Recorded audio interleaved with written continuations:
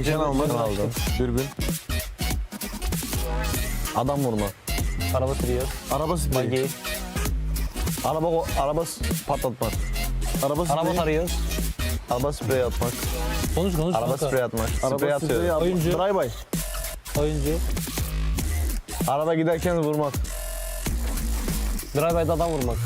Headshot. Arabada Arabada giderken drive-by headshot atmak. Canı bir. Araba iptal. Araba yok. Araba iptal. Niye araba sürüyorsun o zaman? Sen. Ben. Takım arkadaşın. Bekle. O. Düşman. Tamam ikiniz. Çatışıyorsunuz. Tamam. Fight'tasınız. O başlıyor. Cross koyuyorsun. Cross koyuyorsun aynen. Tamam. Sen. Baitlemek. Baitlemek. Ben bildim baitlemek. Araba sürüyorsun. Evet. Durdun. Benzini bitti. Benzin bitti. Ben. Geç. IGL yani. Kaptan. Info. Konuşuyor. Analiz. Info almak. Analiz. Boş dolu info. Boş. Boş ev. Boş loot. Loot aramak. Pusu yemek. Pusu mu? Tabak yemek. Ev boş diye gittin nak yedin. Yiğit abi. IDL. Harita ben. Şişko. Alan. Circle. Alan ortası. Çift attı. Çift attı. Arşiv. Arşiv de. Kaç çift? Tamam. Loot aldın. MP5K.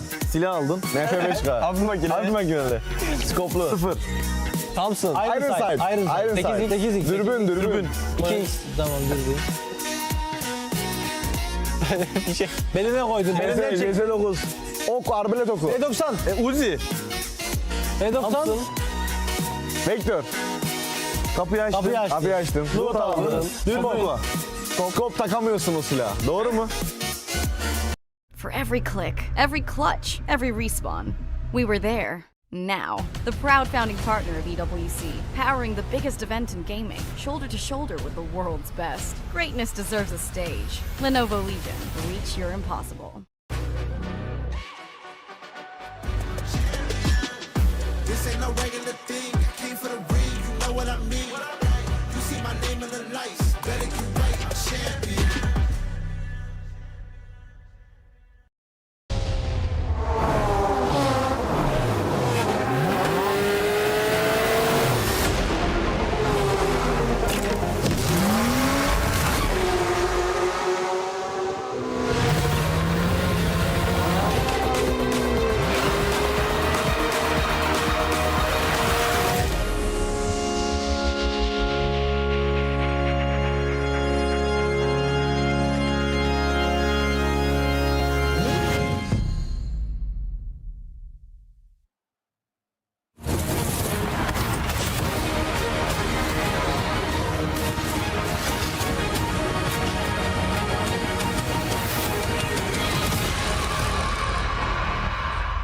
Welcome to the EWC Spotlight. We're here to break down everything that you have seen so far. I'm Avilee, and I am joined by Glitter Explosion and Mike Klein.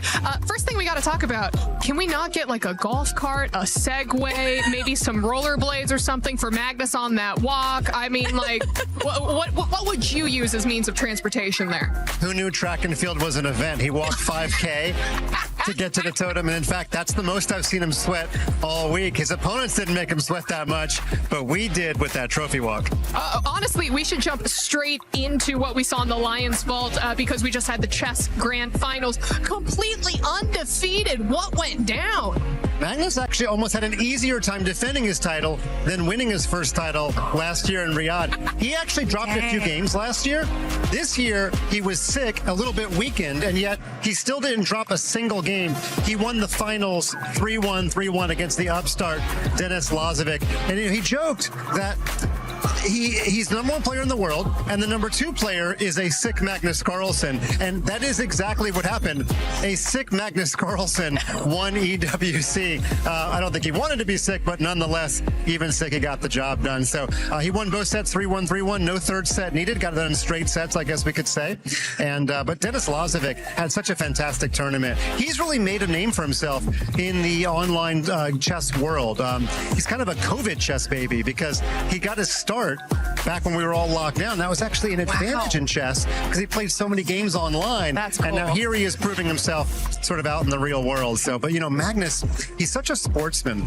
In the final game, it was already a foregone conclusion, and he sacrificed his queen for a minor piece, which in chess is like trading LeBron James for a 7th grader. Oh, thank you for explaining that. That actually helps a lot. And he still won the game. Really good. Now, I should say the sacrifice was sound. Magnus knew that it was, but it was still amazing because he does have a flair for sports and the dramatic. He could have won in a more prosaic way, but the chess glitterati, Yes. that was for you. That's me. I Amongst appreciate us, can definitely appreciate the way that he won. He likes winning all kind of formats. He believes the future of chess is in front of a live crowd, and he got the job done today. Love that. Yeah, what a fantastic job he did. I love that. I also love the analogy of atomic bomb versus the coughing baby. That's one of my other favorite analogies.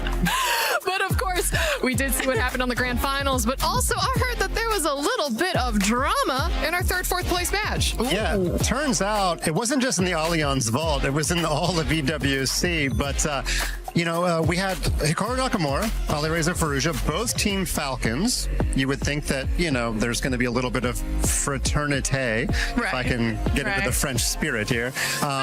But what happened is that Nakamura was up in the match by a game, and there was some sort of disconnection or something. And originally Nakamura thought it might be something other than what it was, and it turned out to be a network error that briefly affected a few of the games here. And after a pause and they reset, Alireza had a roughly equal position when that happened, and then he kind of just collapsed. He lost that game, and he went down 3-1. He was still technically alive. He had 2 more games left, so he could have theoretically, as big of a mountain as that is to win 2 games on demand against Nakamura, he was still technically alive, but he walked off. He left the entire EWC and he was forfeited. So Falcons were already guaranteed 500 points for 3rd place anyway, but by forfeit, Nakamura went on to get 3rd place. But again, it should be noted, he was definitely in the driver's seat to finish 3rd, even if Alireza had not left the arena.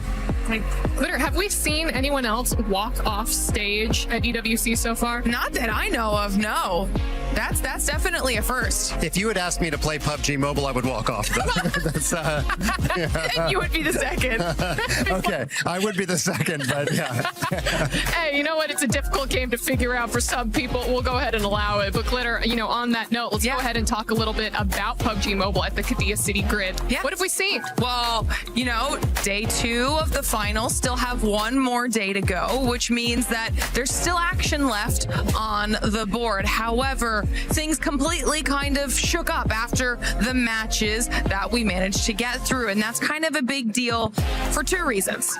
One, the team at the top, the way the format of the tournament is, the team at the top kind of sets the point threshold for the 3rd and final day of finals. Right now, that team is Aurora Gaming in the 100-point club. I think they're around 104 points, I believe, which is a very, very high amount. For the rest of the teams that aren't close, trying to achieve that point threshold on day 3 will be a little bit more difficult. Now, they're followed by some heavy hitters. You've got E-Arena in there. There's only a few points behind, alongside quite a few other squads. So it's going to be a really close day 3 heading into that. And on the other side of that, Vitality was a team that we were talking about a lot heading into these finals. They have been very quiet, so it's not great for them. Yeah.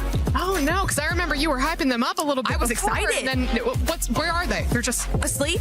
Oh, I don't. I think they had definitely some bigger expectations on their shoulders heading into finals, and sat around 6th to start the day, now down to 12th. So not really good.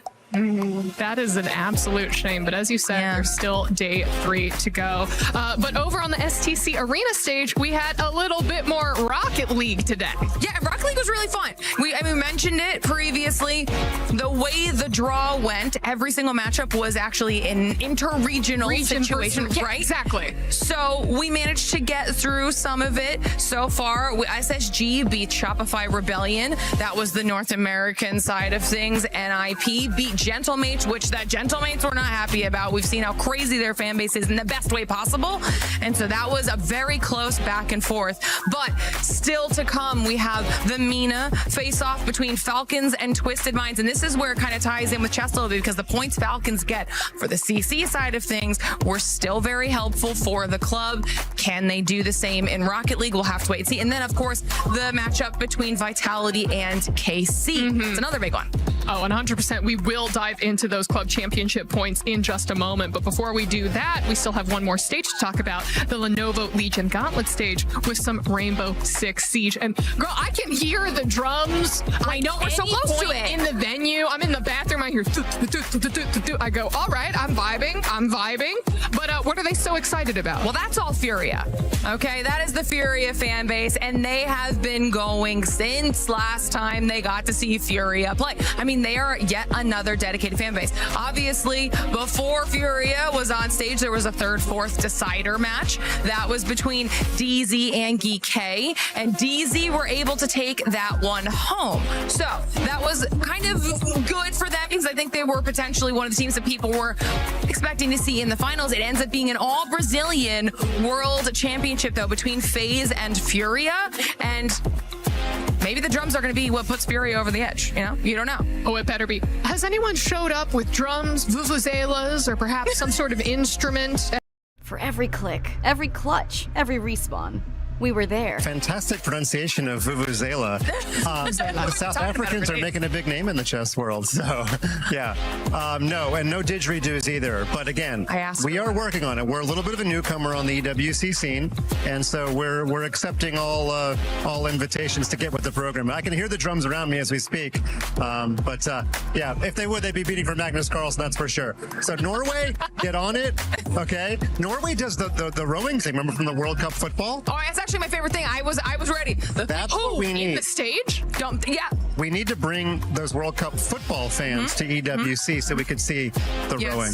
Yeah. Oh, I'm excited. That'd be amazing. Oh, that would be. Well, let's go ahead and talk about the club championship rankings and the points, because in chess, we got to see quite a few points go over to Team Liquid. Yeah, we certainly did. Team Liquid did pretty well last year.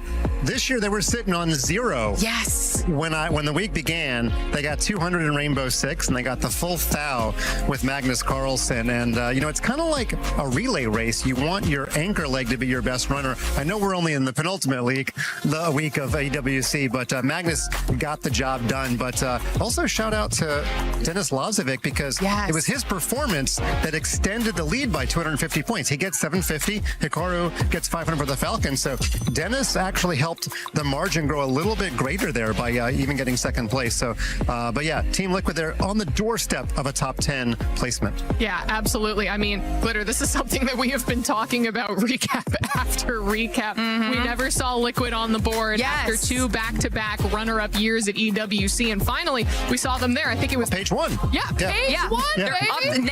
Now, because of Magnus, and honestly, I think a lot of Liquid's points hopes were hinged on Magnus. I think he had some very big expectations to live up to, able to do exactly that, push them up the leaderboard just a little bit. An idea? Yeah. When you sacrifice your queen in the final game, you should get a bonus 100. Can we get that in the rules next year? Okay, you know what? I'm phoning John EWC right now. Can we have this? I don't know who John is, but make it happen. And I apologize, Don. You sound like a very important person. You don't have like that's John Chess? Okay. John Roblox? Yeah. John? No, okay. I mean, I've got John PUBG Mobile. John PUBG Mobile? Yeah. Okay. Fantastic. We've got people all around. But no, I'll see if maybe we can make that happen. Please do. Sure.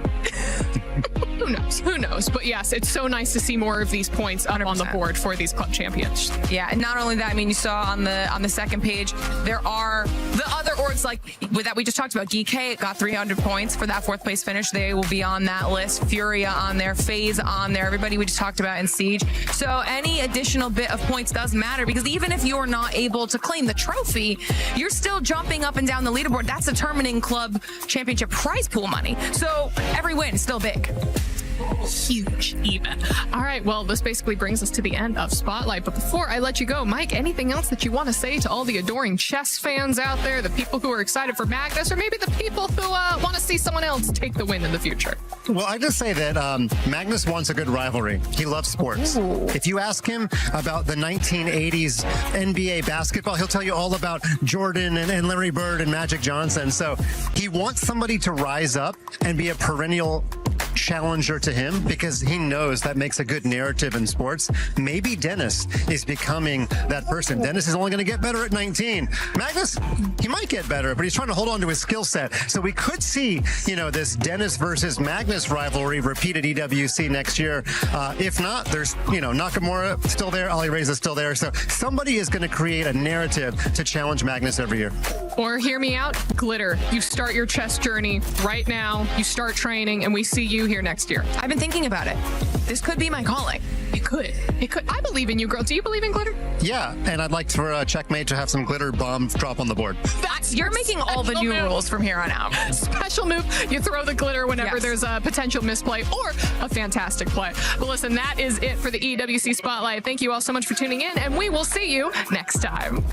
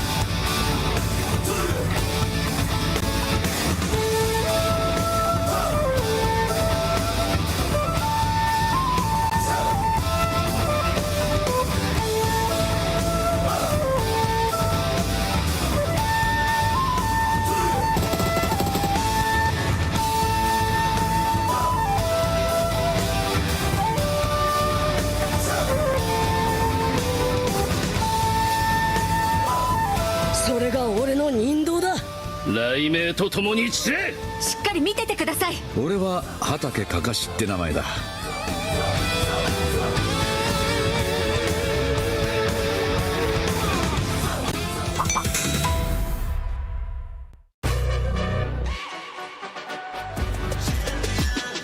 This ain't no regular thing. Came for the ring, you know what I mean. You see my name in the lights. Better get right, I'm champion.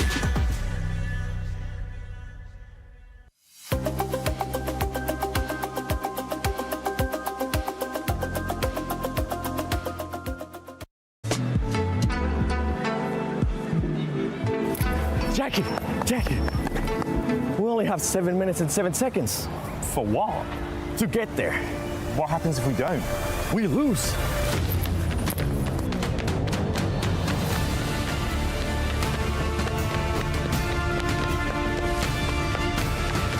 Come on, Jackie, you're only knocked. Get up. What a lovely view. Hey man, it's beautiful, but we ain't got time. True.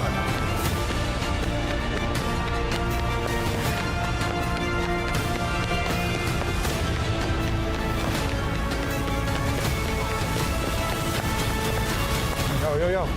We made it. Barely, with 7 seconds to spare. Let's go, baby.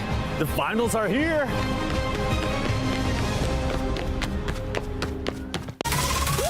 Je suis prêt, c'est parti, voir où m'emmène la vie. Comme sur mon green, tu m'entends quand je respire. Top le veston, jamais dit, jamais fait une trop de pas big plan. J'ai fait changer toute la piste. Regarde ma pêche, je pense pas, j'attire. Je coupe la ligne, laisse la qui laisse frémir. Nouvelle état, new name, toujours fluide dans le move. Main en l'air quand je rentre dans le groove. Garde ce regard, je suis déjà posé. Deux pas, je tourne, glace dans mes yeux figés. Ligne, beat encore, puis je prends tout ce qui est à moi. Trop vif, trop fort.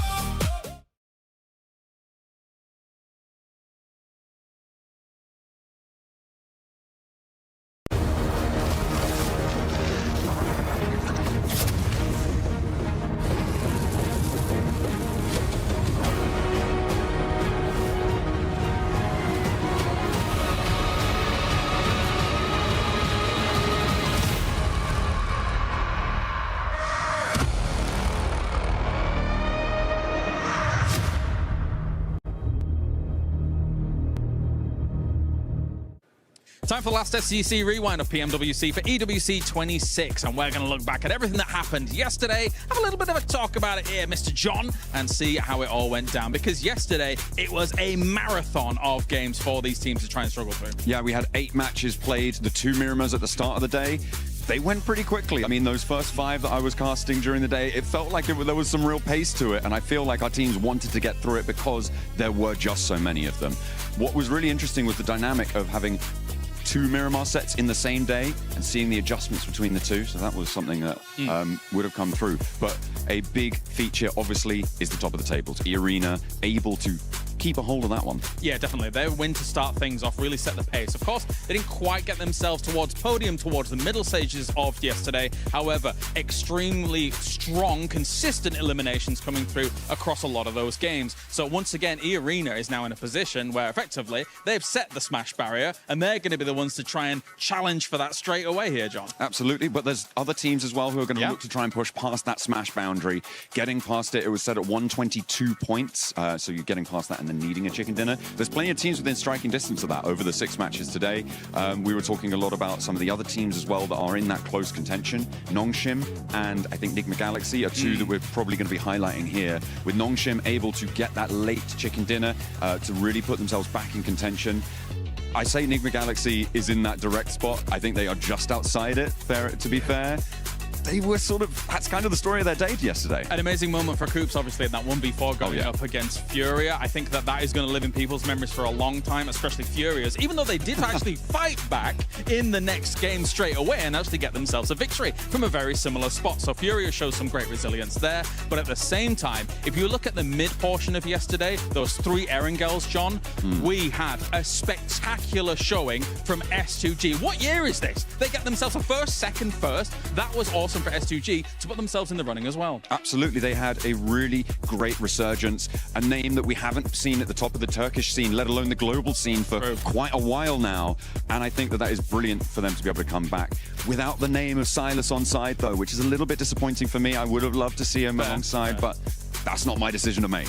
No, it is not. And they are making some great decisions on the battleground regardless of that. And also who's making great decisions, and again, what year is it? Aurora, when a lot of pundits and experts had really kind of given up on them being able to win. Obviously, we saw them as Alpha Gaming, as Falcons kind of in the past as well. And now this roster suddenly is like, well, you know what? We're going to prove all the pundits and experts wrong and find ourselves at the top of the table as well. We are sometimes seeing the dockening happening a couple of times, though. There are still those little glints and gleams of the faults past, but hopefully they are going to put them in the past because they have 1 day left to sit atop the pack and maybe claim a global title where they have been denied so frequently.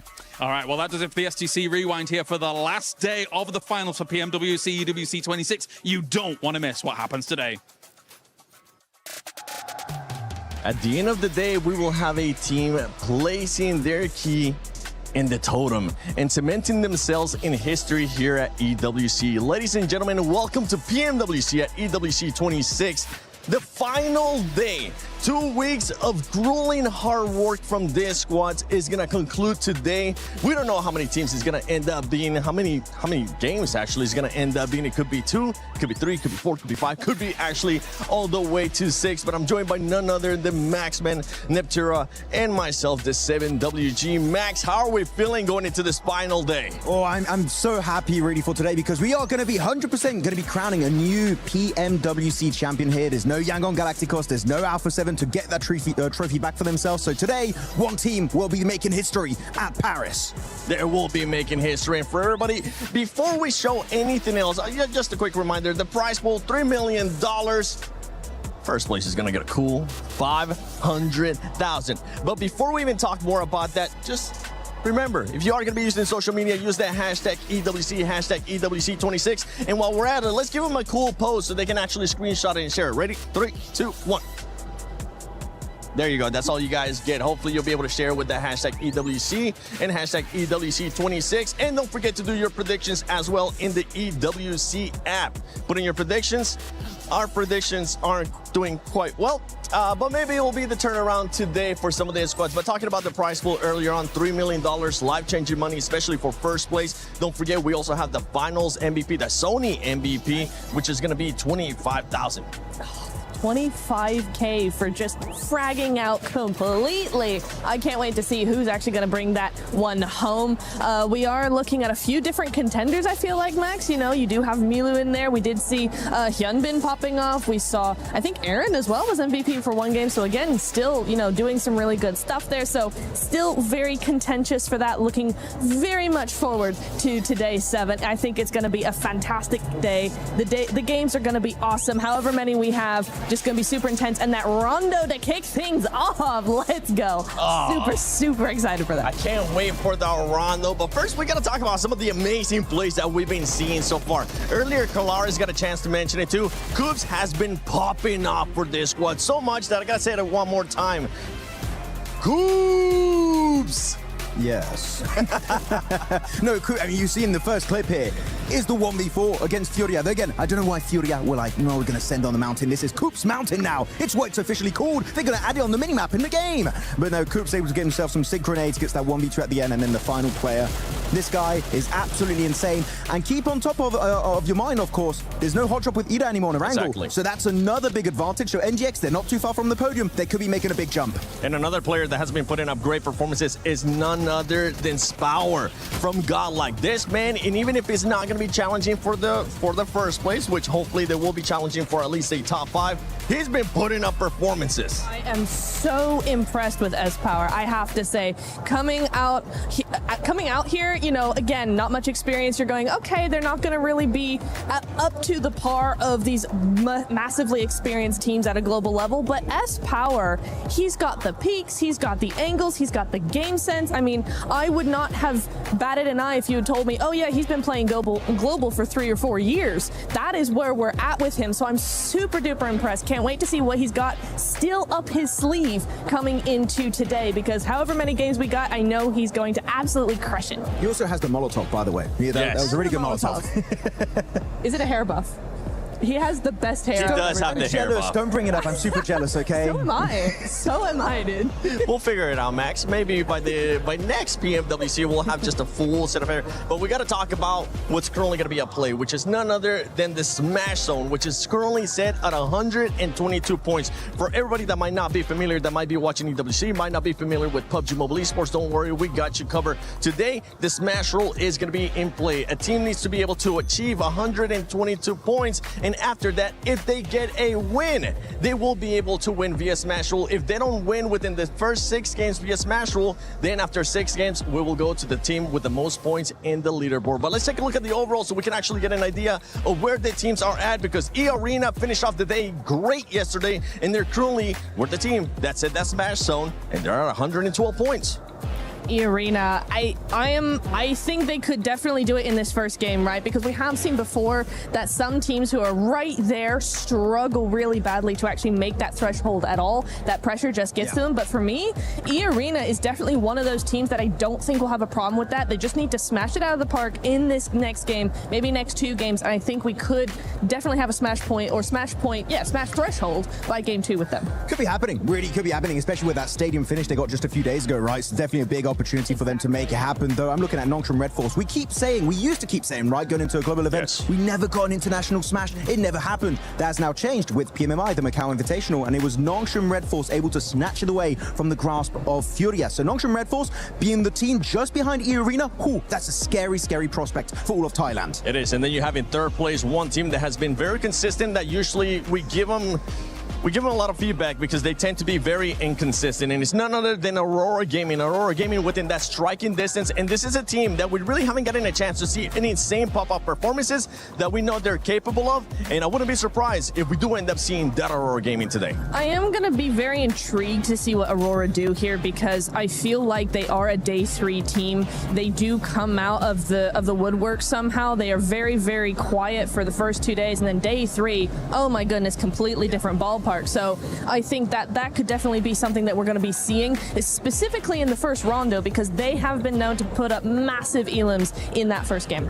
I just want to say, can we stop getting a global MVP and just actually win a tournament, Aurora? That would be really nice. True. On the second page, we did see for a little bit there, teams I would say below Chiamba really going to struggle to make it work out. But here you have it, the race to the Smash Zone for all of these teams. Of course, we know E-Arena need an extra 10 points, but everyone else is going to need 17 points for the likes of Nongshim Red Force. Aurora is going to need a total of, what is that? I mean, a little bit small, 18 points. So 1 and an 8. So really, on Rondo, those numbers are very easily achievable if you do end up getting that chicken dinner, and especially if you get a lot of eliminations straight away in that hot drop. And for the teams that are currently in 7th place, 4th prize, for the team that's currently in 8th place, Furia, you need to be able to put up those numbers if you want to be crowned a new champion. And that is our Sony story of the day.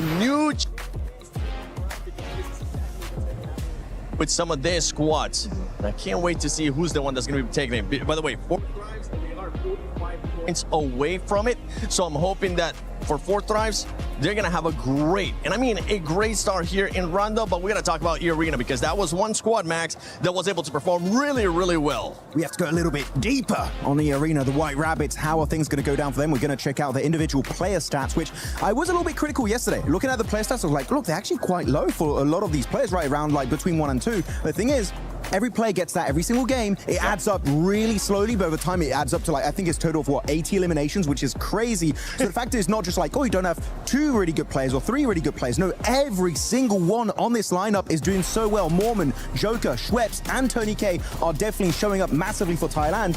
If they maintain these kind of results, Niptura, that Rondo in terms of eliminations is going to go fantastically well. It is. I mean, I was really impressed with Mormon. We saw some great stuff coming in from him yesterday. Day 1 was for sure the better day for them. They were able to just skyrocket up to that first place. Day 2 slipped down a little bit. They were not feeling as confident, not feeling as strong. But I tell you what, Mormon's still stepping up to the plate even in day 1.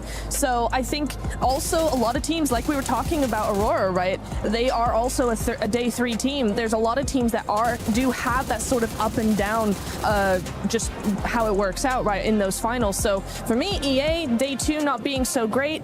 They have wins. They're top of the leaderboard.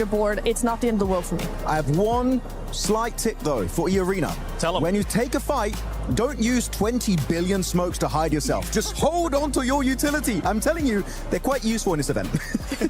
You're not wrong. They've done it so many times, dude. Thanks, Max, it's a team. for bringing that. Yeah, it's like 11 smokes all over the place. They're just going... they're not going to be able to see us. But yeah, for E-Arena, there is that one. But we got to talk about Aurora, especially because of the consistency, especially because what we've been talking about as well. This is a team that has caliber players in that squad. And then we have S2G, which they have 3 chicken dinners in total here in the finals. It's really interesting because both of these teams play very similarly, actually, right? Both of them are quite compact, quite quiet until they're able to spread out a little bit more, able to take those fights, able to push other teams away. They're very other team focused, right? But for me, okay, Aurora just has a little bit more of that expertise in this. They've been doing this for a lot longer, this kind of strategy. And so even though they don't have that win, they have a win, but they don't have the 3 that S2G have. Yep. I think there still could be something. S2G have 3 wins, but over the course of the last 2 days, they've been very hot and cold. They either are out in last or they win a massive game. So it's for me, I'm on the fence because I think Aurora has that better consistency, but S2G have proven to us more that they can win. And when it comes to that Smash rule, it's whoever wins. Yeah, I mean, you're going very gameplay specific here, which is great to hear about that. But I have 2 players that I'm looking at for both teams. HamCG maybe getting his 2nd international trophy, right? Won PMGC a few years ago back in Jakarta with actually S2G, right? He's still on that lineup. And then you have Top that's gotten so many global MVPs in the past, same as Doc, right? I would love to see them get an MVP award. It would be cool. But I feel like the trophy and a $500,000 prize pool would be huge to get 7. It would be, and I think for his legacy, for his career, as well as where he's probably getting towards the later end of his career, this would be the perfect time for him to end up winning a global championship, especially the way that he was able to perform last year. He'll be able to pick it up, and I just want to see Aurora pop off. I want to see what would happen when all those teams pop off. Other teams that are going to be popping off and that are going to be looking to actually perform here are going to be Ulf and Furia. Furia, they need to start seeing that aggressiveness again, because that was the best time, and stay away from driving around. Drive-bys, no. They love using the cars in these finishes, especially Ayala. Gonna calm it down, especially when pushing onto E-Arena in that open finish outside of Yasnaya Lake. But we had so many great moments that really stood out for Furia and also Ulf, right? The Wolf Pack and also the Jaguar Pack were also looking really strong at this moment. But in particular, I'm looking at these teams, they kept getting 2nd places, right? You're looking at Furia, 2nd place in PMMI, snatched away with a smash ruling by Nongshim Red Force. Then you're looking at Ulf, PMGO Season 1 in Jakarta, 2nd place. PMGC before that, 2nd place just behind Alpha 7. They've been close so many times in the past, but it's time to put those rumors to bed. The Sukkening is not happening. Can we call it that? Is that okay? Yeah. I mean, we have the Dockening, we have the Sukkening. Yeah, I like it. Okay, wait, that can go. Wait. We'll do that, Max, just for you. We'll make used to be the Alpha 7, but then that's not a thing anymore because they ended up winning. And now they just exactly. Oh, no. I'm very intrigued to see both of these teams here. Just to add to your point, Max, is for me, looking how both of these teams play, Furia is very methodical, very calculated, so that kind of feels like they're a little bit slow, but they're very proactive. They will make a fight happen, whereas Ulf, they're more reactive. And so when you come to those 2 different strategies, it's kind of going to be really interesting to see, as the smash comes in, as that pressure comes in, who's actually going to benefit from that. Yeah, one person that it's currently not with us, but I know that they definitely want to talk about Furia, especially with their driver license, is none other than Lace. Lace, I don't know where you're currently at, so let's see if she's going to give the driver license back to Furia or just give it away. Look, this is what we're going to discuss. Kalaris, Jackie, and Lace here. Obviously, we have our teams that are leading the pack, the E-Arenas, Aurora, Nongshim.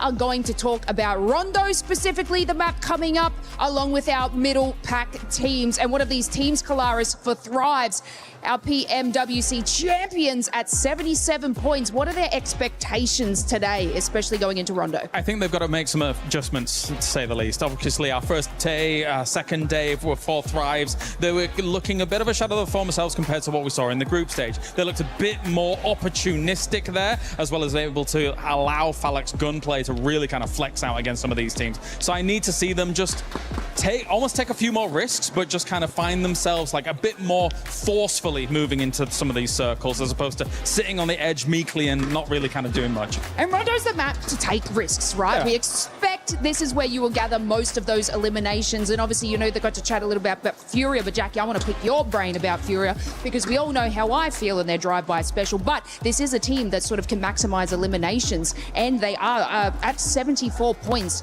What do you think expectations lie on Furia coming into this? I think they know domestically how to approach Smash rules. They're going to be playing a little bit more aggressive here. They're going to basically come into this one with the mindset of we need big games, right? Not only do you need to go into it with the mindset of we need 11 to 14 elims in this game. That's the kind of safety net. Anything above that's a blessing, James. But you've got to target teams above you as well. Realistically, break their legs on the way if you have to stop them getting into a safe position in Smash. This is the crazy thing about those kind of mid-pack teams is that I think they're going to need a little bit of divine intervention from elsewhere to be able to catch up, and then they probably need themselves 2 wins along the way, whilst also figuring out the fact that somebody could quite easily finish it before those 2 wins even come their way as well. So there is some of that does come in. For Furia, they've been on the absolute the other end of this, losing out PMMI to Nongshim Red Force that were able to smash despite Furia having more points than them at the end. So for Furia, they don't want that to be occurring again. They don't. I like the way that you said that. Let's just hope the top teams kind of fall out, giving these middle pack teams an absolute opportunity and chance to do so. But of course,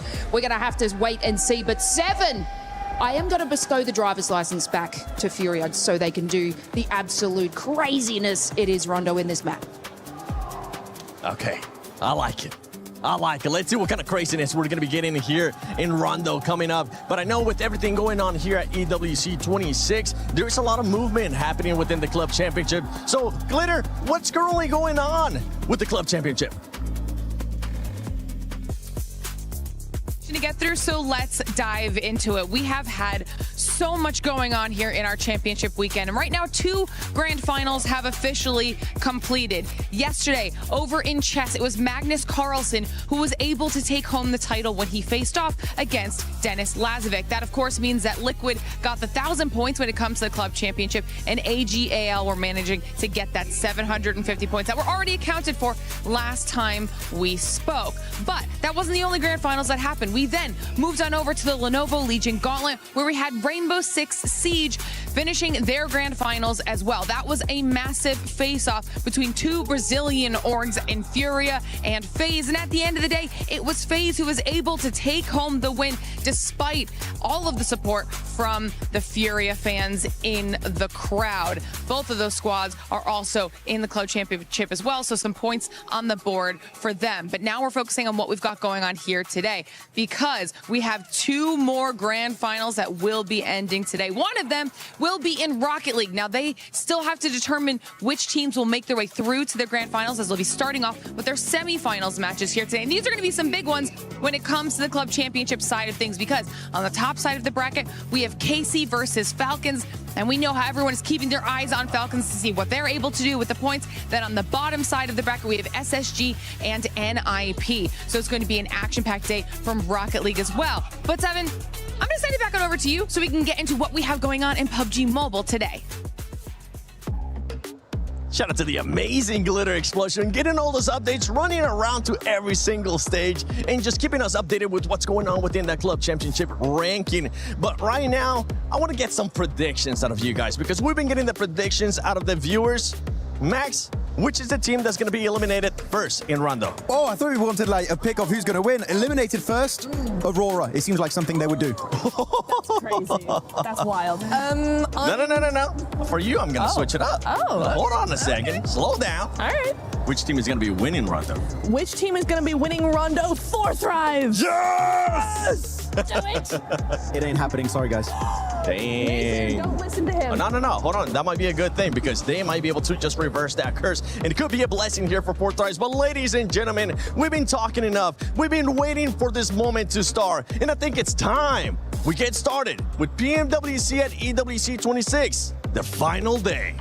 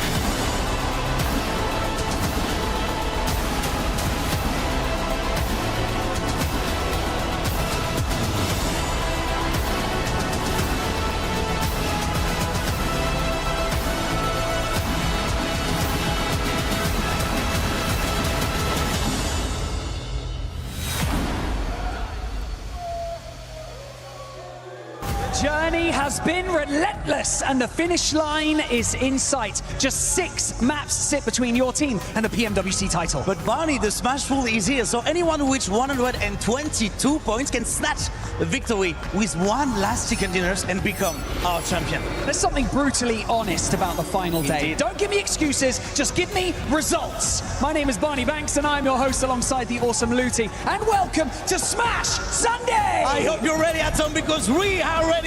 So it's time to welcome one last time our finalists on stage, starting with Al Hula Club Esports!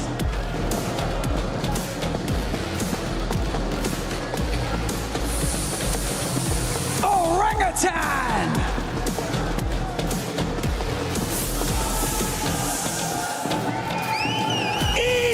Esports!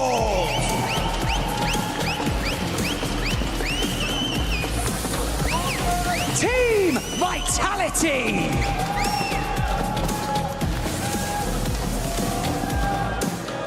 Godlike Esports!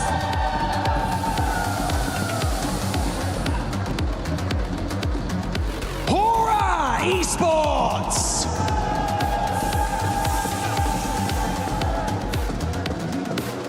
Team Flash!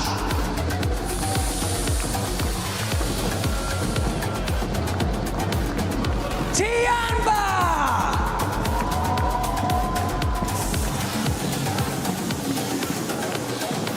Furia!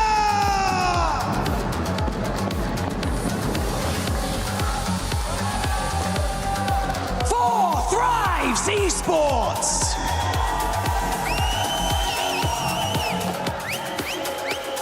Wolf Esports!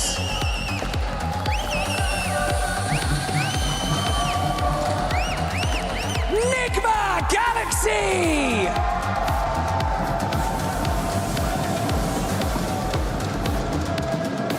S2G Esports!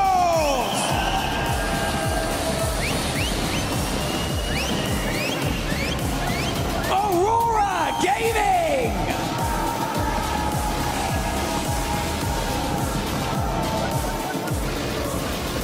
Non-Team Red Force!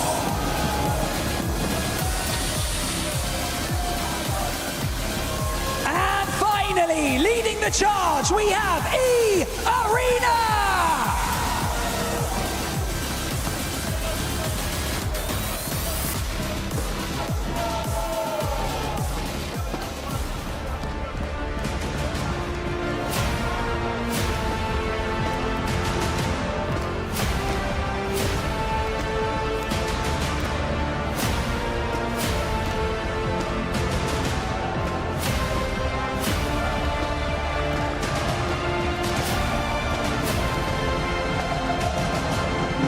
Every single one of these teams has proven that they belong on the Gadia City grid. Today, they fight to be the last team standing. Only one key will remain intact. After Alpha 7 and Yangon Galacticos, the throne sits empty, and Paris demands a champions. The dawn of the final is here. This is PMWC 2026 at EWC.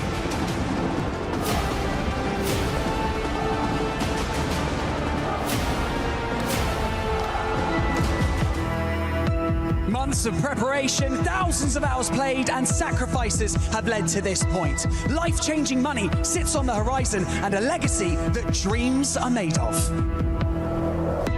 We saw it in the group stage. We saw it in the survival stage. These teams are here for a reason, and every single one of them can actually clutch it all and become our PMWC champion. Rondos we've had at this event have been ludicrous. There's been so many huge games. E-Arena, one team that's already shown we can break records here live at EWC. So yeah, I think it's going to be a spicy start on Rondos. That's how they finish it! Thailand makes a stand here at EWC. An incredible 39-pointer! E-Arena barely made it here into the finals, and now they're looking on top of the leaderboards.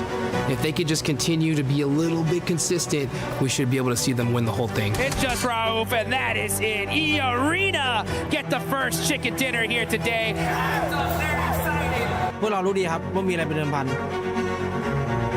Pressure तो है हम इसके लिए तैयार भी हैं और बाकी हम यहाँ पे compete करने आए हुए हैं My opinion on Four Fives is they're actually a very talented team. I think they've got a lot of firepower. They're proving that in a LAN environment like this internationally, they can show up and be a dark horse to contend. They've got championship mentality, and I think we're going to see that today. Oh, I guess the secure 4 Thrives finally shut down the arena. The team that surprised me the most got to be Nigma Galaxy. I mean, they were getting hot dropped by Ida almost the whole tournament, and they're at the top of leaderboards. They can actually win this whole thing. Down to the last man in Joel. They need to isolate the peak as he hits Lord Heavy, but he's done. That is insane. I've got to eat my words on that one as well. I mean, for Nigma Galaxy, what a good game. The team that I think is actually going to win the event might be a bit of a dark horse right now, but I think they've been looking consistent and can actually get in there to take it. And my pick would be Nonshin Red Force. They've had great communication, great structural plays in how they're advancing into the zone, but the firepower's all come alive just when it needed to, and that aggression could win it for them. So Easy wants to live up to his name as the punishing play arrives, and it's Nonshin Red Force with the chicken dinner. 저희를 교전으로 상대했을 때 긴장하셔야 될 겁니다.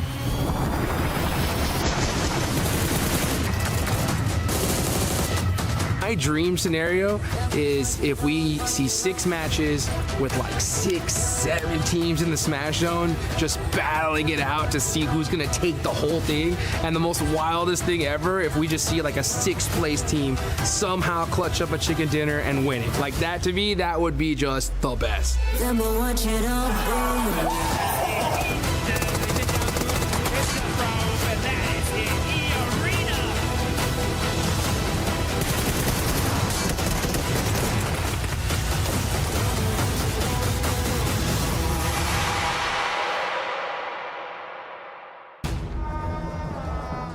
The stage is set. Our team's in position. And like Lutty said on the stage, the dawn of the final day has finally arrived, Blank, and everyone is sat in anticipation here live in Paris, France for a new champion to be crowned, the new 4 kings of PUBG Mobile. And there could be quite a few contenders for that throne right now. A lot of princes down by the stage looking to dethrone. We got Nongshun Red Force looking very good from yesterday. And we are now live, ladies and gentlemen, para tungayan ang ating final day ng Grand Finals ng PMWC 2026. At syempre, kami ang inyong mga kasamang Q-Fall Tandem ng PUBG Mobile Philippines, Paulo B, and Queen Toyo. This is the Sunday Madness. Let's see kung makukuha ba as early as Game 2 or 3 ang kampyonato ngayong gabi dahil meron tayong Smash Rule. Yes, actually, I'm getting mixed reactions sa ating comment section. May mga nagsasabi, sana daw, game number 2 pa lang, tapos na may mga nagsasabi naman na, hindi, mahahabol pa yan kasi inconsistent yung e-arena. So I guess we're about to find out dahil syempre, matindi yung mga kaganapan para sa araw na to. Pero syempre, dahil marami tayong inihanda, panoorin muna natin yung mga kaganapan sa Paris.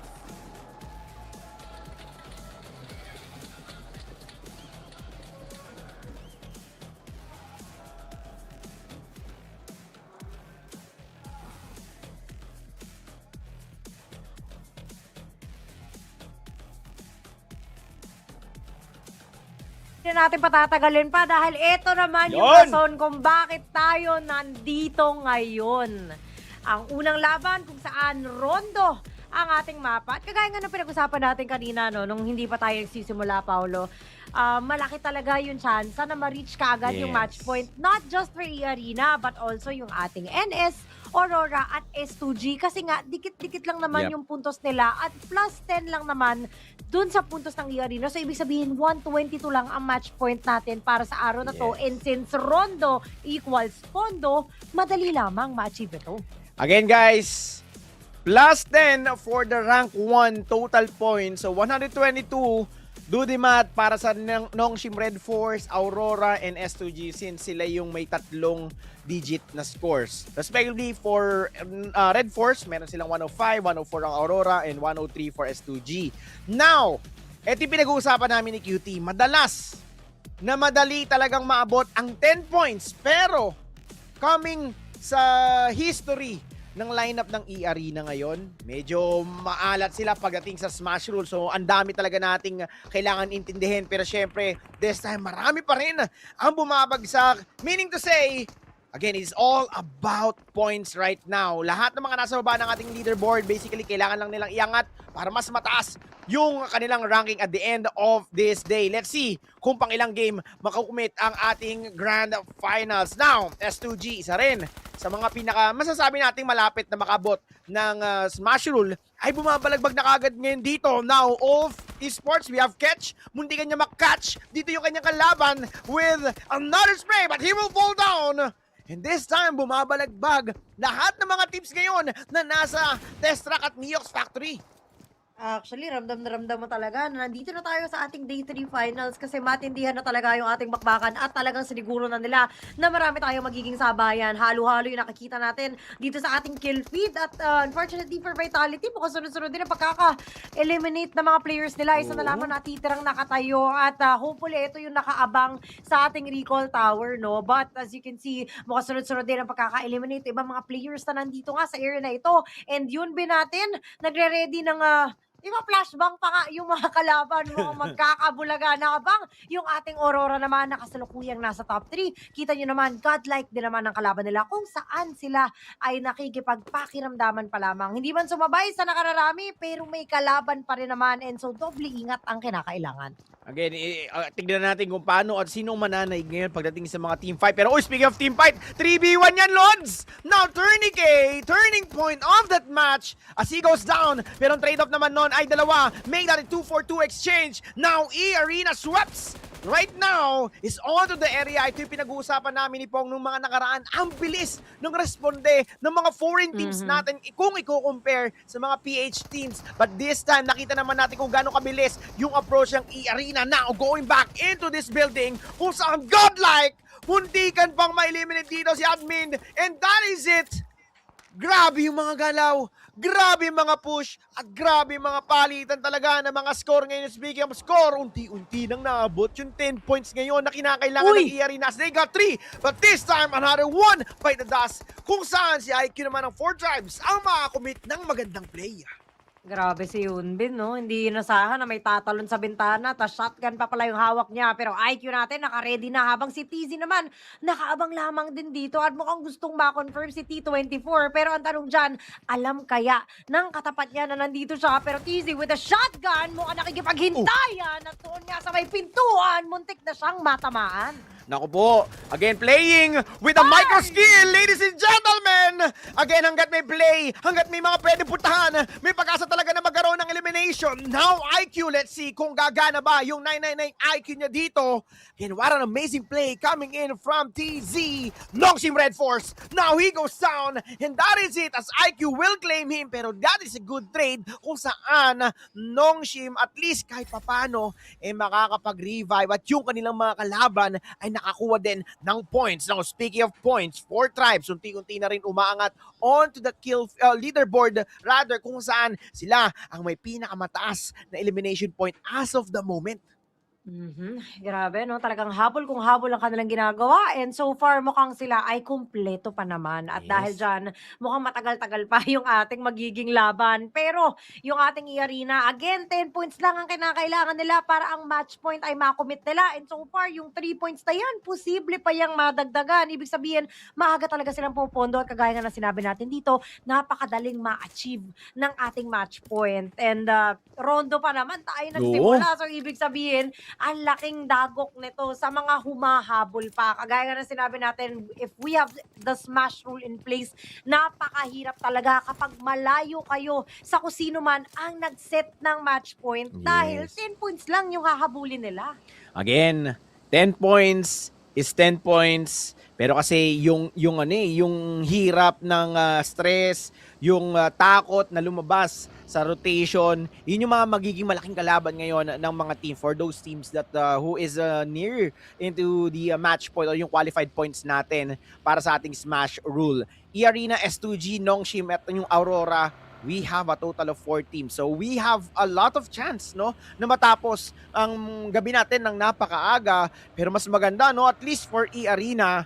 Again, we are talking about E-Arena kanina bago tayo lumabas, no, during the waiting time natin kanina na kung saan sa lahat ng kumbaga sa career ng E-Arena, hindi natin sila masyado nakita talaga na naka-close agad ng Smash. And also naman lahat ng mga teams naman natin. Napakahirap talaga kasi nga you are thinking about setting the Smash rule, getting the qualified points and winning the next game. So ang daming kailangan talaga, nakaka-stress for the players. But this time, speaking of E-Arena, sila naman ngayon may ka-contest. Still down and out of this game si Sweps. So basically outnumbered sila dito inside these test track buildings.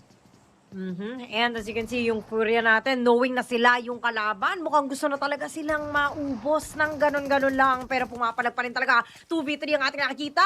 Nagkasalubong na ready ang Granada, pero mukhang hindi naman tinamaan yung ating mga tropa. Talagang doing all that they can para madelay ang pagsusugod ng mga kalaban sa kanila. Pero mukhang doble ingat ang kinakailangan kasi base sa ating nakikita, ang dami din na nakapaligid sa kanila. So ibig sabihin, bukod sa yung panganib na dala ng ating Furia, pwede silang matter partyhan kung sakasakali lamang.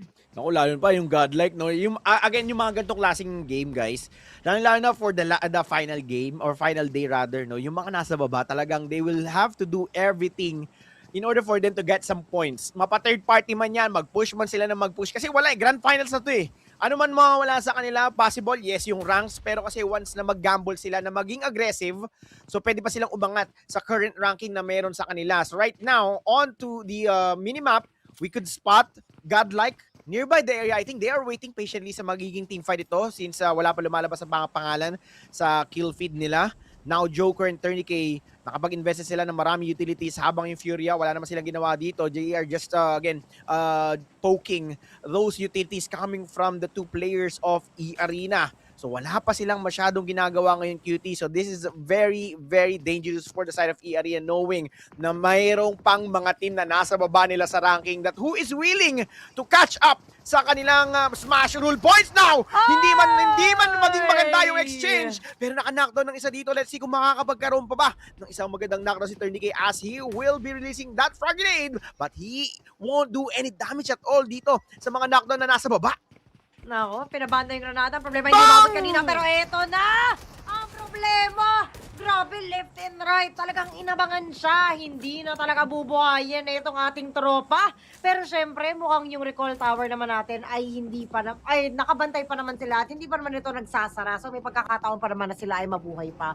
So sa ngayon, lipat muna tayo kung saan S2G at Ulf naman ang ating nakikita. Sila yung magkakapit bahay, pero yung Ulf natin mukhang rotation muna ang pakay. And so yung ating S2G mukhang makakahinga muna ng maluwag, knowing na medyo tahimik pa naman. Pero Edge, bumangga ang sasakyan. Mabuti na lamang, medyo mabilis ang kabig ng ating kaibigan. Yun nga lang, si Hamsik ay lumalapit na din at mukhang gustong makadali sa ating mga tropa. Nako, speaking of dali, nadali dito si Soulless. Though that is only a knockdown at this is a mid-range battle. There's no time yung S2G to push forward dahil naka-establish na kagad ng stronghold dito yung kanilang squad onto that other side of the compound. Now, Kamikaze, he will be going outside the perimeter. I think he will try to get some range and even get some angle para mapin daw nila since nagkaroon ng trade knockoffs. So this will limit the push of these 2 teams na nagkakaroon lamang ng trade-off. Now, speaking of trade-off, muntik ka maka-knockdown dito si Hamsik, and even Hamsik receiving some damage coming from that spray.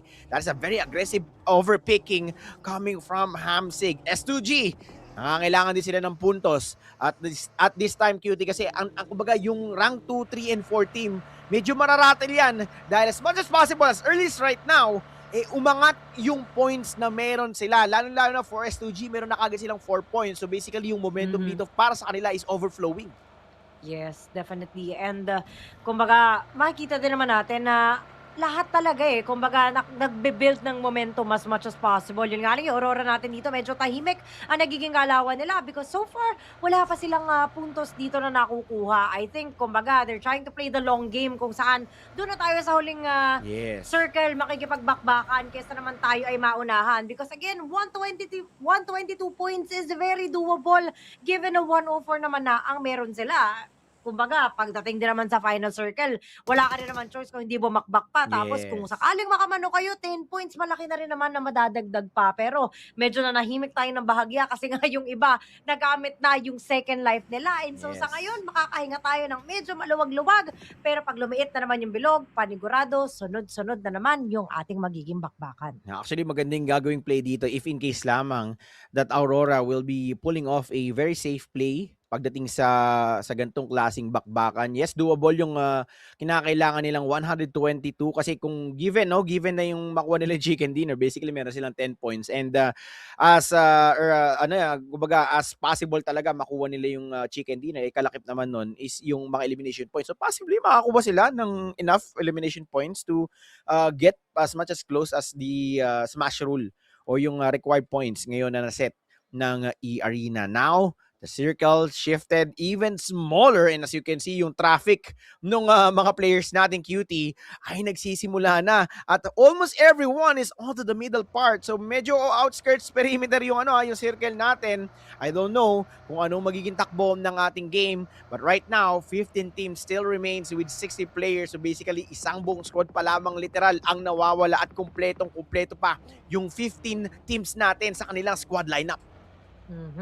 And again, yung ating godlike, 10 eliminations kagad na nakuha. Pero wrong turn. Anong nangyari sa ating vitality? Dahil yung Aurora na nanahimik lamang, binigyan pa nga ng biyaya. And so 1 point na kagad ang nakuha nila habang yung vitality naman natin dito mukhang lilipat muna ng pwestuhan kasi nga wrong turn ang inabot nila. So 15 teams, 60 players still alive, madami pa ito. So ibig sabihin marami pang pwedeng mapagkuhaan ng puntos dito. And again, sa mga medyo hindi ganong kapamilyar sa Smash Rule, nakahiwalay dapat yung manok after you reach the match point. So, ibig sabihin, ang earliest possible na tapos natin, assuming na ma-reach yung match point, is makakuha ng winner-winner chicken dinner sa game number 2. Yan, Again, 10 points now sa game na ito, or 122 points, 122 points, either E-Arena, S2G, or kahit na sino man. Ang importante, ma-reach nila yung 122 and the next following game, chicken dinner nila. Now, if we are going to talk about yung winner-winner chicken dinner rate ng mga teams natin, yes, doable, pero kasi nga napakahirap knowing na medyo aggressive yung approach ng mga teams natin na nasa baba ng rankings. As you can see, yung godlike ngayon, meron 10 points. We have OG, yung orangutans with 6 elimination points. So, sala sa init, sala sa lamig talaga yung pagkakapanalo dahil nothing to lose, something to win. Yung gantong tactics ng mga nasa baba natin ng mga teams. But right now, Morman, slight pick. Again, medyo mahirap dahil OG to, isa rin sa mga team na mahirap din kalabanin pagdating sa CQC dahil nga Makati din pagdating sa mga tutukan and pagdating sa mga strategy, medyo unorthodox yung galawan nila. Oo, medyo uhaw na rin talaga sa puntos tong mga to. Mukhang gusto atang matulog ng maaga para sila ang hirangin na kampiyon. Pero syempre, kailangan munang umexit ni Morman dahil tinakasan din naman siya ng mga kalaban. And so, better luck next time na lamang muna. Mukhang iba na lang muna ang hahanapin nila. Pero patuloy ang pagka-carplay. So, mukhang medyo huminto ang iba sa kanila. Parang gusto ata talagang harangin itong ating OG. Kasi kung sakasakali nga naman na maubos sila, 4 points kaagad ang madadagdag nila. Pero ibang klase din talaga yung galawan ng ating godlike kasi 14 points kaagad na nakuha nila pero isa na naman ang namaalam on the side of vitality kung saan hora naman ang kanilang kalaban. Grabe maganda yung picking dito ng E-Arena. Maganda yung picking dito ng E-Arena since they will be trying to gatekeep itong orangutans at yung the circle, yung shift ng circle natin QT ay napakaganda na rin. Now, we have Aurora. Tignan natin kung mapapalaban. Pero Akse, lumalaban talaga dito hanggat may buhay. Pero yun nga lang, wala na siyang buhay.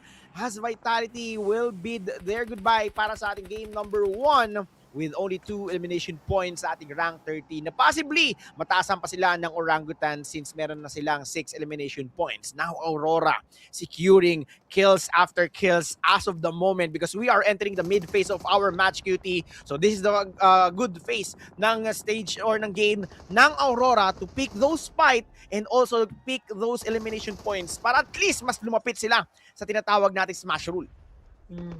At quick replay muna tayo ng mga kaganapan kung paano napatumba yung ating mga tropa. And si Doc pala ang naging katapat nila. Biruin mo, walang kalaban-laban, nakasakay ka lang ng sasakyan. And the next thing you know, tumba ka agad kayo ng kasama mo. So napakahirap talaga ng ganun. Yun yung masakit di ba? Kung player ego ang pag-uusapan, hindi ko man lang nakalaban Kung baga bumagsak ka na lang and hindi kasi nila in-expect. And that is the thing about these types of games. Dapat talaga tamang hinala ka. Lahat ng anticipation ay nasa iyo at doon nga nangyari yung hindi natin inaasahan at hindi rin natin kagustuhan. Kumbaga, medyo na-surprise kasi sila ng ating Aurora. But S2G natin, dahil masyadong mainit sa maitaas ng bubungan, mukhang napansin din ng kalaban. And so siya ay nisprayan, so wala siyang choice kung hindi bumaba na lang. Again, letting go of the guard and also letting go of the high ground advantage. Though kasi kanina naman, ang dami niya mga nakikita, ang dami niya nisprayan, but yun nga, hindi naman niya na-convert into knockdown. So at least parang okay na rin na i-let go yung rooftop gaming kanina. On to the kill feed. Sa mga ace player ng 4 tribes, Falak will be knocking 1 down. So that is an off-cam knockdown for Falak. Now, airdrop looted na rin si Hamsig. Again, this airdrop will be big use later on pagdating sa mga CQC, lalo na pagka nakakuha sila ng level 3 vest and helmets and even yung mga weaponry na included dito sa sa package na nakuha ng mga players natin. Now, for the circle, again, napansin ko nga kanina, more onto the outskirts perimeter. So, those compounds and even yung high ground will be a big help later on, lalo na pag pumbor ulit sa kanila yung next shifting or mas lumapit sila kahit na mapalabas man lang sila. So, as you can see here, high ground advantage for Aurora. You have top. He will be receiving a ton of damage coming from those pickings at yung Ulf, yung kanilang mga kalaban. Now, for the club championship, kita naman natin, yung mga teams ngayon na, kumbaga, malaki ang laban. Dahil, again, ang pinag-uusapan for EWC is yung club race. Yan yung pinaka-tournament talaga. Pero ngayon, ito yung pinaka-inihintay natin. As Sweps, let's see kung tatama ba yung niluto na granada. Lutong-luto. Yes, splash damage. Even the spray. He will be taken down too. But he will be taken down as well. Now, godlike Manya will be using the buggy. Tingnan natin kung makakuha ba siya ng attention ng kanyang mga kalaban. So this will be a risky play for E-Arena kung hindi nila mako-convert into the elimination. Pero yung Yannick sa tagigan tatapos sa kanya. Now, one more player left standing from the side of God like dalawang granada over the head. And it will be dealing a lot of damage now for the final 2 seconds. Bumanda! Saktong-sakto! At si Amit na lamang ang hinihintay. Godlike is in to their dear life. Tignan natin kung ma-eliminate ngayon ng E-Arena ngayon. Kita mo naman, godlike, kanina pa bumabakbak. Pero sabi ng ating E-Arena, we are on top for a reason. At dahil dyan mo kasi sila ay pinapahirapan na posible nga maubos pa. Sunod-sunod na granada na naman na pinapakawalan at ang iba dito ay kumokonekta. And kinarplay na nga dahil nanggigil na. Pero tingnan natin kung uubra pa. Pero uy, godlike! Hindi kinaya ang E-Arena at dahil dyan 3 puntos na lang ang kinakailangan at posibleng maagang matapos ang ating bakbakan. No, pera usog. Again guys, hindi lang elimination points ang pinag-uusapan natin dito, yung total earned point dito sa game number 1. So basically may placement points pa, pero as of the moment, wala pang marireceive na placement points na ang susunod na team na mai-eliminate. That is a risky play coming from E-Arena, pero maganda na rin yung trade na to, QT, dahil nagkaroon ng 4-1 exchange in favoring itong E-Arena.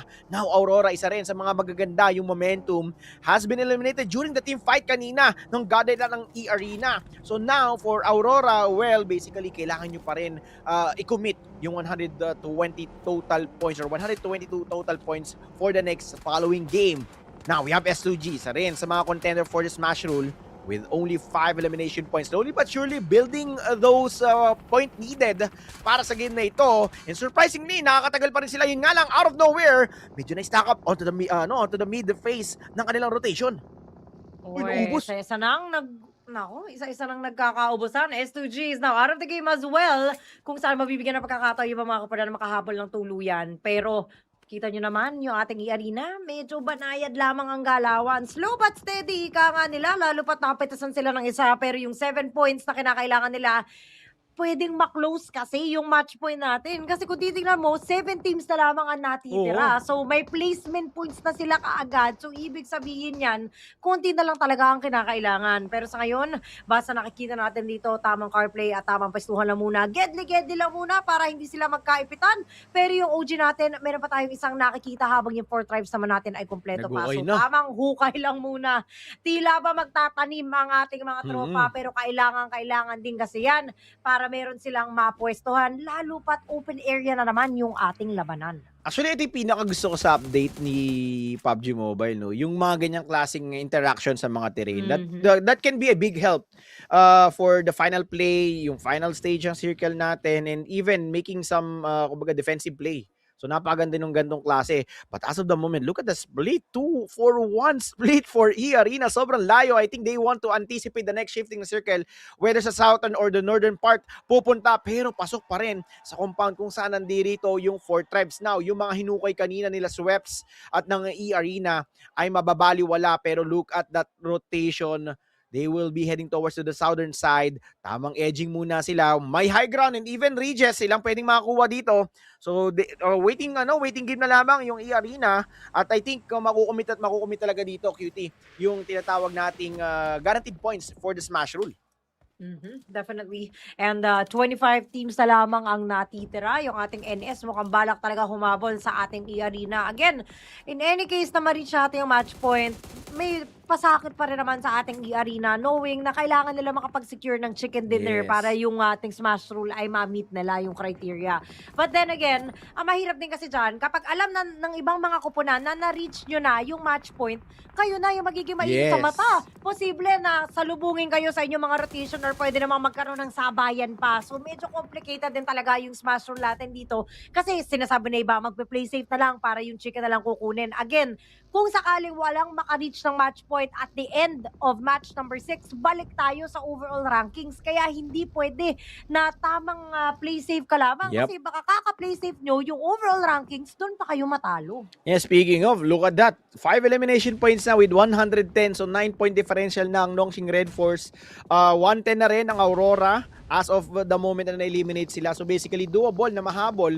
And as you can see there, 4 tribes. Brimo, nang unti-unti na rin humahabol ngayon. Pero uy, ang mga kuneho, mga Rodi Bells, Nick, mga Galaxy naman ang kanilang mga pupunterihin habang ginagawa niya na EFPP, yung pagtapo ng Granada. Sweps receiving some shots, another nade, another day. Let's see kung magkaka-convert pa ito ng points. Let's see, splash damage will be inflicted, but that is not enough. It's because of the terrain. May sasakyan pa na nasa harap dito nila Satan.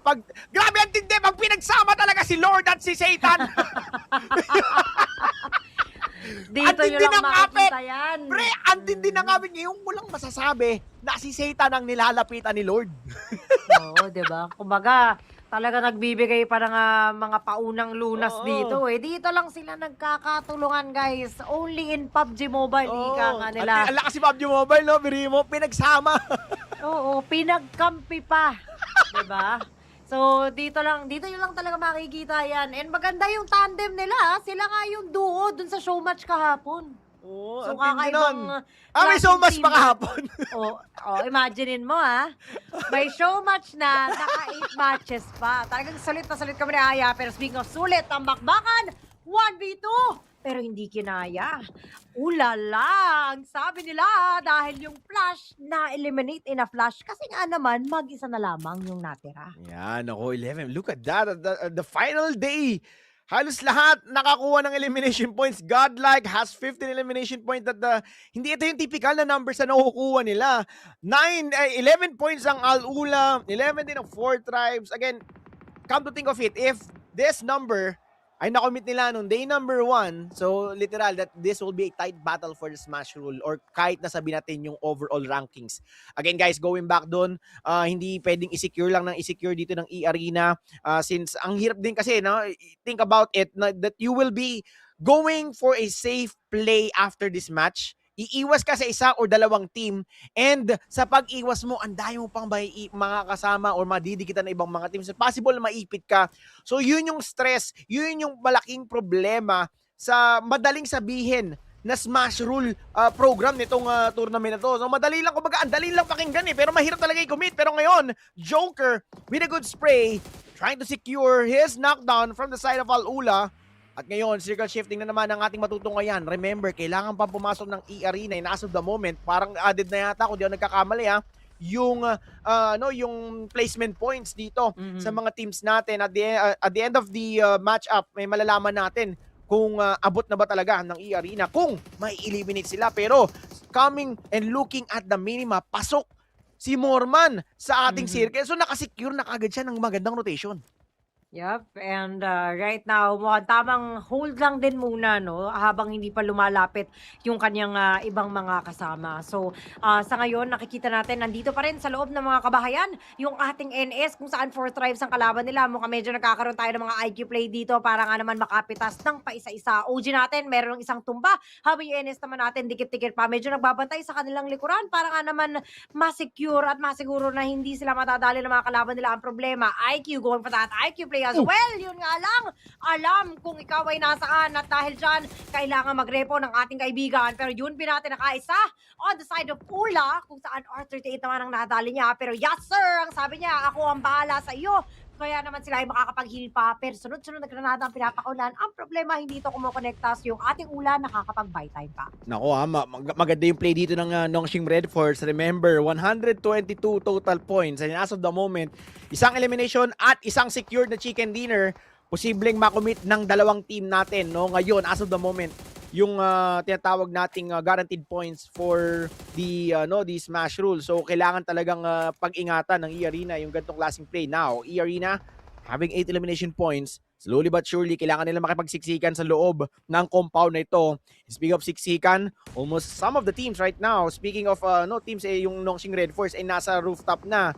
So basically, mas madali kasi mag-play na nasa rooftop. Now, Smoke Path is now activated from the side of Sweps. Now, Sweps entering the perimeter without knowing na may kalaban na pumasok. Rumenta si Ropa.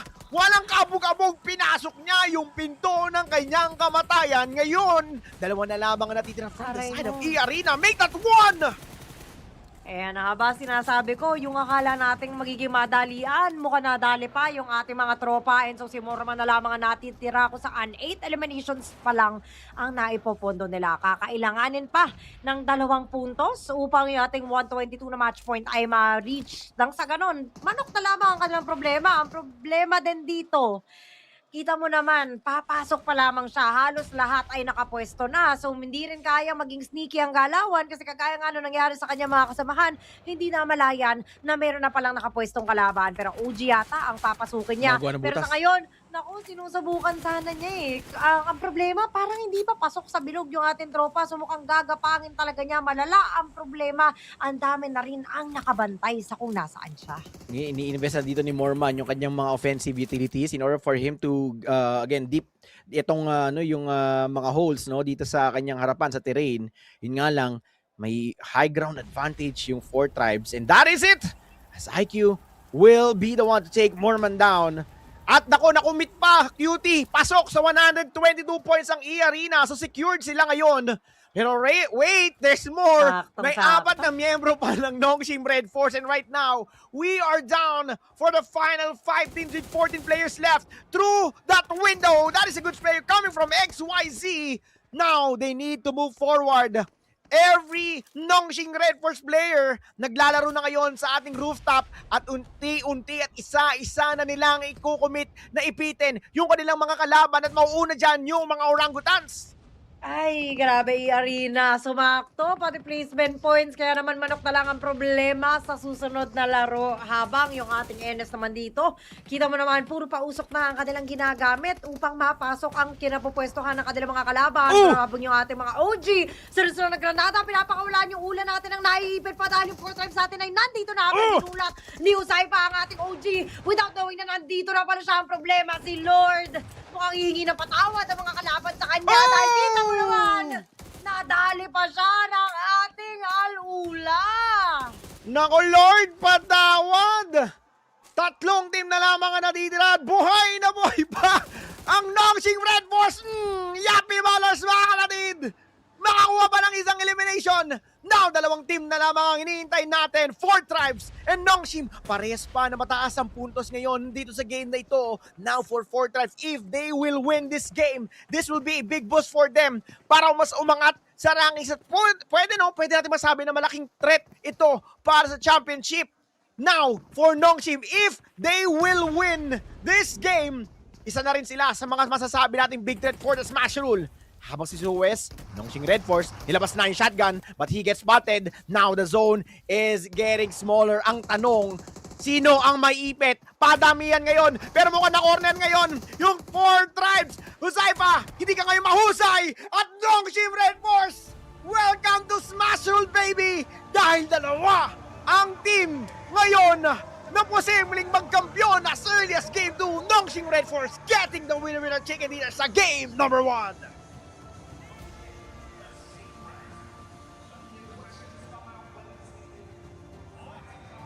Huge eliminations on Rondo and still playing so consistent with their setups. I mean, a technical back-to-back as well from yesterday. Last Miramar into first Rondo.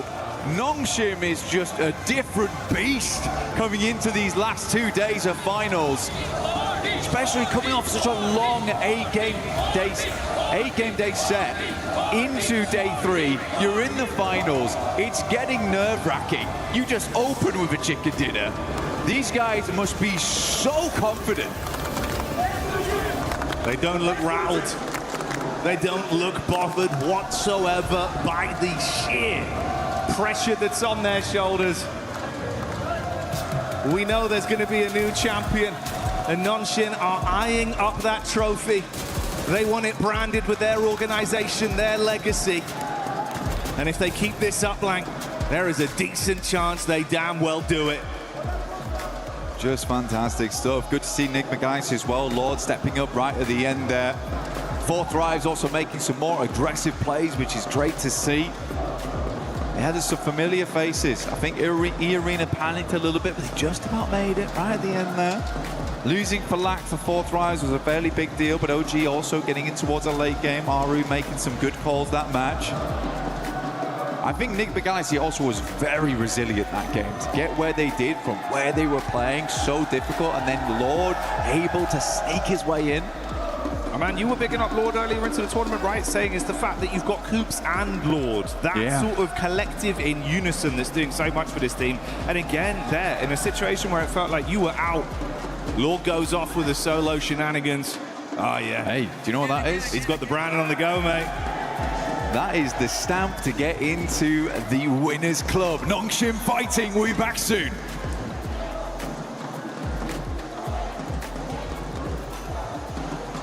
Hi everyone, I'm Rick, producer of PUBG Mobile.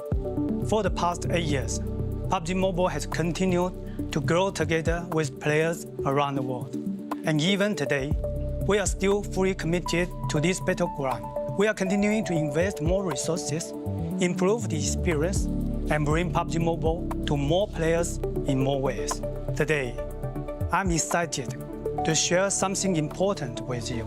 New app, PUBG Mobile Lite. First, PUBG Mobile Lite is not about making a smaller game with a smaller experience. It's about maintaining the high-quality PUBG Mobile standard while giving players a lighter and more accessible way to play. We know that different players have different needs. Some players want the full PUBG Mobile experience with the richest content, all sorts of highest quality gameplays, and everything the game has to offer.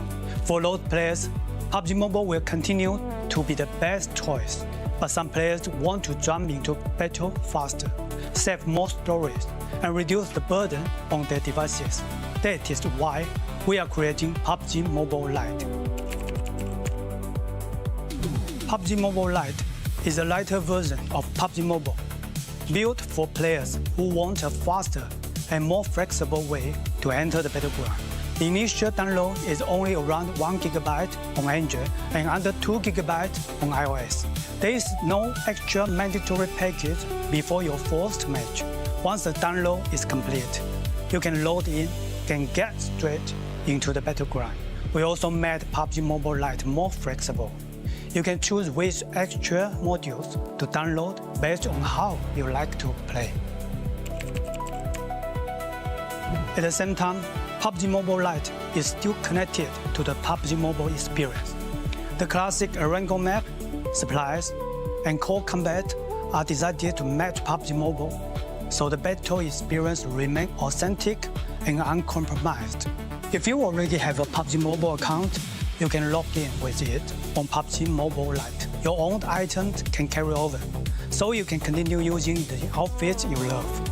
You can also team up with your friends on PUBG Mobile, so your squad can stay together with no social barrier. Going forward, PUBG Mobile Lite will stay updated alongside PUBG Mobile, so players can enjoy new content together. We are targeting an official launch PUBG Mobile Lite later this year. Please stay tuned for more updates, and you can pre-register in the store from August 25th. Whether you are discovering PUBG Mobile for the first time or returning to the battleground, we are excited to welcome you to PUBG Mobile Lite. Winner, winner, chicken dinner. See you on the battleground.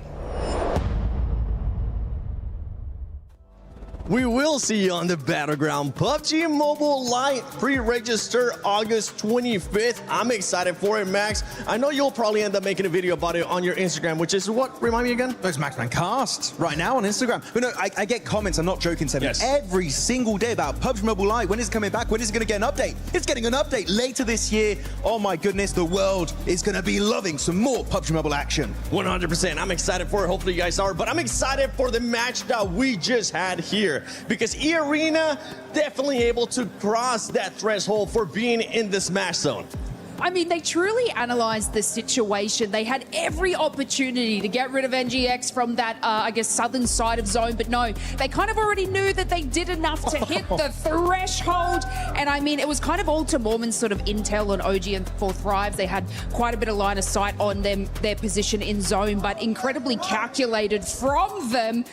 But of course, we gotta talk about the tippity-top 4 Thrives right now. We do gotta talk about 4 Thrives because we were expecting aggressiveness out of this team, and boy, did we get it. Boy, did we get it. 4 Thrives coming in hot today. This is exactly what I wanted to see from them. Did they slow down just slightly when I would have liked them to be a little bit more aggressive onto OG, onto some of those other teams, you know, as the zone started closing up around them? Yes, a little bit more mobile, just a little bit more aware. However, they bided their time. They were patient with what they did. When it came time to actually make those fights, they were able to just flip the switch, turn on that aggression, get those eliminations, and so many points. They are just flying off that leaderboard. This is why I said yesterday they still can do it. If they have a day like they just had in this rondo, if they continue doing that, they still can do it. Especially when you have a player like IQ, the IGL of this squad, putting up the numbers, performing for this squad and clutching up. But we also got to talk about Notch and Red Force because they were the winners of this match, Max, and they played that out perfectly. And I think they might have been able to also pass that threshold. Yeah, like of course GG4 Thrives, but Nongshim Red Force doing so much parkour in the city, swiping every other team under the rug. And actually, they're trying to aim for 122. I believe they did make it. We'll check out the leaderboards very soon. But Nongshim Red Force giving E-Arena an absolute run for their money. And it is so rare to see 2 teams on the very first game enter the Smash Zone. It might have just happened today. It might happen today, and something that might happen today is that we might see teams that might not be challenging for that first place putting up great performances, and we saw that exactly out of Godlike. This squad came to play. This squad has absolutely nothing to lose, Slays, because they were going after elimination. Actually, before we even talk about Godlike, I want to see what the overall is looking like, where the teams are currently standing, how far away some of the other teams are from there. Nongshim Red Force is actually in first place with 123 points. Now we have 2 teams that are able to win in the next match. Oh my goodness, by the way, E-Arena should also be colored, I'm pretty sure, because they are also in the Smash Zone. You just need to get above or tie 122 points. So if Nongshim Red Force or E-Arena now lays get a chicken dinner, that's it, tournament over, and we will be crowning our champions. I know, and it's so incredibly exciting because both of these teams, especially when it comes to those sort of placement points, look at Nongshim at 40 placement points, E-Arena with 34. They have every opportunity and drive to be able to secure that chicken dinner. Now, Seven, you asked me a little bit about Godlike, which I know was on the second page. And the reason we want to highlight that is because they were sort of sitting more under that middle threshold. But with 10 eliminations early game, another 4 as they sort of rotate in on that northeast side. And then S-Power recovering the team to bring them back in. But I want to give like a kind of a little special shout out to Amino having an absolute banger of a game too. I think it was about 7 eliminations just by themselves, and they were able to sort of scout and hold that, and just getting like that 15 elimination points on the board is insanity, especially from where they were sitting earlier today. But I want to check real quick the rankings. We did see for a quick second there. 11 points away for 4 Thrives now. Jumping around from the middle pack. 11 points away from top 3. The comeback is happening. This is what I keep saying. This is 4 Thrives comeback? Yeah. 4 Thrives comeback? 4 Thrives comeback? Because this team, I actually got a chance to talk with Full Life. If you want to check that out, go to my Instagram at the 7WG. But we're now seeing the race to Smash. There you go. You see 4 Thrives, 23 points away, which this is a perfect start for that team, getting more than 15 eliminations, getting in the top 2, and now they are just 23 points away. And if we know anything for this squad, with the way that they're playing, with what we have seen out of them in PMGO Season 1 this year, they could make it in the next match, as long as one of the 2 teams at the top don't end up winning it. Well, exactly, yeah. So this is the case, this is the scenario where, you know, neither of those teams, Nongshim or E-Arena, they don't win next match. We do go into game 3. If 4 Thrives are allowed another good win, I say allowed because we don't want any hot dropping going on. They might get targeted, you never know. However, if they're allowed one more game, if we do go into game 3, 4 Thrives need another top 5. They need another several points, 8, 9 eliminations, there we go. Another few of those, and they are in Smash Ruling. They are a contender, and they could just do a back-to-back global win. And I think we did end up getting today, Maxman. I think we might have gotten a Maxman grenade on the day. Oh, really? Did we now? It's time for your favorite segment of the day. It's Maxman's grenade of today. Let's check it out. Which player's going to be here? It's going to be in the city. This 4 Thrives. It's Falak over there looking for a KOP. He gets it done right away. The man is an absolute menace. But he's too much of a menace because T24 had to take him down. Oh! Give him a boom boom back to the lobby. It's Max grenade of the day. I like some background music for you, Max. That was a great. We got the drums, we got the jingle too. But yeah, for that team, I mean, overall, it's a great start here for the final day of PMWC at EWC 26. A great performance out of those teams that we were expecting a good performance out of, right? We talked about already E-Arena having to do what they needed to do.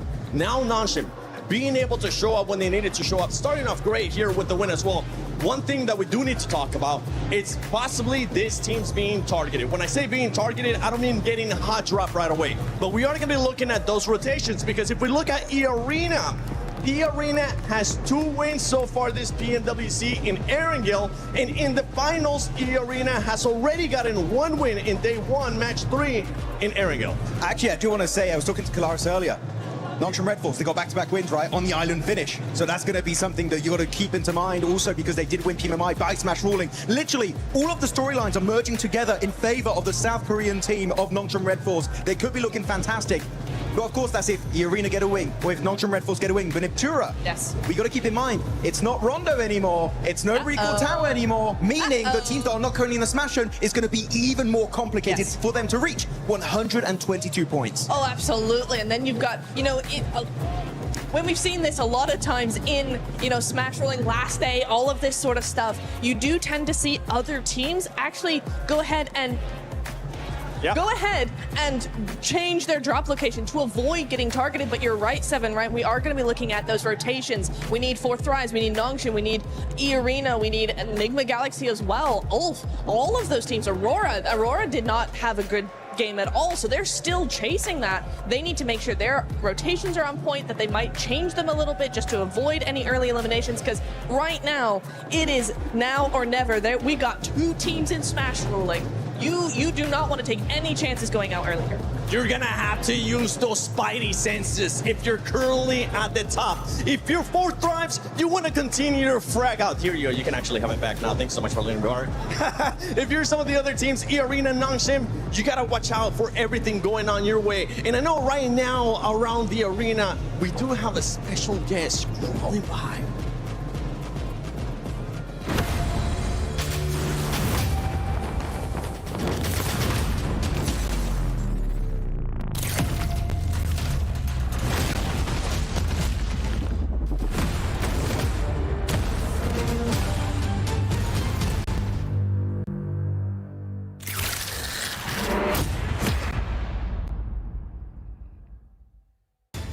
Spider-Man is officially back in PUBG Mobile. Some of you may remember the collaboration in 2022, and this time he's returning to Erangel. Suit up and explore the brand new central square. You can move across rooftops, run across ceilings, and hunt down enemy squads. But it wouldn't be Spider-Man without the powers. So, you can grab Peter Parker's gloves and you can web swing your way around the city, or you can even use your webs in combat to slow down or trap your opponents. And of course, there's so much to discover beyond the fights.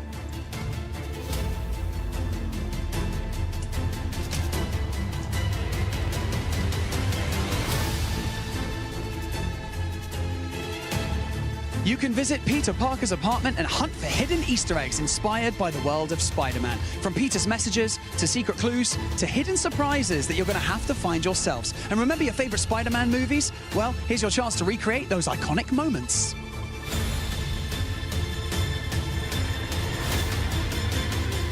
Maybe you pull off a perfect rescue, maybe you escape a fight by swinging away at the last second, or maybe you and your squad just stop everything to take the perfect Spider-Man shot.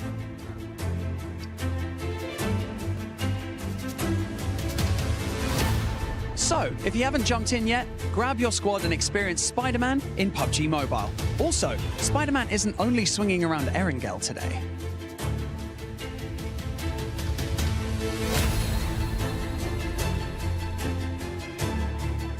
We have got Spider-Man on stage right here with us right now, and he didn't come empty-handed. He's going to be handing out PUBG Mobile merch in and amongst the arena, so make some noise for Spider-Man!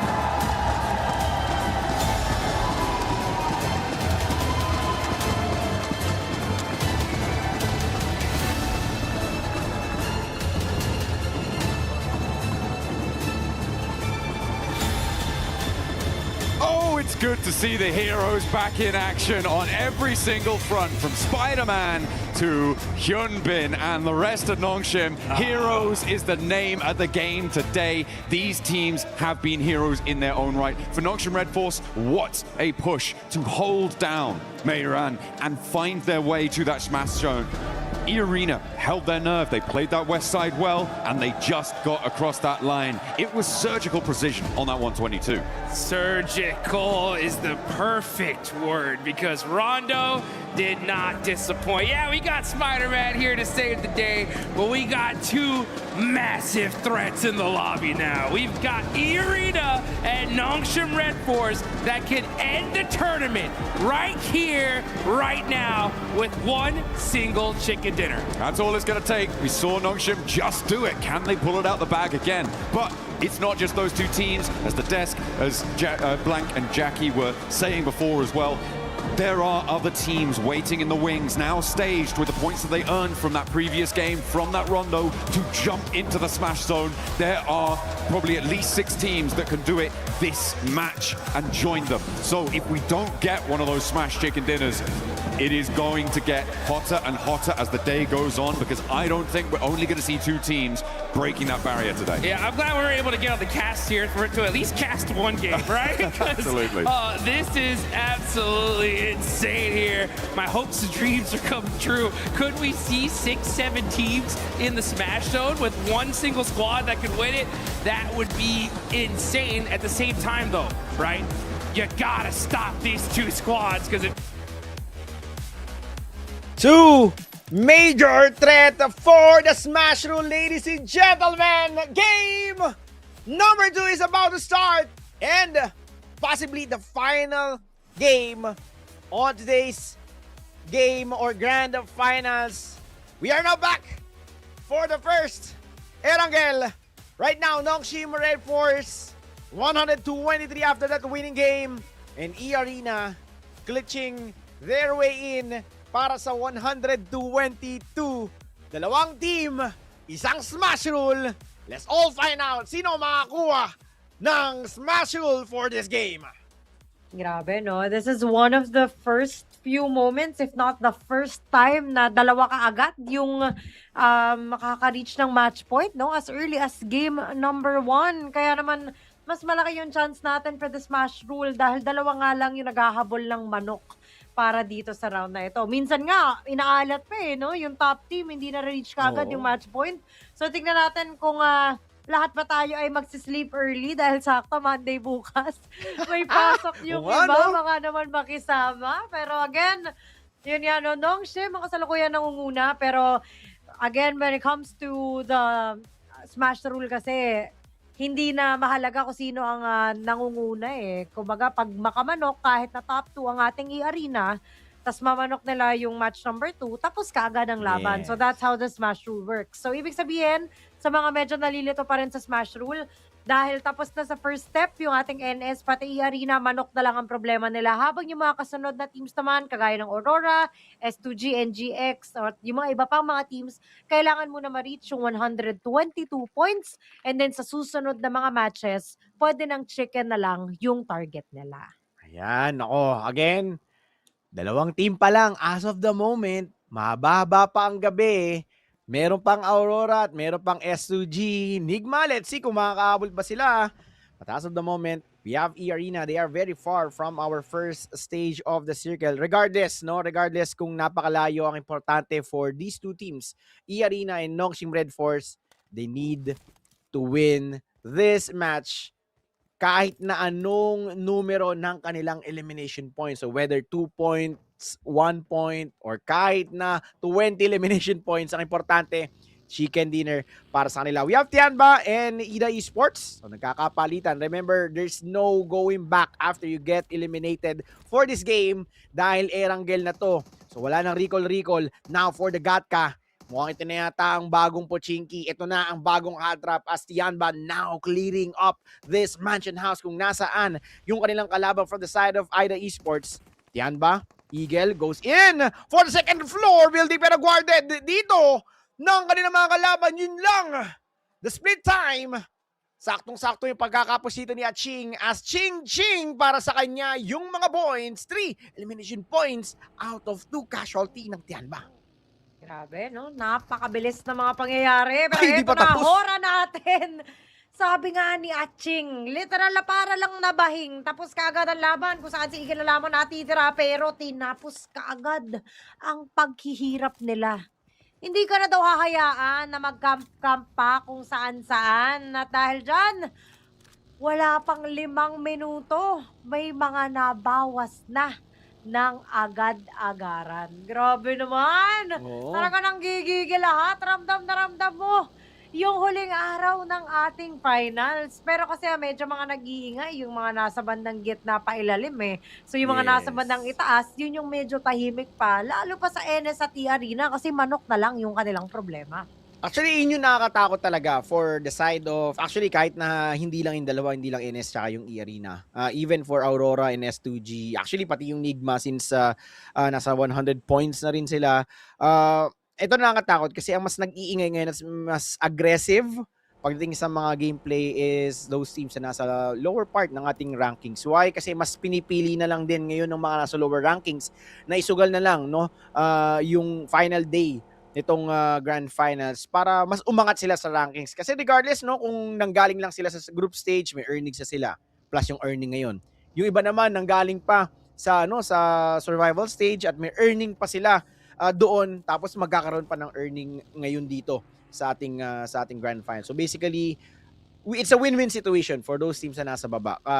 Knowing na hindi na nila kayang kunin yung tinatawag nating yung championship or yung title ng PMWC. So ang importante lang dito, mas umangat sila. So again, this is a very big problem right now for those teams na nasa taas, not only for the teams ng Nongshim at ng E-Arena. Grabe, no? Laki ng prize na pinag-uusapan natin dito. Kaya naman, kumbaga, sabi nga nung intro natin kanina, 'di ba? Life-changing prize money.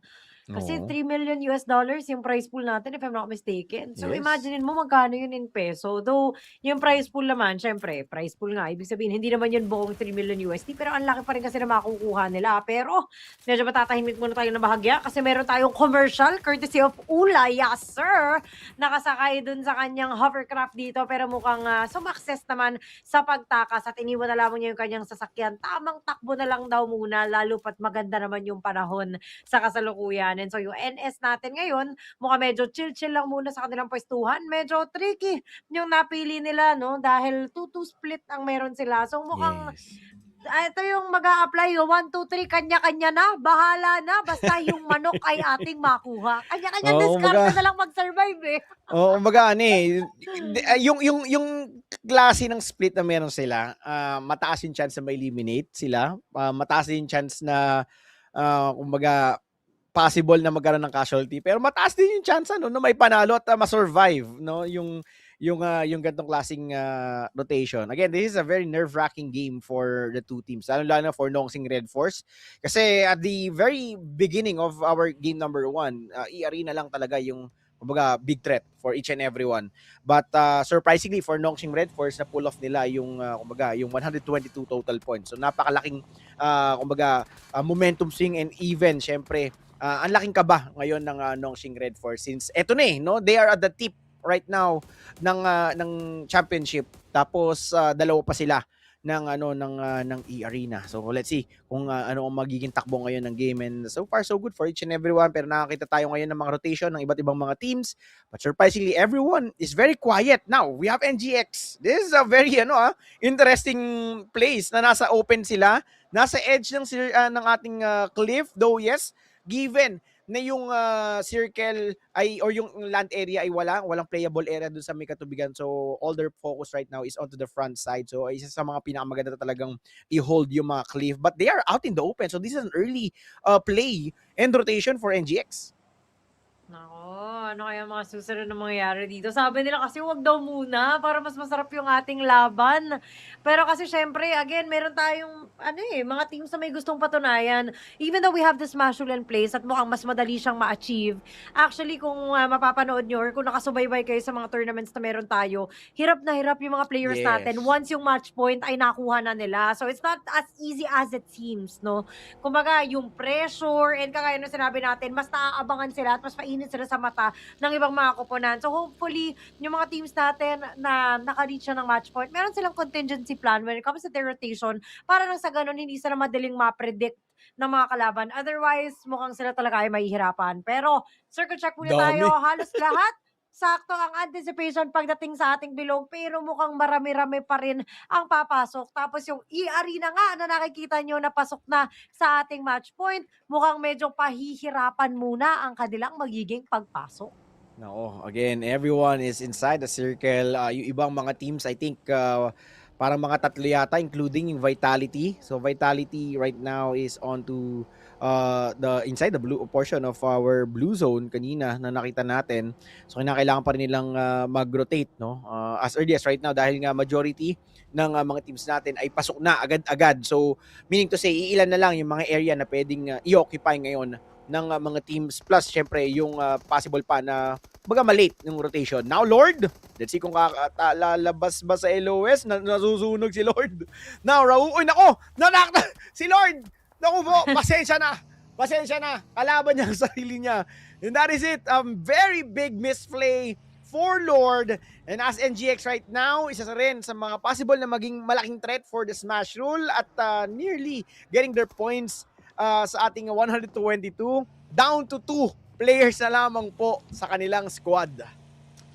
Ay, hirap Naku po, medyo kinabahan ako dun kay Sois. Kala ko mapapatumba pa, biglang bawas yung buhay niya Pero kung mapapansin mo, no, yung NS natin, kahit na sabihin mo na kumaga match point na sila, yung pagiging agresibo, mukhang hindi pa rin talaga nila maalis sa sistema nila. Kasi kung tutuusin po, itong mag-camp-camp na lang. Pero kita mo naman, nakikipag-ikutan pa rin talaga. Pero speaking of, yung ating replay nga, ayun, pagkatalon Rekta sakit ng Nako, tiyan hirap yung nun. ating tropa. Ang sakit nun, ang hirap itulog nun.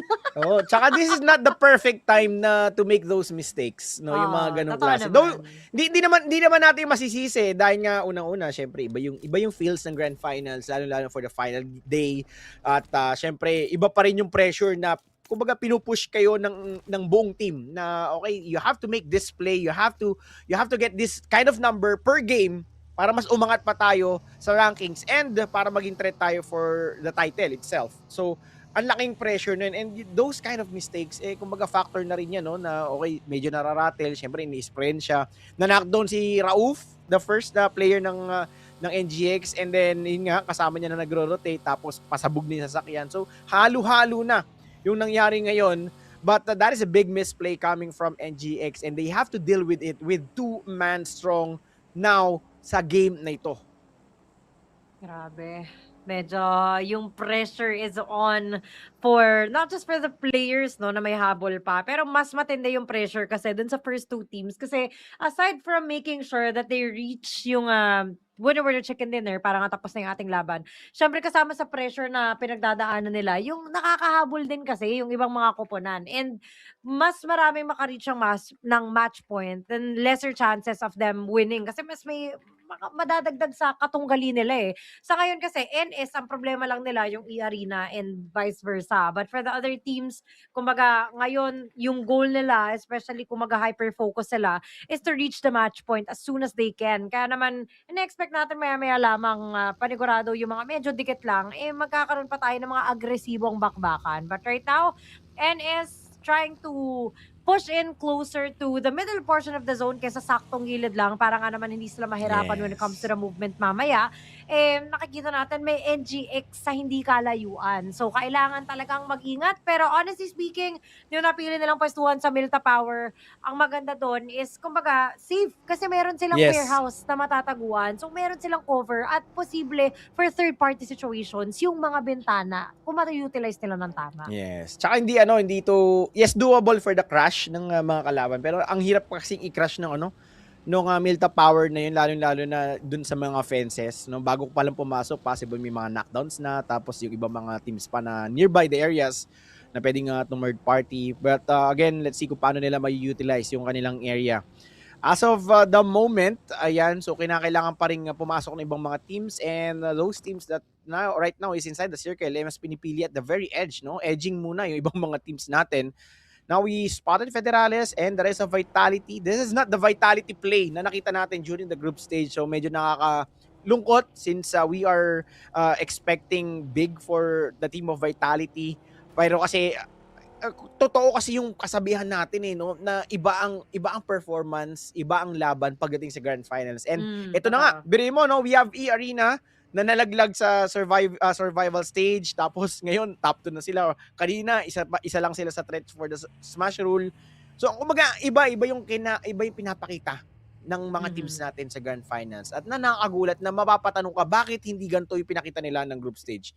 Bakit ang ganda ng ibang teams ng performance ng mga teams natin during the group stage, pero ngayon lagapak? So again, this is the hard truth pagdating sa Grand Finals. Yep, definitely.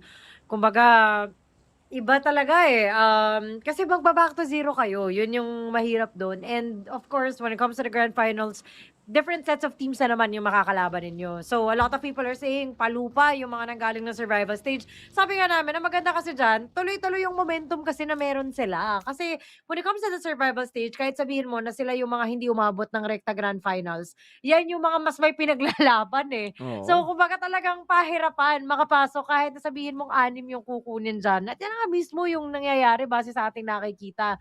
To be fair, yung ating E-Arena, di ba? Medyo pinakaba pa nga tayo niya nung survival stage. Pero kita mo naman, isa sila sa nangunguna. Pero, as you can see, medyo nakakakaba to, Mukhang nagkakapakiramdaman tayo dito. Medyo, lang muna, nagpapakatorpe lamang muna yung iba sa kanila at wala munang commitment. Hindi pa daw kasi handa.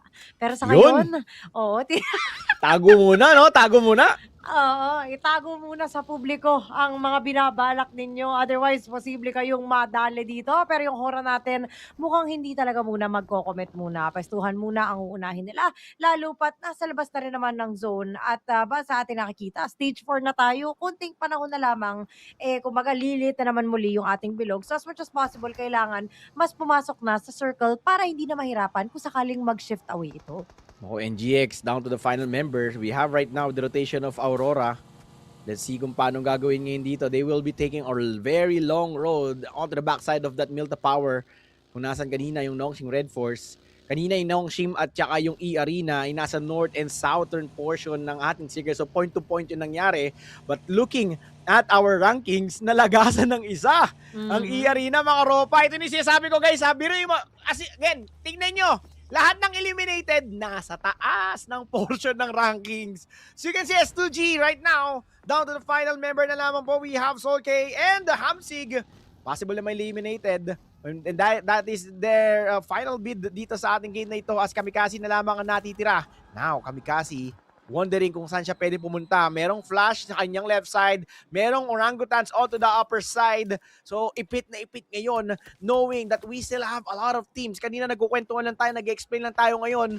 11 teams na lamang po ang natitira with 36 players. So, ganun kabilis yung pagbaba ng mga team count ngayon sa game na ito during the rotation phase. Guys, rotation phase pa lamang to. Stage number 4. This is very wild para sa game na to. Mukhang talagang nagsesecure na yung iba sa kanila habang yung iba naman talagang todo kayod para makahabol pa. Again, hanggat hindi nakakamanok yung NS at EA, tuloy ang laban. Kaya naman, pwede pa talagang makahabol. Lalo pat dikit-dikit pa rin naman. Yun nga lang, S2G natin, di ba? Imaginein mo, ito sana yung pagkakataon kung sakaling hindi mamanok ng NS at EA na maklose sana nila yung gap dun sa ating match point. But unfortunately, given that we only have one player remaining, medyo mahirap din ma-achieve ito. Hindi natin sigurado, baka naman magawa ng paraan. Pero, kumbaga, doble yung magiging difficulty level. But right now, godlike muna ang ating tutukan kung saan OG ang kanilang kalaban at isa-isa sa nilang nagtutumbahan. Tapos may nasunog pa doon sa may bandang itaas. Habang si WizGod naman natin dito. Ayun! What a play! Ganda ng shotgun noon. Pero yan kurado sa ating mapa. No smash rule para sa inyo, mga tropa. Kaya naman, kapag ito ay nasecure ng NS, tapos agad ang laban, mga ang ganda sana ng kung may kalaban na malapit dito yung Hura, 1 nade away, multiple casualty, impossible team annihilation, yun lang. Naswertehan ng push ng Hura since outnumbered ang E-Arena. Now, possible nating masabi that this is not the year of the rabbit para sa E-Arena dahil eliminated na sila and the circle pumapabor favoring onto the side of Nongshim Red Force. But remember guys, ayoko man ma-jinx, meron tayong tinatawag na winner-winner chicken dinner team curse para sa game na ito. But still, 4-man strong ang Nongshim Red Force. Nawala ngayon yung E-Arena, so possibly na hindi muna silang maging aggressive because at the end of this game, makakakuha sila ng puntos. Pwede silang mag-stay low at mag-lay low muna dahil yung competitor nila ay na-eliminate na. Nako, natawa ako dun sa comments na overthink malala daw for E-Arena. Kasi nga naman, sayang yung replay natin dito, no? Kaso nagkatumbahan. Kahit yung replay, wala natumba eh. Hindi ko na hindi na namin maliligtas. Hindi namin na-post, sayang. Buhay pa sana sila. Pero imagine mo yung hirap ng E-Arena, no? Yung syempre, na sila wala na sila sa game, pero nasa isang site lang tayo. Yung titingnan mo yung reaction ng NS, kung na-eliminate na ba sila, o kung magmamanok pa ba. Kasi imaginein mo, NS talaga yung may chance na manalo ng maaga dito. Dalawa na nga lang kayo, nadali pa yung isa sa kanila. And so yung NS naman natin, medyo safe lang din muna yung galawan nila. But 9 teams left, 29 players still alive. Tamang dikitan lang muna ang ating nakikita. Kanya-kanyang tago sa gilid ng mga sasakyan. Puro pausok lamang muna upang hindi madali ng mga kalaban. Pero hindi naging ideal yung kanilang pwestuhan. As of the moment, majority ng mga eliminated, ng mga teams ngayon ay nasa taas ng ating rankings. Pero as you can see, QT, yung mga nasa taas at napalaban ng mga teams ay walang masyadong mga mga elimination points. Again, given na yung for Nongshim Red Force, given na hindi naman nila kinakailangan maging aggressive, we have E-Arena gets eliminated without any points. S2G down to 1 player with 4 elimination points. Aurora still doesn't have any points, but yun nga, medyo nahihirapan na rin for the rotation. So again, halos lahat ng mga elimination points ay na-disseminate dito sa lower ranking teams natin. We have Hora with 11 total elimination points. We have Orangutans with 4. So basically, halos lahat sila yung mga nagiging aggressive para sa game na ito. Now, tamang pick off muna dito as Nongshim Red Force will be committing their second elimination points coming from the third party, I guess, dahil mukhang Aurora yata yung kanilang napitas. Aurora isa rin sa mga team na medyo, kumbaga, dumidikit na rin sa smash rule. So for now, double whammy ang kailangan kunin dito ng Nongshim. First, syempre, is yung smash rule para tapos na kaagad ang storya. Second, to build some points as early as right now, paunti-unti, regardless, dahil at the end of the game number 6, kung walang makakuha na smash rule, basically, overall rankings pa rin at hindi pa rin magkalayo yung points ng Nongshim at ng E-Arena. And right now, naku, bakbakan ang ating matutungay ako sa OG at Furia ang magkalaban. Nagkaroon tayo ng palitan ng mga granada at mukhang magkaka-confirmation pa. Pero kailangan mag-ingat. Nagkamali ng agis ang ating tropa, pero through the window na dali ng shotgun ng mga kalaban niya at mukhang tutuluyan agad-agad kasi nga naghahabol ng mga pwesto. And right now, ay nga, piso pa yung natira sa kanya. Pero Wizgod natin, ako po, bumubuhay talaga ng mga pangarap. Wizgod! Wizgod! Nakaklat! Ni Wizgod! 6 eliminations, kanya lamang. Yun nga lang, siya ay mag-isa na lamang. No, grabe. Wizgod is on fire. Pero tamang tahimik muna. Hoy, nasa likod siya. Yun lang nagparamdam. In the first few bullets sa pinakabalay niya ay hindi man lang dumablis pero nagkaroon ng total damage. Speak of damage, TC is heavily damaged. Tumigil pa yung buggy. Nako, this is bad for TC. So this would be the first casualty of Nongshim Red Force as majority ng players ng Nongshim is now inside the circle. Oh no, hindi pa pala sila pasok, cutie. Kailangan pa nilang harapin yung flash. Nasa likod pa nila yung Aurora. So this is a very, very early rotation for Nongshim Red Force. Now nade coming from Aurora. Nasa likod nyo yung kanyang kalaban. Oh my goodness, this is bad for Nongshim. XZ is now down. Yun may possible knockdown na rin. Habang nakakalat ngayon yung lineup ng Nongshim Red Force, they are nearly getting eliminated. Hindi lang isa kundi dalawang team. Tikman nyo ang mga granada. Ito ang tatapos sa Nongshim Red Force. Nako, yun Ben! Piso na lamang natin sa buhay mo. Yung Aurora natin, mukhang gusto talaga makahabol. Ang problema sa rifos natin na napatumbayan. So si Top na lamang natitira. Ni-ready yung granada. Ang problema, mukhang matutulungan pa ata ng flash. Kasi pati yung flash natin ay nakatutok sa kanila. And so nakapag-reset na ng tuluyan ng ating NS. Habang ang ating Aurora naman, yung mga granada ay nire-ready pa rin. Gusto talaga matuluyan yung ating NS. Exchange game muna tayo. Pero sino kaya ang mauna dito? Kasi piso na lamang natira kay Top. Pero yung masamang hangin, hindi nagbunga rin na dahil dyan. Si Yun pero sabi ng flash, tinulungan na nga, gusto pang makaisa. And so, no smash rule for round number 2. Sabi ko sa inyo, madaling sabihin, magandang pakinggan, mahirap i-commit. Now the two teams for smash rule cannot end this game at cannot end this night.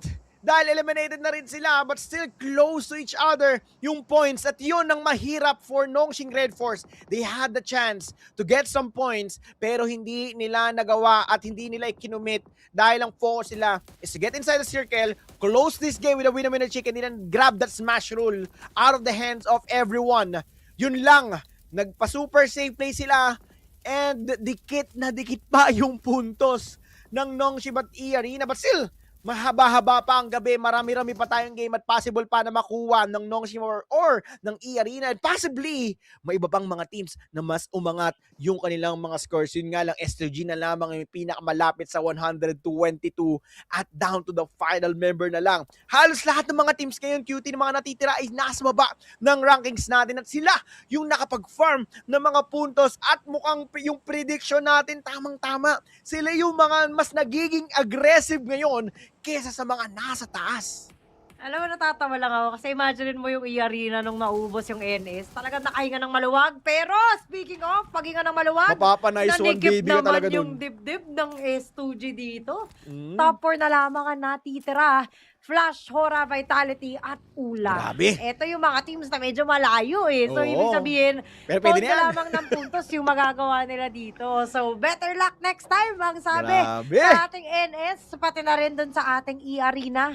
Pero dito naman sa ating apat na koponan, medyo pantay-pantay kung ads ang pag-uusapan. Nakakalamang-lamang ng konti lang naman, pero doable naman ang sabi ng mga ilan-ilan. Yung vitality natin, tahimik lamang muna ang galawan, habang yung horror naman natin, medyo nagiinit na rin talaga with the 13 eliminations na meron na sa pangalan nila. Saktuhang gilid lamang ang pwestuhan na nakuha, pero maganda rin yung pwestuhan ng Flash base sa ating nakikita. Mukhang si Tops ang nakaangkla, habang yung tatlo ang susuporta, tapos sila No Fear naman, yung vitality, ang bunot nila. Pero Sky, dalawa ang iyong nakikita. Rizak na patumba. Federalis na lamang ang natitira at hindi pa nga nakuha dahil mula sa malayuan. Hora pa rin ang nakadali sa kanila habang yung ula na si Yasser. Tingnan natin kung makaka-Yasser ba talaga? Pero no sir! Ang sabi ng ating Hora kasi si Sky ay buhay pa at may kumakwatro pa dun sa may kabilang banda. No, Jingle gets knocked down. Sky, siya na lamang ang nakatayo dito sa lineup.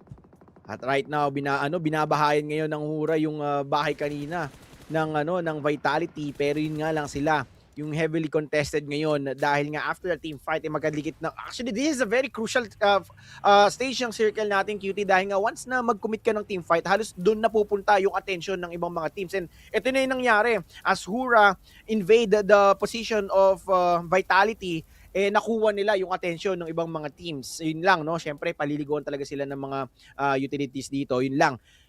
Ang ganda din naman kasi after they survived the onslaught kanina, meron silang high ground control. Now, quick from the side of Al-Ula, waiting patiently. Remember, pareha silang pasok sa loob ng ating circle. We have Flash, 4-man strong, Hura with 1, Vitality gets eliminated, and Al-Ula with 3. Sino makakuha ng manok? Halos lahat ng mga teams ngayon na natira, mataas ang tsansa. At nako, ang laking pakinabang nito. Etong game na to para sa kanila, QT, dahil angat at angat sila, pero umangat na rin yung ahas. Tingnan natin, tumuklaw. Hindi ka sa Federalas para gawin yung jumping shot na yun, pero yun nga lang. Sabi, pwede na yan. Napanood ko yung highlights sa Federalas at gagawin ko yan. At yun, ang kanyang katapusan. Now, after the team fight, yung Al-Ula naman ang focus ngayon, ibang mga teams na nakakalat. Ay, pahirapan indeed. But for Ula, merong isang natumba and mukhang si Quick, mamaalam na sumugod kagad ang ating Flash para maubos din sila in a flash. And so mukhang dalawa na lamang natitira. Medyo sumasalisi pa si Yasser doon sa kamilang banda. Naghiwalay pa nga ng pwestuhan. Ang problema, low grounds din naman na napili niya. And so lugi pa rin naman talaga. Lalo pa yung Flash natin ay nag-push na sa kasama niya. 1, 2, 3, kanya-kanya na to. Iniwan pa naman si Klaus dito. Pero sa palit ng mga granada, nadali pa. And so Yasser na lamang ang natitira. Ang happy na isa. Umasa pa yung ating tropa, pero sa huli, Flash pa rin ang nagwagi. And so kagaya nga ng sinabi natin, walang smash rule for round number 2. And so tuloy ang ligaya ng mga manlalaro. Now the road is there. You know what I'm saying? It had to happen in this game, and they got it done. That's what you need to do. When that clock strikes, you've got to hear the call and step up to that plate.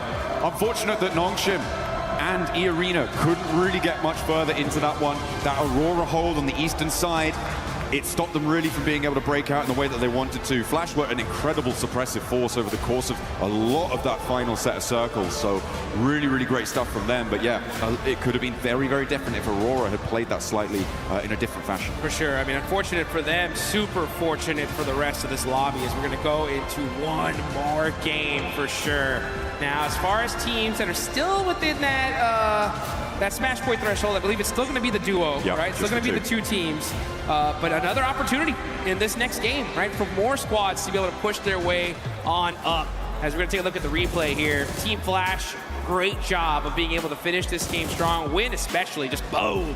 putting the nail in the coffin. That's how you do it. I just didn't want to mess about, you know. He knew Let's get this game's over. Come on. Let's go next. Keep the pace, because they do want to keep up that pressure. If you're on a run, now is the time to hold on to that momentum.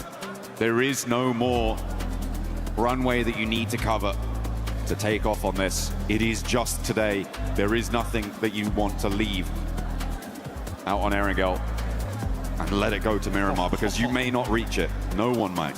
Just look at these players' faces. Straight intensity. These guys are locked in right now. They know exactly what they need to do in order to make this happen. And it's going to be on the back of a ton of eliminations and securing those wins, all while stopping E-Arena and Nongshim Red Force, who had a great pincer on the end of that circle there.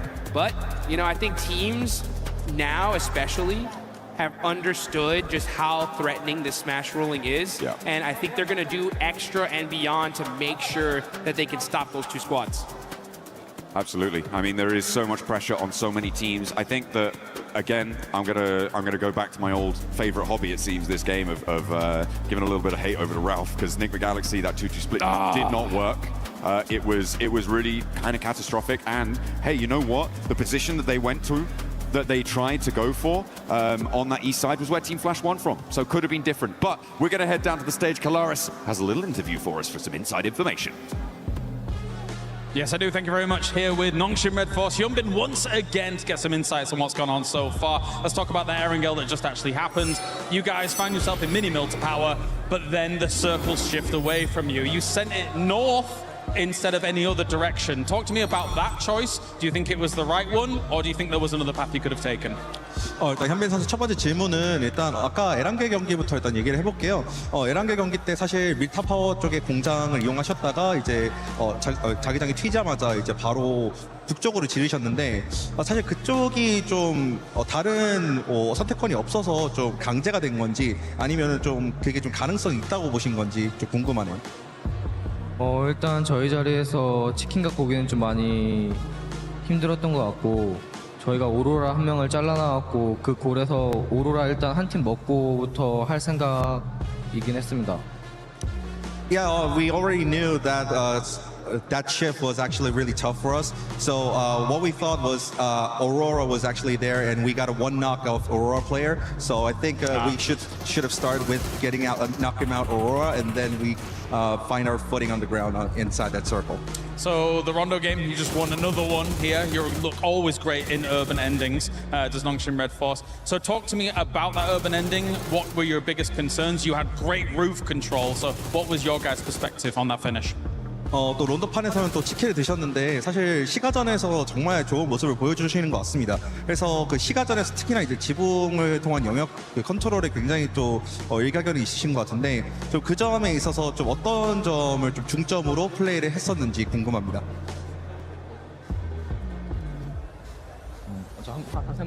그 론도 플레이 때 시가전 플레이 때 어떤 플레이를 중점으로 두셨는지.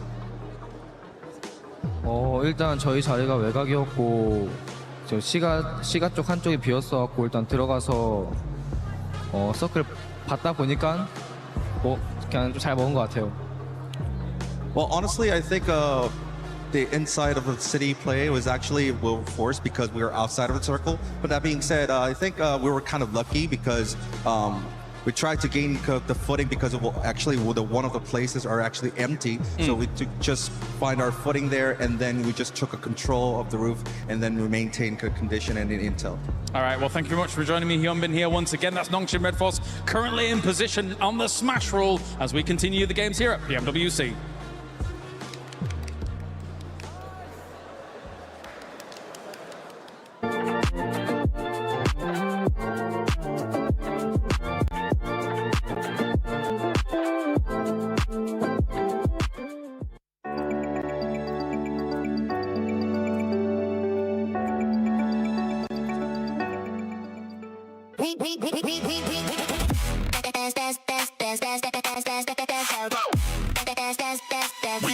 ESPORTS World Cup.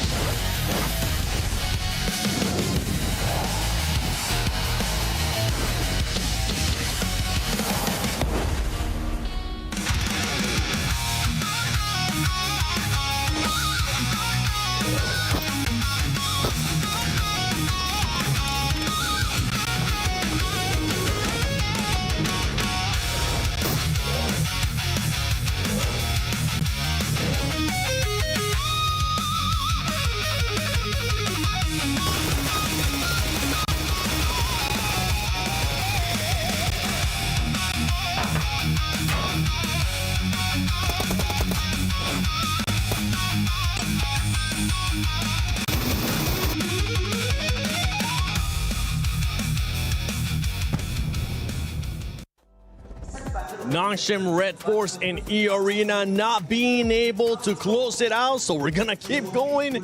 One more match in this one. Team Flash being able to come off with a win there after not really being able to do much for the whole tournament. Great performance out of their squad, but don't forget, for everybody that's currently here at EWC, make sure you guys check out the fan experience.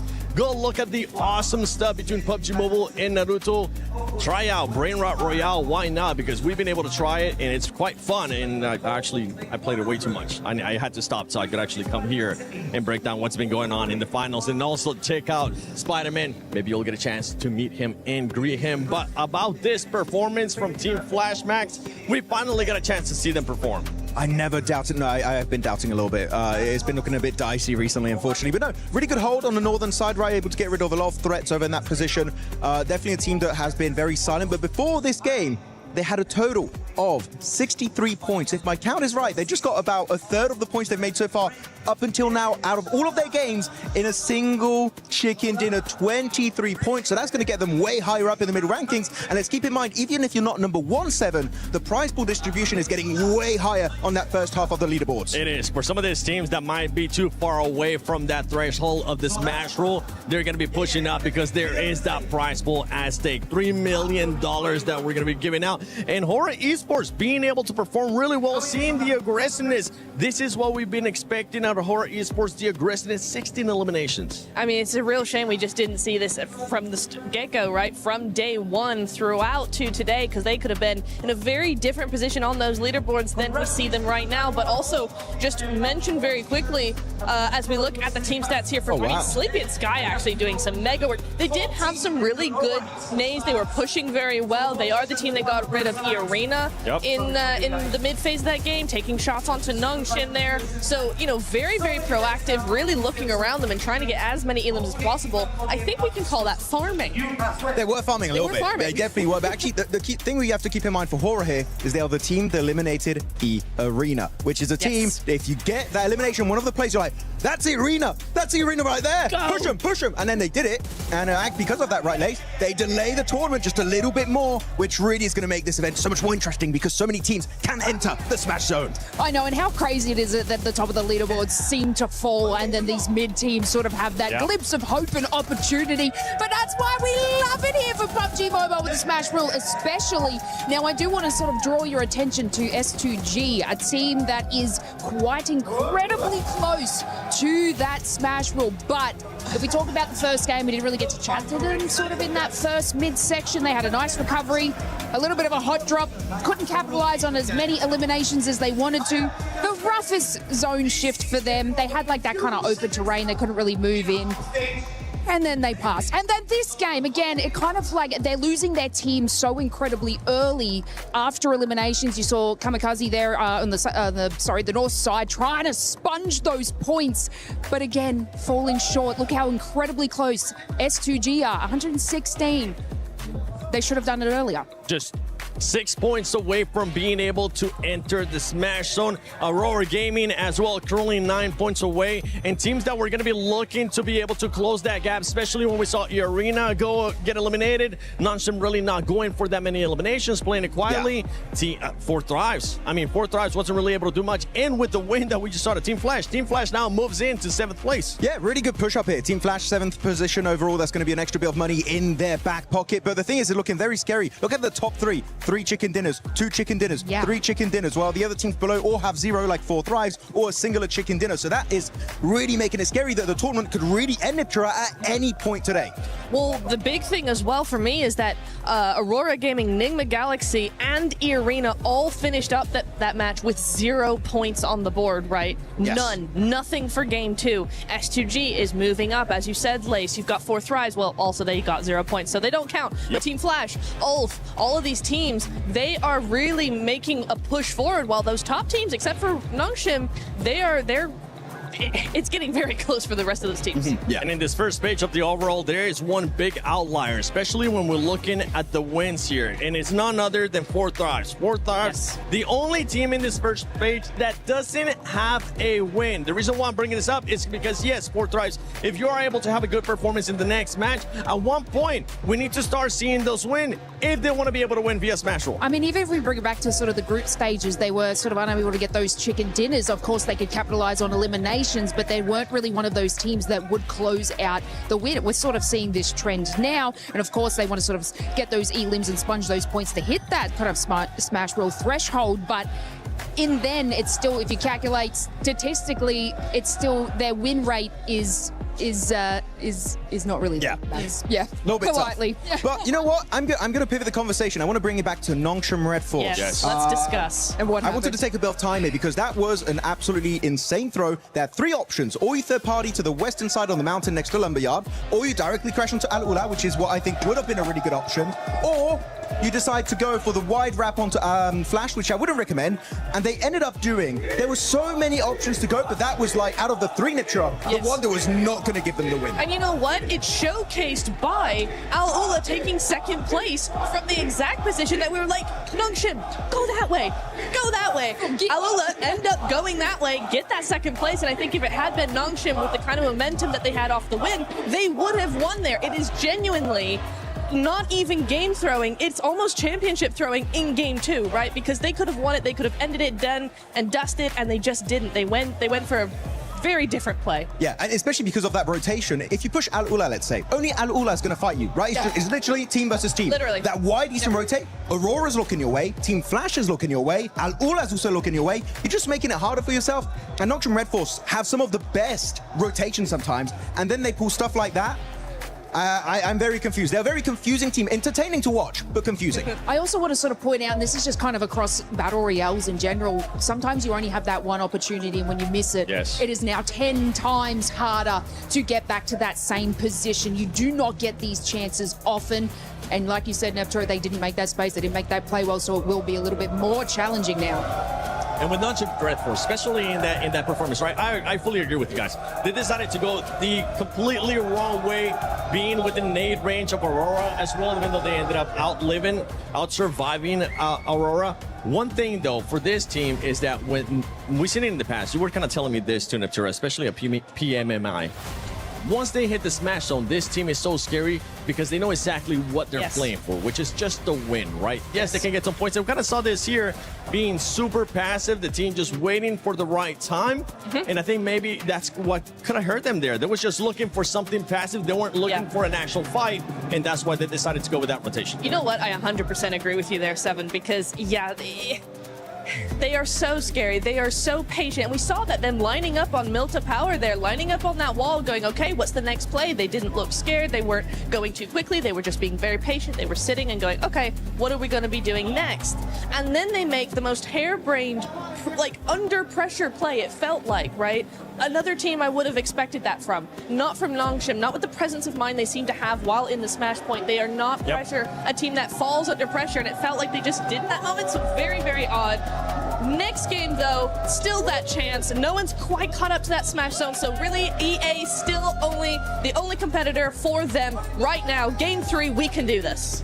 I'm going to pivot the topic again. Sorry, I'm all over the place. There's so much to talk about right now, but I want to talk about actually the MVP race, which is actually, we could have a dark situation on our hands, which is we saw Eren being top damage dealer, he had a ton of eliminations, and they're currently at the very bottom of the first page. We could have a situation where they're nowhere near winning the tournament, and a player on Ulf could actually become your PMWC 2026 MVP. Gotta be careful there because he is in 4th position, but it's Hyunbin, it's Tizzy dominating here for Nongshim Red Force. It is, and Hora with that performance that we just saw there, Sleepy being able to put up the numbers. Aaron, you were talking about it as well, but we have a lot of fans here in the arena. We got 4 thrives, we got a bunch more over there from Godlike.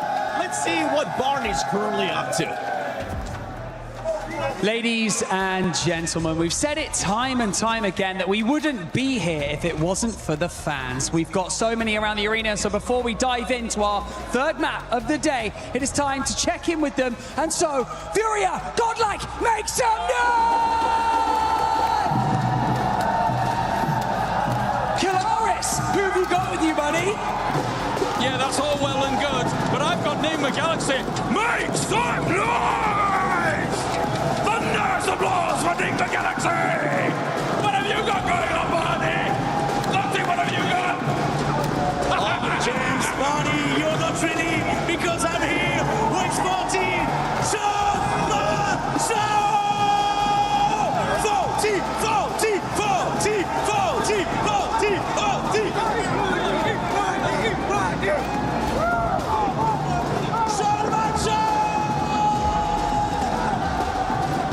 You can hear the celebration in the arena.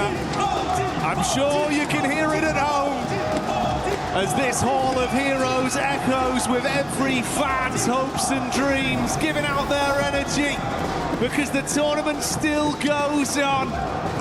Not ending in a Game 2 smash, we run it right back. And anticipation has reached fever pitch here in France. Everyone's loving it. Having a great time here in the arena. The Enigma Galaxy fans getting ready. I mean, they have played very well today, Lord, making a great showing on that first match, but goodness me, what an event, what atmosphere we've got here in our arena. Lovely to see all the support coming out for our players, for our teams here. Potentially the last match. Ooh, maybe.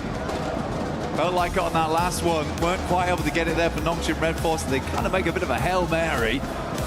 Didn't work out. But we do have our third match coming up. Erangel. Nice and steady map here to get yourself a chicken dinner on. Nongshim might be waiting for later on in the day though.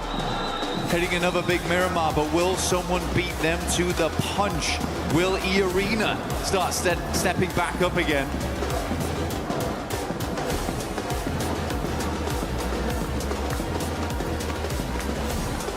A lot of fine margins.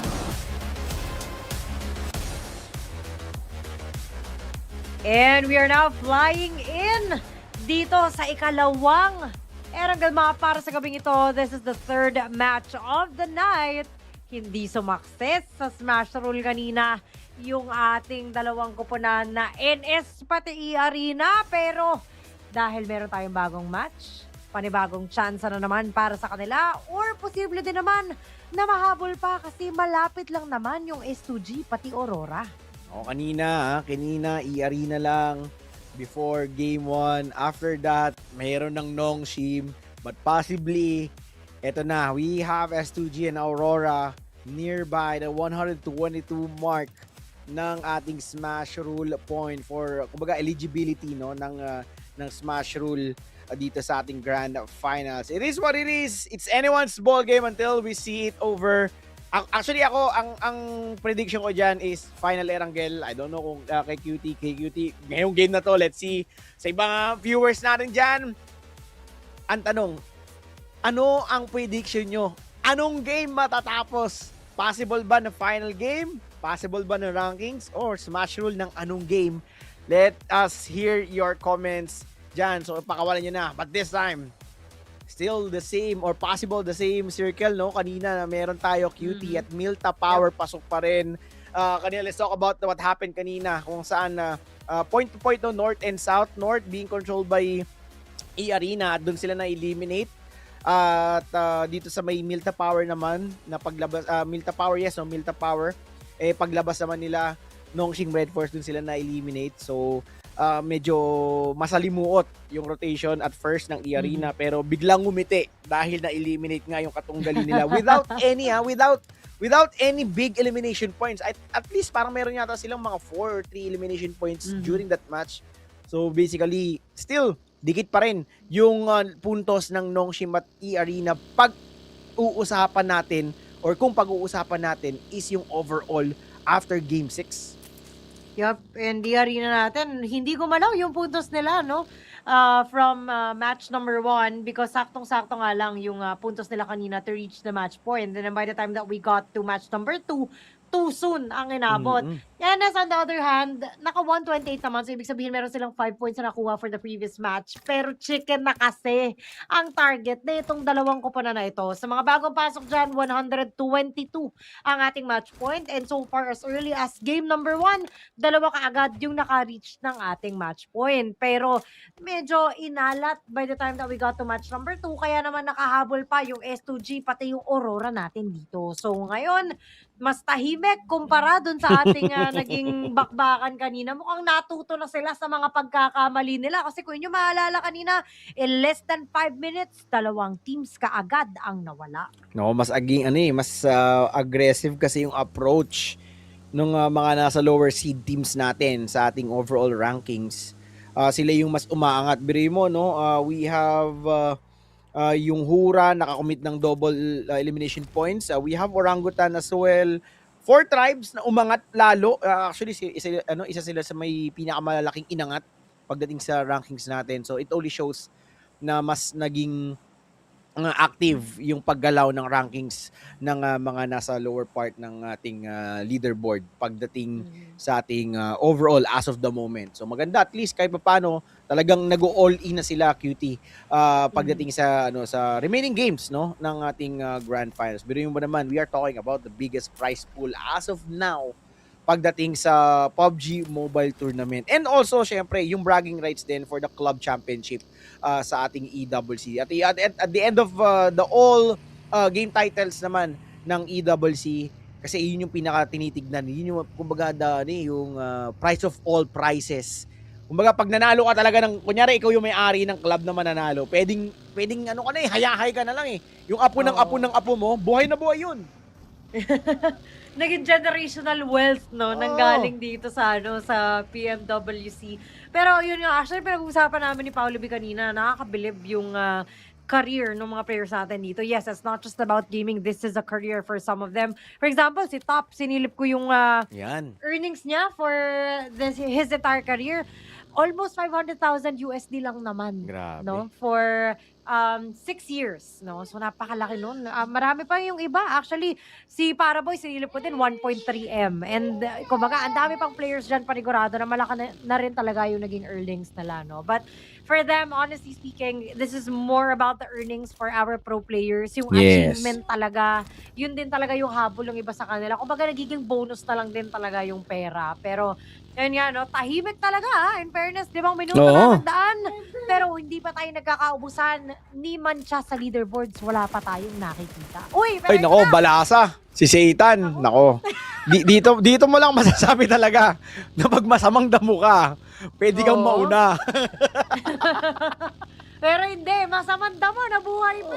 Nabuhay. Piso na lang ang natira, pero nakatakas pa. Iba talaga, Satan. Iba talaga magdaro. Again, hindi kumbaga, kung kanina Satan tsaka si Lord. Hindi orb effect yun, guys. Talagang gumagana. Talagang working hand in hand yung dalawang players na. But kidding aside, ladies and gentlemen, as of the moment, wala pa tayo na nakikita. But nako, I spoke too soon. Si Lord naman ang kinuha. Si Satan yung nauna namin nakita kaya si Lord. Ano na nangyayari, Enigma? Ang ganda ng mga simula ng game natin ng day 1 ngayon. Nako po. Aray ko, sinagasaan. Alam mo kung ano pang masakit dyan? Ida ang nakakuha. Yung nasa pinakalaylayan lang naman, pero karma ang aabutin ng ating mga kaibigan. Sabi ng 4 tribes, kami na ang gaganti para kay Lord. Kaya naman, din-drive by lang. Sabay kuha ng puntos sa kanila. So eto na, nagsisimula na yung ina-expect natin na bakbakan. Medyo mabagal lamang yung usad sa simula. Pero panigurado, by the time that we get to stage 2, sunod-sunod na naman yung ating makikita. Abang-abang kung ano man yung pwedeng mangyari. If in case lamang, guys, ayoko ma-jinx if in case lang na hindi makuha ng Nongshim at ng Iarina ngayon. Possible, 4 na sila next game. Kasi we are talking about 116 ng S2G and Aurora with 130. Pero yun nga, off, godlike, nagkapalitan na kagad ng mga mukha kagad dito. This is an early team fight, an early crash. We don't know kung sino talaga nag-engage, but with the looks of the position, mukhang godlike yata ang pumunta sa home court ng Olf, as Olf will be the one to eliminate godlike as of the moment. Godlike nearly getting their triple digit points. So possible din silang masumali. Siguro at least 2 games ahead yung Aurora at NGX sa ating Smash Rule. But then unting-unti na silang papalapit sa exciting part para masabi natin silang isa sa mga eligible for the Smash Rule. Now, we spotted Aru ng Orangutans inside this Rozok extension. Rozok compound mismo, no? So nagkakaikutan. We have Tianba. Isa rin sa mga magagandang mag-perform during our day number 1. But surprisingly, they are on to the bottom 12. Medyo masakit para sa mangilan-ngilan. Godlike nga natin kanina, di ba? Palong-palo dun sa ating rondo map. Pero kita mo naman, unang-una pag nawala. Pero Tianba, tingnan natin kung magkakaroon na naman ba tayo ng mga magandahang play. Especially on the side of Milu, kung saan with a 1v4 lang naman niya yung kalaban nung nakaraan. Pero sa ngayon, mukhang Granada muna ang ihahandog sa kanila. Dahil OG, napaaray si Aru. Kasi salong-salo yung Granada na inihagis dito. Pero si Aching umiikot na rin. At mukhang isa-isa nang mawawala ang ating OG, yung ating mga oranggutan. Mukhang pinahihirapan. Habang si Eagle naman, tamang hilap muna magiging galawan. Mukhang medyo pahirapan talaga kasi natuluyan na ang ilan sa kanila. Pero sabi ng OG, wala na tayong choice. It's now or never na din talaga. No, nagkakabalag-bagan na Eagle and QZ will be the frontliner of Tianba while they are, again, initiating the team fight. While defense mode muna dito yung Orangutans trying to reset. Pero syempre, babawi with the nade of their own. Now, damage will be inflicted plus the blue zone itself. Plus the timing na nawawala sa kanila. Pero, Milu! Niluto na maganda! At in-anticipate niya yung next move ng kanyang kalaban. As the tanky will be eliminated, going towards the hands of Tianba. Now Eagle and QZ trying to penetrate. Eagle is now moved. Eagle 1 is now onto the move. Let's see kung kill switch ba to. Kill move!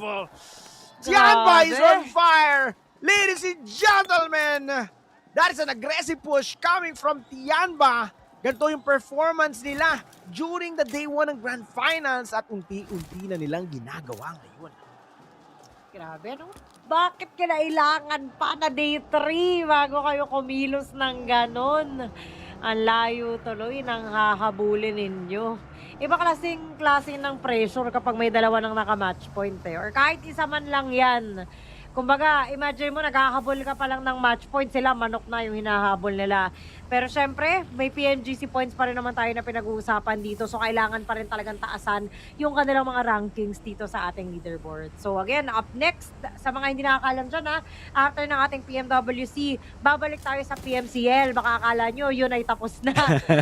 Di pa. Lang natin yung finals para mag-make way dito sa ating PMWC. Pero sa 28 to 30, tuloy na tuloy pa rin naman yung finals natin. Kung saan, yung mga fans ng YG, makikita nyo silang muli. Yan. Kumbaga, after this day, may isang linggo pa tayong pahinga para sa sa PMCL. So, mahaba pa yung time para pag-aralan, puliduhin, and also kumbaga, internalize kung ano yung mga gustong gawin ng mga PH squads natin. Now, speak of PH, yes, mga nagtatanong, may PH player ba or PH squad? PH player na naglalaro ngayon dito, which is under ng Vitality C Federales. Ladies and gentlemen, now Nongshim Red Force, nandito na rin sila ulit sa may bukana ng kung ano yung pinuntahan nila kanina sa may bridge, no? So, again, mukhang ito na yata talaga yung split and yung rotation ng Nongshim Red Force. Let's see kung mangyayari ulit yung pagkakaipit sa kanila kanina because the circle will be... Uy, naku, pasok pa rin pala sila. So, hindi pumasok. Pero this time, pinapaulanan ngayon. This is a hard fight for Nongshim Red Force knowing that this is a very widespread for them. Meron silang 2-2 split, I guess. Pero may car play na nangyayari. Kita naman natin sa ating OBS. As TZ and his fellow comrade, nalapitan ngayon yung mga miyembro ng Nongshim Red Force because they need some backup. Nako, anong mangyayari dito? I-arena at all, pang magkatunggali, iniikutan, pero Ketchay napatumba. And as you can see, mukhang safe na safe pa naman sila. Yun nga lang si Morman mula sa malayuan, nadali ng kalaban. Tiyan pa pala ang nakadali sa kanila.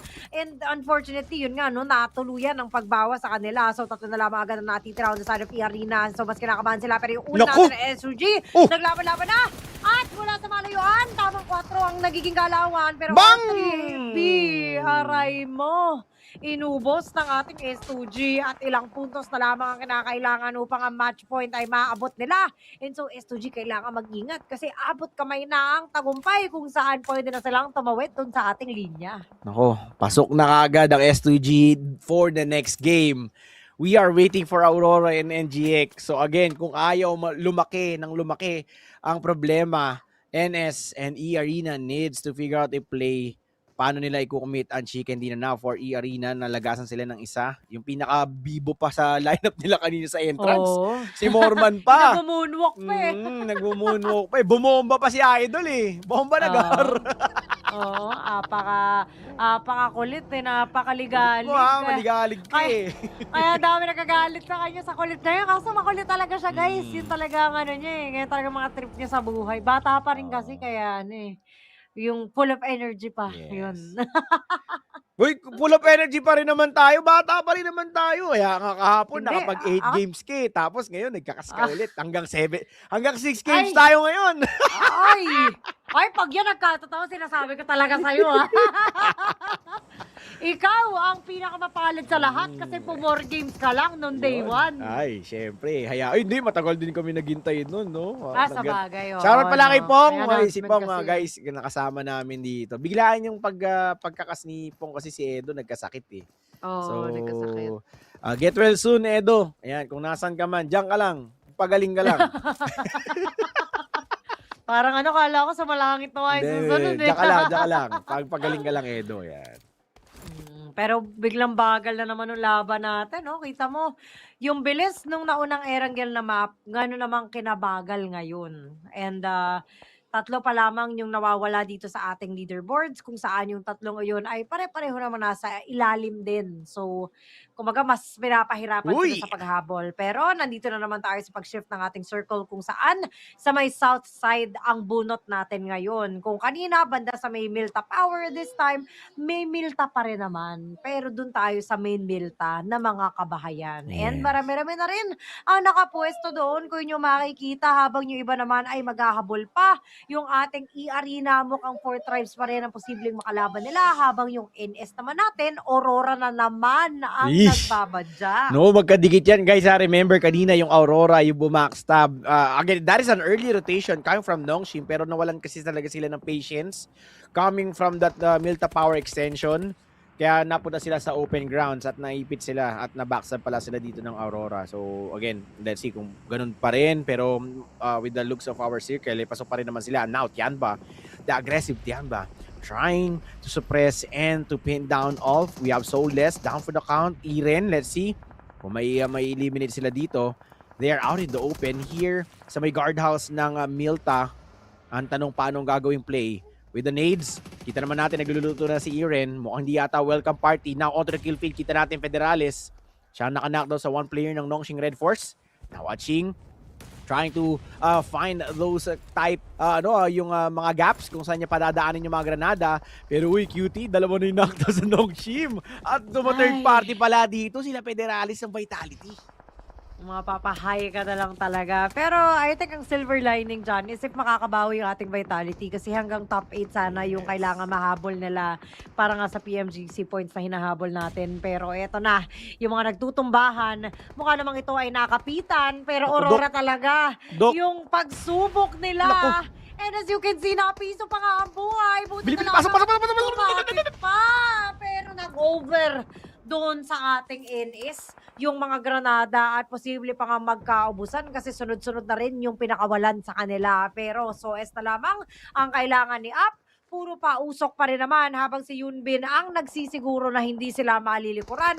Yung Aurora natin mukhang medyo adamant pa rin talaga na kumbaga ma-damage sila para at least hindi man matuluyan, kumbaga pabilis ang pag-bleed out habang mas dumadalas yung pagkaka-down nila. No, again, ito yung hirap para sa Nongshim Red for sure. Kahit na sinong mga teams na pasok na sa ating Smash Rule na game. So, again, they will have to keep it safe, literally. So, kada iwas nila, kada play safe nila, there are chance na hindi sila mag-rotate agad, mawalan ng patience at yung reckless yung choice. Pero, ubos ng ng Tianba mangyari na! Naku po, hindi pa rin Year of the Rabbit, mga ropa.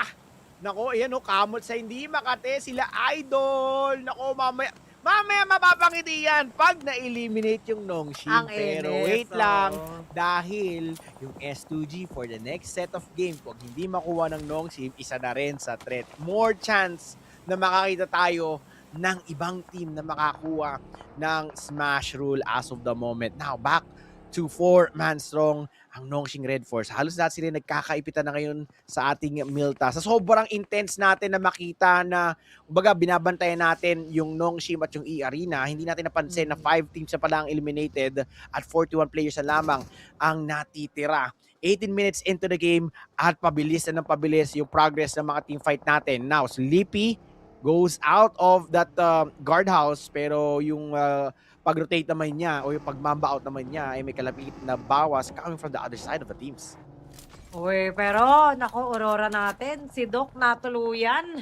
Hindi kinaya yung mga bala ng kalaban. Headshot ang inabot kay Falak. And so baka mapapahinga sila ng bahagya. Dahil kanina talagang yung NS yung nagiging focus nila. And right now, as you can see, S2G 2 points away from meeting the match point. So madadagdagan na naman ngayon yung kalbaryo ng ibang mga koponan, lalo na kapag yung ating NSI na maalam. Kasi panigurado yung S2G, papasok na ito. And so tatlo na yung magta-target ng manok na kinakailangan. So right now, mukhang tamang ikot-ikot lamang ang ginagawa ni Yunbin. Hindi rin mapakali kasi nga posibleng maipit. Buti na lamang na nagpakita yung ating circle. Pasok pa rin naman sila, so wala pa masyadong movement na kinakailangan. Yun nga lang yung ating vitality, papasok na rin. And given that we have a smaller circle right now, mukhang kailangang mang-agaw na ng pwestuhan. Abang-abang na guys. Ito na, vitality. Malilis ngayon yung attention nila from the side of NS. At ang focus nila, walang iba kundi yung Nigma Galaxy. Now, Galaxy will be down to the final player, I guess. Now, 4 tribes. Kitang-kita na rin dito nila Vexy and Team Vitality only has 2 elimination points and this is a good start. Slow start pa rin yung ginagawa ng Vitality. Isa rin sa mga team na we are expecting to blow out at least kahit pa paano mas umangat sa rankings natin for the Grand Finals. But while sila naghahanap ng ibang mga possible threat, Furia, Higords, now moving closer on foot. Pero ako, nabawasan dito si Axel. Axel will be taking a U-turn now onto the open area. Sci-Fi will be knocked down. Habang kalakit ng knockdown, may mga nades ngayon na tatama sa kanila. And that will maximize the damage. But Federalis right now will be getting 1 player, I guess, as he will be taking that one down. Na-eliminate na rin. Vitality! Medyo nanganganib sila dito. Razak, nawasak ngayon with the nade coming from Tianba. Napalapit sila ngayon dito sa pinaka-aggressive na team from this game. Aray mo, Vitality! Oh, Vitality! Goodbye, malala talaga! Kasi eliminated na sila. Kinailangan kasing mag-move dahil nasa labas ng bilog. And unfortunately for them, hindi maganda ang naging pasok.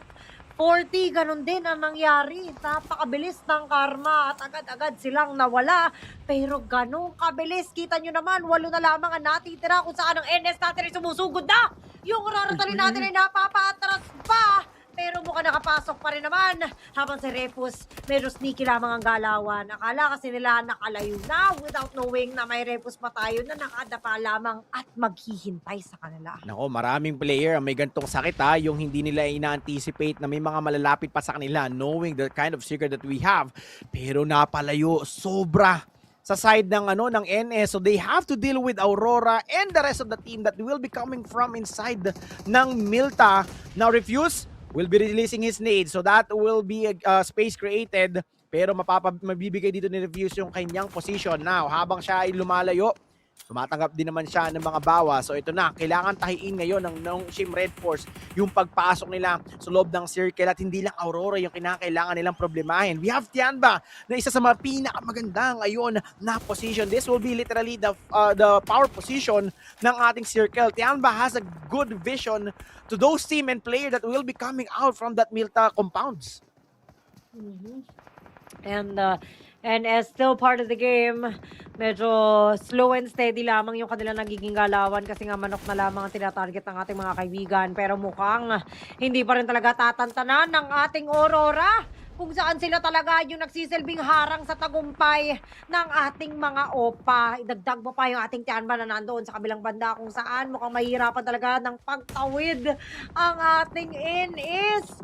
Lalo pat ang dami na rin na nakabang sa kanila, pero yung ating Aurora mukhang hindi pa rin talaga nauubusan ng mga baon na granada. Kaya si Zion may apat pa rin talaga, and unfortunately for them, hindi na rin kinakaya at mukhang ayaw na rin magbigay ng mga puntos. So possible denial ang ating nakikita at mukhang aabot pa tayo sa game number 4. Gumapang Oy, ano nasa yan? gitna. Gitnang ng daan.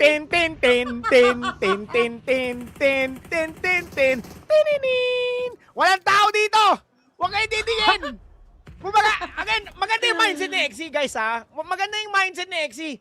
Wala ka Yung namang least mag-iisip expected dyan, diba? area, yung least expected area, doon siya dumadaan. Yun yung bagong meta ngayon, guys. Kasi sino ba naman ang iisipin mong kalaban at player? Pupunta sa gitna ng kalsada. Guys, ano yan? Mind-blowing play yan. Grabe, no? Biruin mo, nasa gitna ka ng kalsada, pero wala man lang nag-isip na sumilip doon. Unexpected talaga, pero S2G, mukhang binubuo na yung mga puntos, pasok na sa match point! Kailangan na lang ngayon, hindi magmanok yung ating NS para may laban pa sila. Rita! Pero ida natin, mukhang isa-isa Kamikaze! And welcome to the match point sa ating S2G, kung saan na-push down na ang ating i-arena at kaakibat noon ng pagkawala ng ating Ida. O, di ba? Guys, nakapasok yung Noxing Red Force.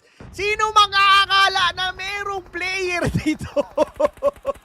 Hawak sila, nagbabalagbagan. 6 teams remaining.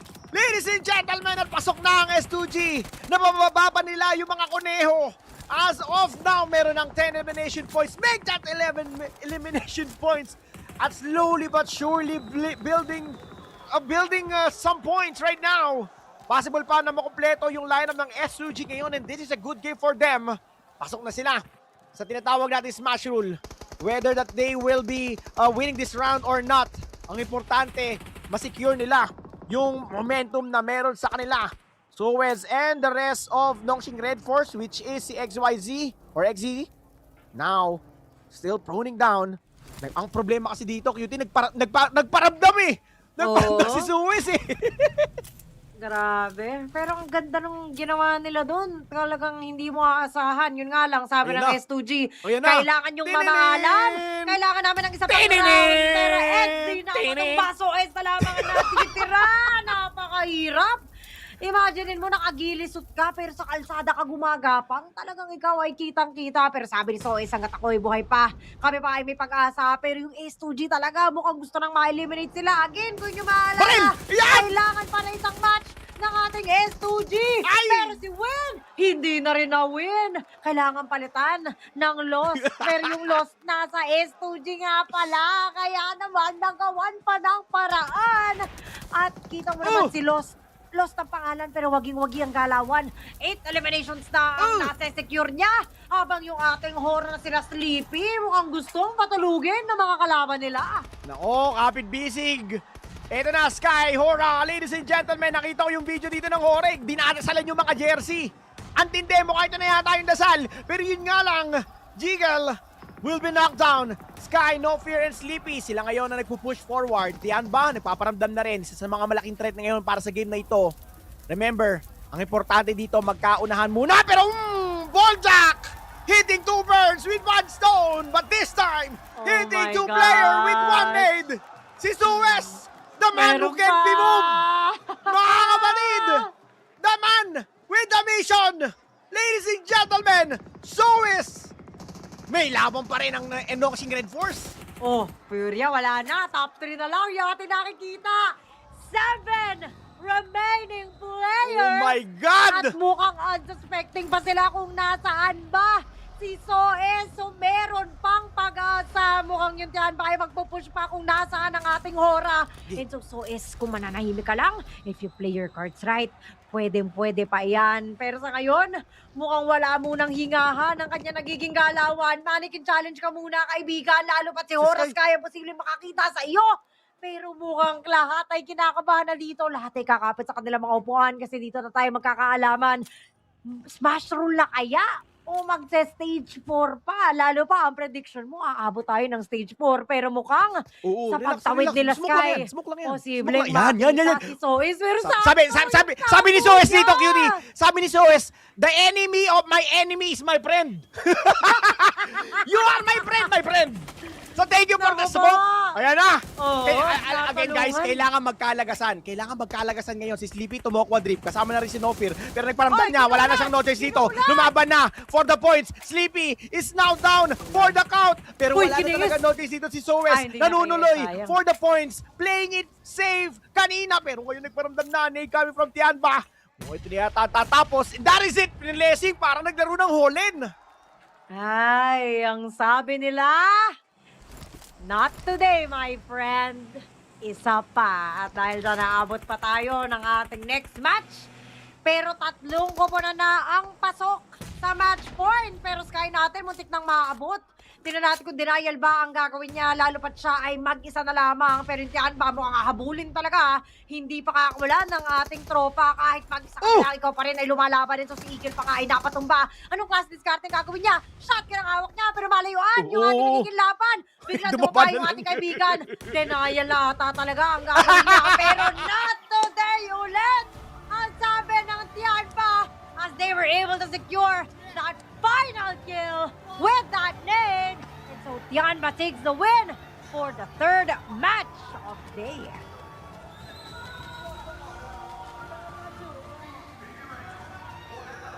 He's back on now and it is blaring.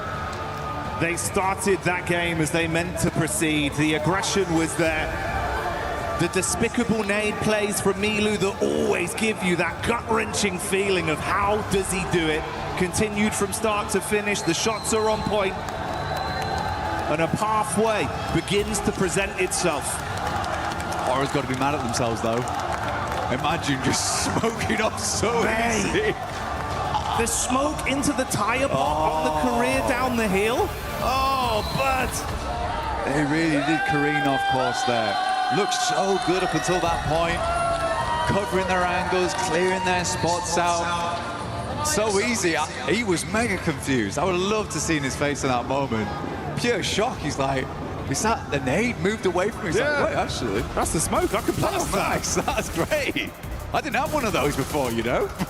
No utility left, but they gave him what to be nice. And then Tianba with the perfect timed nades. Man. So good. There was a small part of me that thought that So Easy was going to clutch up. Small part of me. But I am glad it was Tianba. Oh, yeah. Tiny percentage, but it started to get a little bit bigger with how things were going. But hey, a Tianba win is a very exciting prospect. Such a fun team to watch, Blank, bringing the heat in finals. They're just a fast-paced team, and I think what we've seen them from before is just a little bit of that sluggish gameplay where they weren't quite able to make those plays, and they've been desperately banging on that door, but it's just been not going down. And I think Milu right there just put a foot through it. So it looks good. It looks way better now. They're pulling off those maneuvers too. So yeah, great work to Tianba. Really, really happy to see it. And it was, I think for me, it was fantastic to see these guys happy.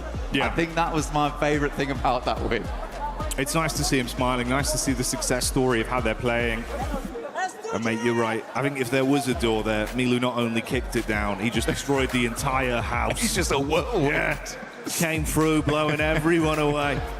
And mate, I'd love to see that. I hope that continues. I hope it does continue as well. For Tianba, it's not over yet. We haven't rung the bell. They might have been uppercutted, but they have got back up again. The count did not finish. It's scary, no? Going into these final matches, we've got 3 teams at match point right now. It's S2G, E-Arena, as well as Nongshim. Nongshim's been making some crazy decisions. E-Arena, sadly, on the other hand, have just not been able to eke out those performances so far. It's felt a little bit timid from that team. S2G, though, I think this is a worrisome squad to have in that top 3 because they could just light it up at any moment now. unless the pressure gets to him, which it seems to be the case for quite a few of our teams. Well, yeah, that's kind of the contrast we're painting there for E-Arena, right? Where it feels like you had some flash-in-the-pan moments, but now it's come to, you just got to follow through. It's not happening, whereas S2G, we know they can strive for greatness. It feels like championship mentality is going hand in hand with their aggression, the way they're approaching these lobbies. All it takes, one big game. Could be a championship right there. But stay tuned for that. We'll find out. The narrative continues. Do not go anywhere.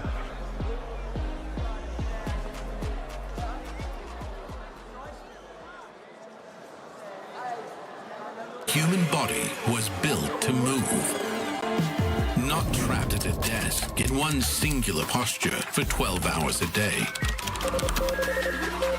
It's time your chair evolved. This is Secret Lab Titan Evo. Ergonomically engineered for you. Gamers, hybrid workers, artists. Backing your every move.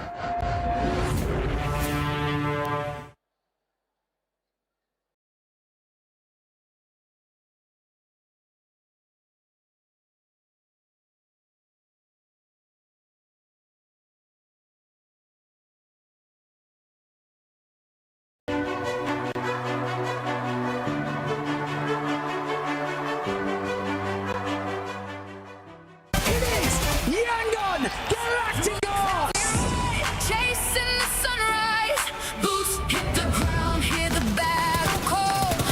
Load up, lock in, we're ready for it all. Every street, every door, searching for a little more. One squad, one dream, nothing's ever what it seems. The circle's closing in, can you feel it on your skin? Heartbeat like the drum, the final fight has come.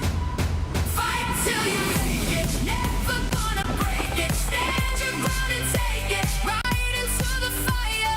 Fight till you make it, every move can change it. Higher and higher, we're reaching for the winner, chicken dinner. Fight till you make it, fight till you make it. Fighting until we make it. These teams are in Tiamba, able to get that chicken dinner, full control of the zone. But we have to talk about something that's very important. S2G being able to get into the smash zone now, not coming up short this match. I mean, I just sort of want to touch on that. From their compound, they actually probably had the better position out of the squad, sort of moving that rotate in. But I mean, we got to talk about like their push on our Ula. I'm sure Max is going to cover this nicely a little bit later. But just the, I guess, raw power that they had from start to finish from that game, they were finally able to get over that threshold.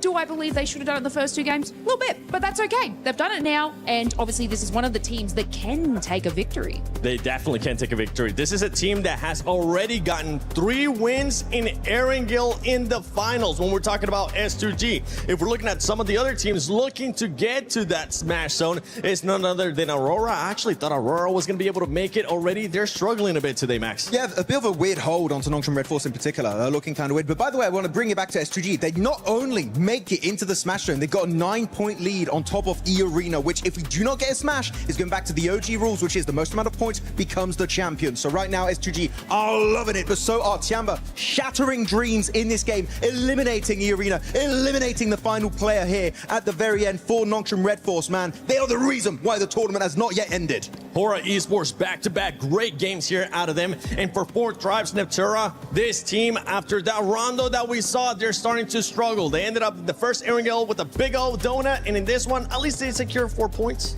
I mean, at least they do. I did see that they had a really fantastic rotation around from just massive wraparounds into Milta and then out of it. But yeah, 4 points is all they're going to get for that. Fantastic nades from Hora. Oh my goodness me. You were talking about it, right, Max? Sky is fantastic with the nades today. Really, really on point. And Tiamba, I mean, honestly, the word that I would use for both Tiamba and Hora, they're feeling very intense. You don't want to go up against them. Look at those sprays. Long range, through the smokes. There's no escaping this team. What are those sprays from QZZ? Oh my god. That was crazy stuff going on from him. I mean, he was just lasering everyone through the smokes. Incredible stuff. But at the end, hurrah, another solid finish, right? Yes. Sure, maybe not a chicken dinner, but it's a strong back-to-back, but so easy. In that smoke, actually, that was a smoke right from Hora Niptra. I thought maybe if he stays hidden, he could third-party it, but at the end, Tiamba put the nail in the coffin.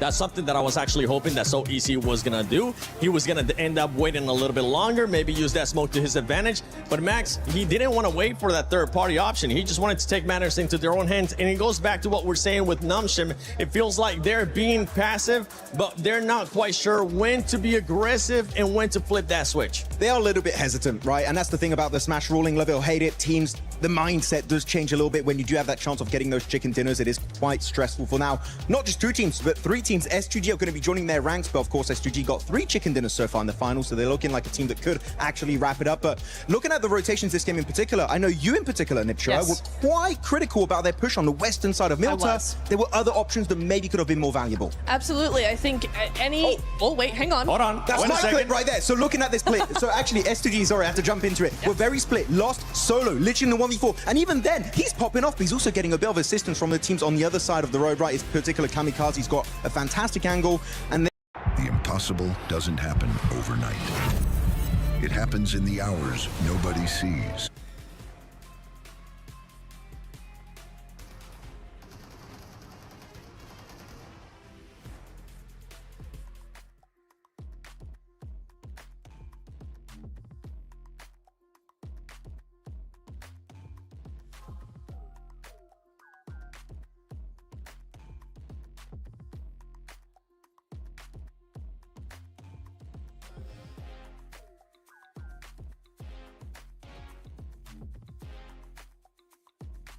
player, and because of that they get the 4-man reset and actually get enough points to enter the Smash Zone. What a hero save play of the day. They don't do that, they would still not be over that 122 point threshold. It's insane.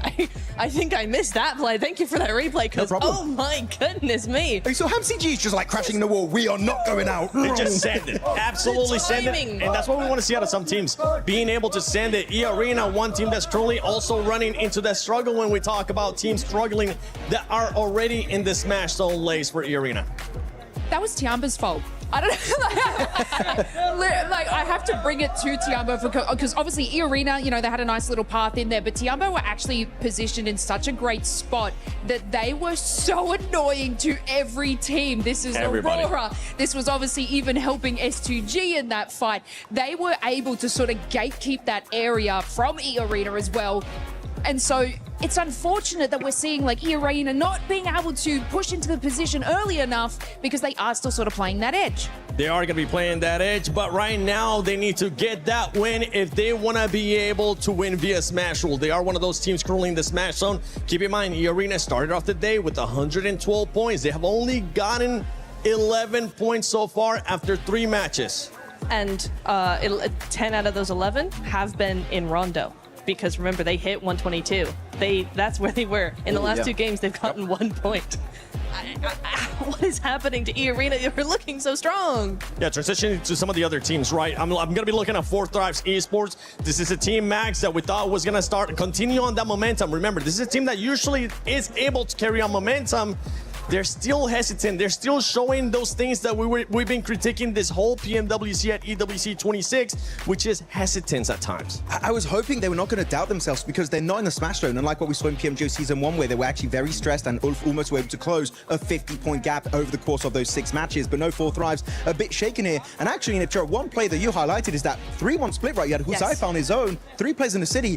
That was a bit of a head-scratcher, right? Yeah. He was by himself. Huzaifa was by himself. I could see maybe what they're trying to do is hedge their bets, but he was in such a difficult position, and it's a shame that he actually... when they actually wrapped around outside of the town as well to go back, Huzaifa ended up being taken out early, so that's a shame. As I'm looking at the teams here, all the way up to 11th place, 92 points. These teams are getting closer and closer. They're kind of giving a bit of an advantage there, since some of the teams towards the top are choking a little bit, are not being able to get that many points. For those teams on the second page, what that's going to be costing Neptura and Lays and Maxman, it's just going to be costing for all those teams to just get closer and closer. There's a lot of money at stake right now when we end up talking about some of these squads. Let's see. Well, we have some of the comments on social media as well. One chicken for 40, and then you see what's domination is. Yeah, but right now we're not seeing the domination. We want to see that domination from 4 Thrives, right? Yeah! Let's see if they'll be able to deliver for their fans here at the arena. But for some of the other teams, right, we're now talking about, let's go back to Hora, because Hora is stopping a lot of those teams towards the top from getting those points. The teams towards the top need to be able to find some kind of adjustment to that aggressiveness that we're seeing out of Hora. Yeah, them, Tiamba also, Hora in particular, they have nothing to lose, right? They're like, okay, we have to go hard or go home today. We have to initiate that comeback and leave the second page, which with the last 2 games on Erangel, they've been doing. We have one more Erangel coming up, right? So maybe we can finally see a Hora chicken dinner. That will be very exciting here in the finals of PMWC. But Tiamba, I feel like they're a team that in this lobby, if they get a knock and a flush on a player that's or E-Arena or Nongshim Red Force, and maybe now also S2G, they just fully capitalize on it. And I love it. They really are one of the few teams that are delaying this tournament until the very, very end. I mean, I sort of just want to bring your attention to Furia because they are still sort of in that 90 points there. And from that previous game, they were holding the western side. Obviously, Hora was sort of taking out the rest of S2G. They did nothing. They didn't even rotate and swing around where Hora was, which would have capitalized their elimination. So they're kind of not being as present as they usually are. It could be ending here in this next match. My prediction was in 4 matches. How many matches do you have, Natura? 4. Max? 4. Lace? I was hoping for 2, so mine's it. Okay, yours is absolutely good. But let's see if it's going to be ending here in match number 4, or if we're just going to be getting a bunch more teams joining in this match zone. Will this be it? We are about to find out. S2G joins the fray. Now 3 different squads could smash. 3 teams with that opportunity in our final edition of Erangel at the PMWC. It is going to go a little bit further than maybe some were expecting, given how today started, getting 2 teams into that smash zone so early on. But that double Milter shift on both of our zones has kind of thrown a spanner in the works. I mean, for Nongshim, right, they're dropping around that area, they're getting pushed in around the bridge. It seemed like they didn't quite have the force to be able to push their way out, right? They're still earning a lot of points on these games, though. So if it does go the full distance, they may just be able to win it out like that. That's what you got to do at the end of the day, is you got to try to win this. For every click, every clutch.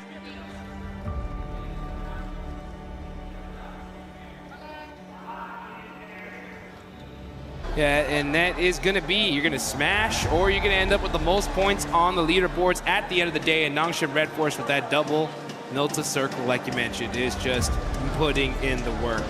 Problem is, though, is that if we get another one, I mean, everyone's going to know by now exactly where they're at. So the focus is going to, I think, shift a little bit. But this could be the game where we get another crazy Erangel circle to finish out the PMWC here at EWC live in Paris. You can see these players cracking their knuckles, getting ready.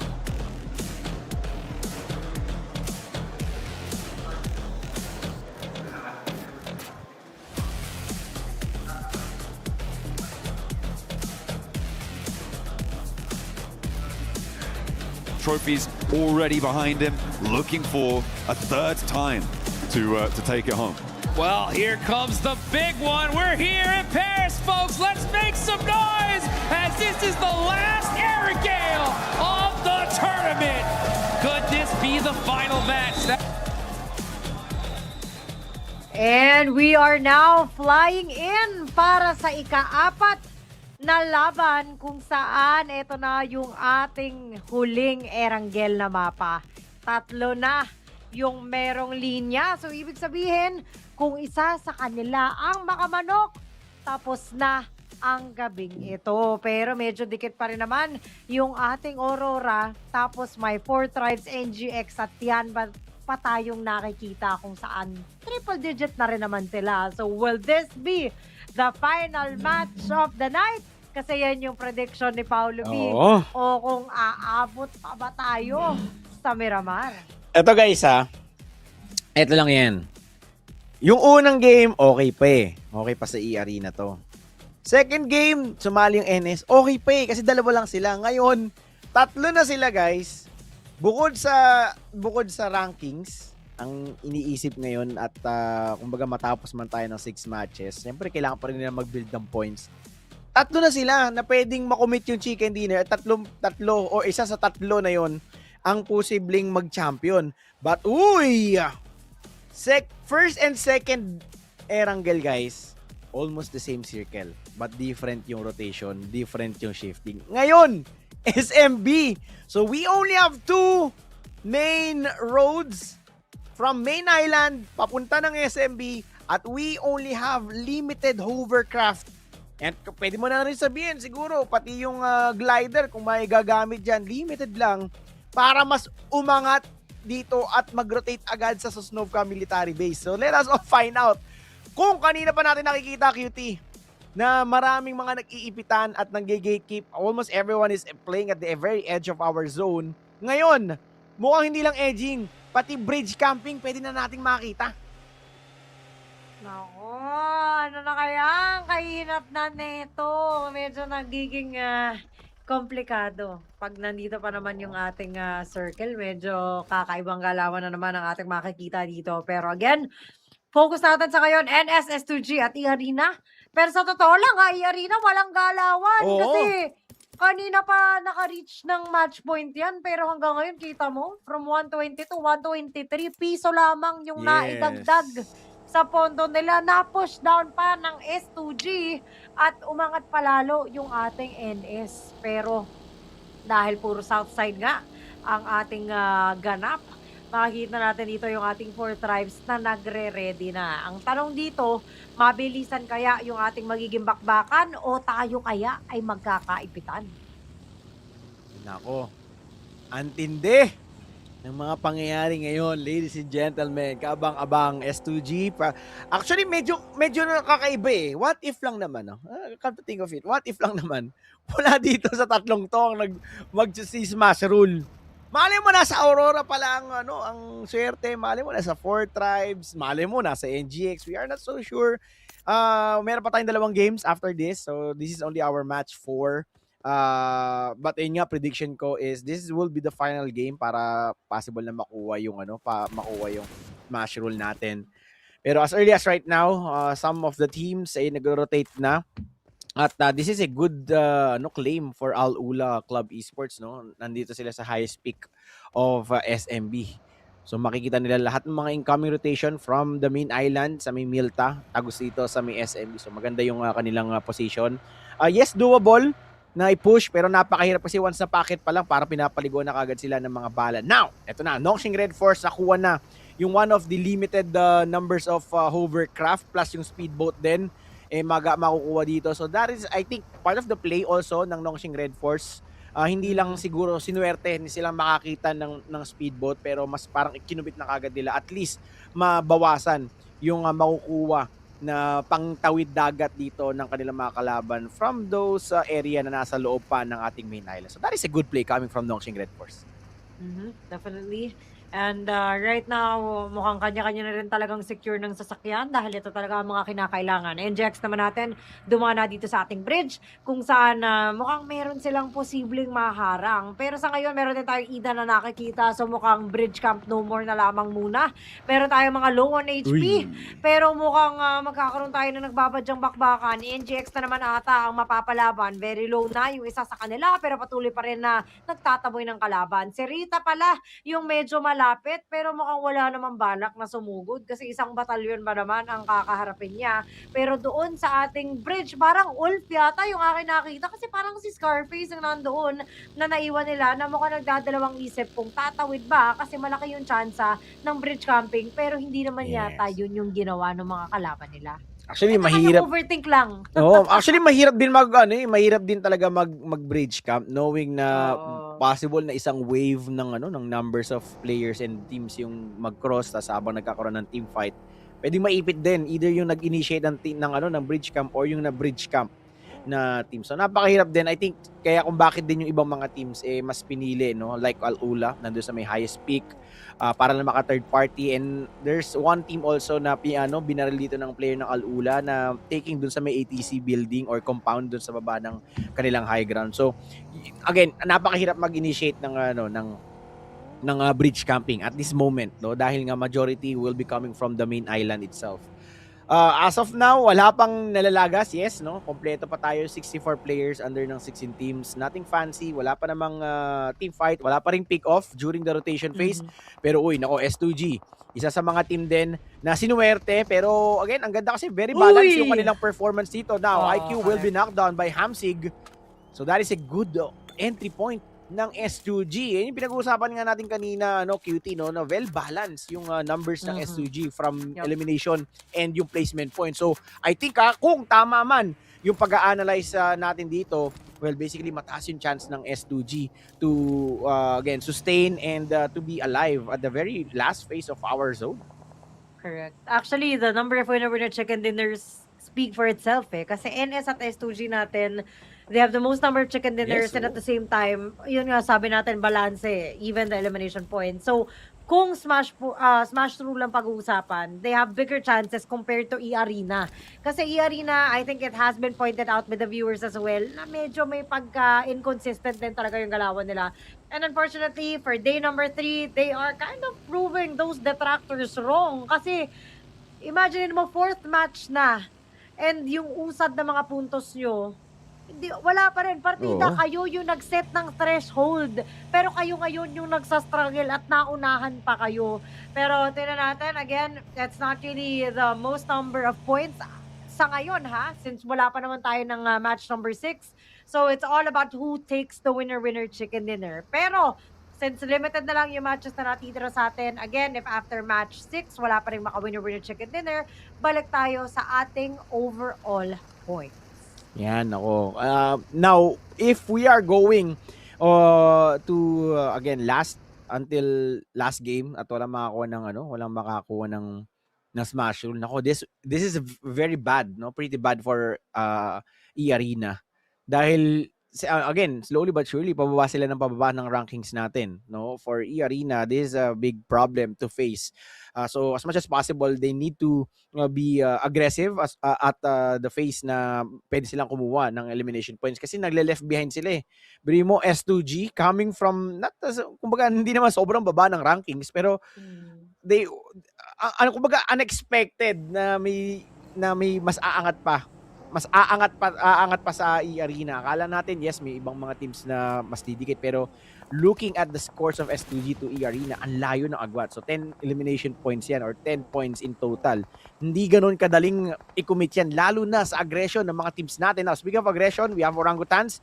They will be trying to suppress the rotation of Team Flash, pero buti na lang kamo nakasakay na kagad sa sasakyan. So Team Flash will be rotating towards the seaside. Let's see kung hahabulin ba dito ng mga orangutans. Grabe, no? Ito yung legendary na daan na ginapangan.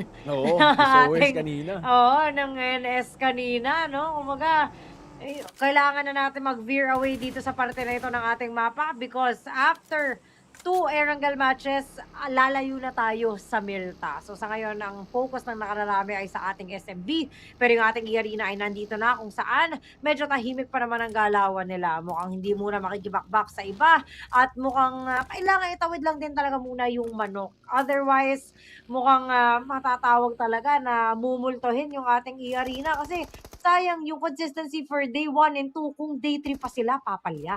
Nako, again, this is a very bad day para lumagapak talaga, but yun lang, Aurora. Isa sa mga team din, nearby the threshold of the scores ng smash rule natin is having a fight at this early round. T24 will be knocked down by his fellow comrade. So that is an team knockdown. So again, I would not say misplay, pero miscalculated lang din talaga. Yung, I think that was a Molotov coming from Jol. So again, ang daming nangyari dito sa game natin. Now Falak, now from the side of 4 tribes. Tamang ikot lamang. S2G din. Wala na mapaglagyan eh. Actually, this is an early game, no, para makakuha pa ng good area sa loob ng circle natin dahil nga stage number 2 pa lamang. Pero ramdam natin yung pagpili talaga dito ng mga teams natin, lalo na yung mga eligible sa ating smash rule. Sobrang sobrang masinop nila na pumili ng mga area in terms of kumbaga yung good space and also yung pag-anticipate ng mga next shift ng circle. So ang daming in mind nila bago sila makapili ngayon ng tatawagin nating stronghold. Pero grabe yung flash, no? Kung pagiging matyaga ang usapan, titiisin ng sakit Yun. para lamang makuha ang ating OG. Yun. Kita mo talagang tinatyaga talaga nila, pre. Yun Oo. nga lang sa kabilang side ng bridge yung circle. Yun ang paghintay ang lumayo pa ng tuluyan. And so wala silang choice ko hindi lumisan na lamang. May mga ano talaga may mga right timing sa mga bagay-bagay at hindi yun yung bridge para sa kanila. I-arena naman natin, katabi lamang yung ating bilogin. So isang tumbling lang naman, isang kembot lang ang kinailangan at sila ay pasok naman na. So mukhang nagsesecure lamang ng pwestuhan, medyo strategic yung pinipiling location para hindi sila mahirapan. Tamang overthinking. Baka nga naman merong nandun sa may bridge, pero Federales of Vitality may nadali na on the side of Ida. Tingnan natin kung ito ay matutuluyan ba kasi may NS din pala tayo na nakaspectate sa kanila. Alam mo, nagiging problema ngayon ng E-Arena so far sa nakikita natin. Sobrang passive na rin kasi nila. Well, come to think of it na eligible sila sa Smash yun. Pero kasi different yung approach ng E-Arena sa approach ng NS. Ang NS, yes, slow face din pero nakaka-commit sila ng third party sila, pumipili sila ng mga area na alam mo yun na maganda yung angles at nakakakuha sila ng info, may mga nakikita silang kalaban at naglalaban. Na for E-Arena, sobrang layo nila sa Kibiyas nan. Sobrang lumalayo sila sa kanilang mga kalaban. And I think one of the main problem right now that E-Arena is facing is yung ganong klaseng gameplay. Sobrang passive nila, umiiwas sila sa tao, sa kalaban nila to the point na mas nadidikitan nila yung ibang mga teams. So yun yung nakikita kong possible na magiging problema paunti-unti ng E-Arena. That's why na-overtaken sila dito ng S2G. Now XZ has been taken down by Vitality but nothing fancy. Wala namang push na magaganap because this is a very sketchy area once na mag-push yung Vitality or yung AIDA towards to each everyone na nandito sa ating screen. Sumasakit ulo ko dito sa NS. Alam mo yung abot kamay, yung tagumpay kaso hindi talaga umaayon sa kanila eh. Ang mabuti na lang kung puntos ang pag-uusapan, in any case lang naman na wala talaga makasmash through at umabot tayo ng kaduluduluhan, at least, kumbaga naigagapang. Yung mga puntos nila sa overall ranking, sila pa rin naman yung una. So, again, kung walang makakasmash rule, if hindi makaka-check ng NS, S2GEA at kung sino pa mang team ang makakaabot na ng ating match point o ng ating smash point, then overall rankings ulit ang ating pagbabasihan. So, kumbaga, of course, there is an advantage on the side of NS, but at the same time, there is that urge na maging passive na lang tayo para mamaya wala tayong problema kung sakali man na walang makasmash rule. Yun nga lang kasi, para makuha na natin yung manok. Pero pag wala kasi naka-smash rule, yung pagiging passive, hindi masyadong aandar yung puntos, baka ma-push down pa sila sa overall rankings. And I think that's what's happening sa ating E-Arena eh. Kasi they used to be very aggressive. Nung na-reach na yung match point, doon pa nagkanda problema. And I think that's because they really want to get that winner with your chicken dinner para tapos na. Yun nga lang, sa sobrang kagustuhan na makakuha ng manok, sobrang passive naman ng galawan. And if it's something that does not suit them, mahirap talaga. Tingnan mo yung E-Arena, no? Going back sa pinag-uusapan natin. Sobrang passive nila. Yung pinili nilang bridge, ang layo, pero nandun yung lahat ng player. Minalas na ng minalas eh. Parang hindi, kumbaga, hindi sila dinidikitan ng malas. Sila yung dumidikit sa malas. Sobrang konti dun sa main bridge kung nasan yung circle to the point na ang mindset, dun tayo sa kabila kasi mas malayo, wala nang player dito. Hindi, nandito lahat.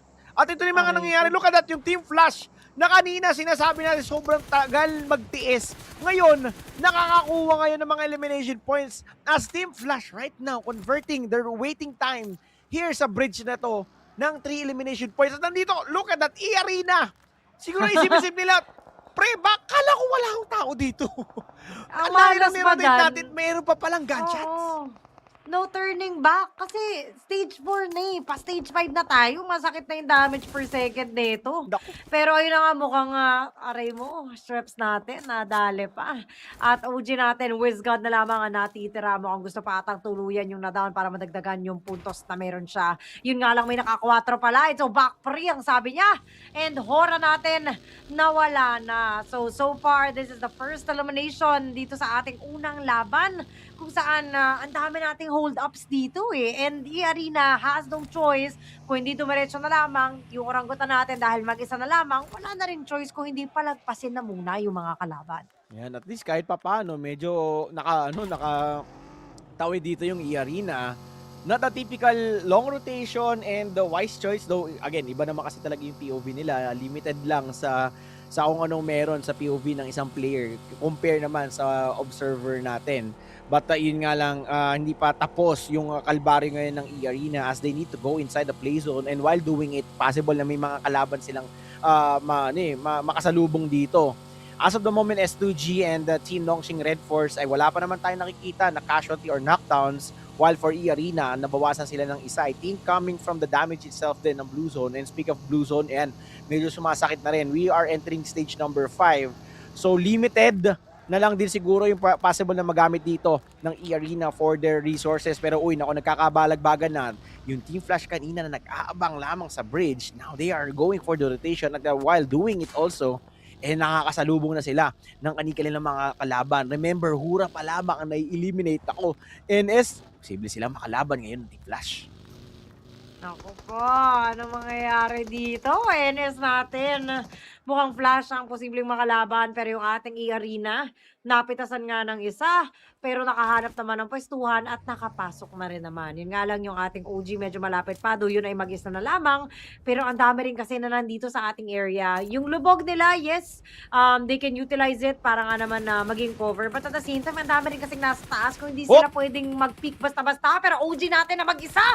Diretso sa labas ng ating bilog. Oy! Mukhang mamamaalam na. Hindi-deny ko na to kaysa makuha niyo ako. Ang problema na diretso dun sa ating alula. Nabigyan pa nga ng puntos yung mga kalaban. Nakala ko na-rekta na niya sa labas eh. Yung tipong walang pwedeng makakuha sa akin ng problema. Romekta pa rin sa kalaban at siya pa rin ay na-claim. Pero dalawa pa lamang ang namamaalam at nagsisimula na yung ating mga bakbakan. Fioria at Ulf ang maglalaban-laban kung saan yung ating Ida ay pwede pang makisali dito sa kanilang bakbakan. E-Arena left with 2 members at ang kalaban nila, walang iba kundi yung Vitality kanina spotted sa ating kill feed. 14 teams na lamang po natitira at safe and sound pa rin sa high ground as of now, but Nongshim Red Force needs to push forward at syempre yung pag-push nila, possible nilang makalaban, walang iba kundi yung Vitality kanina at yung Team Ida.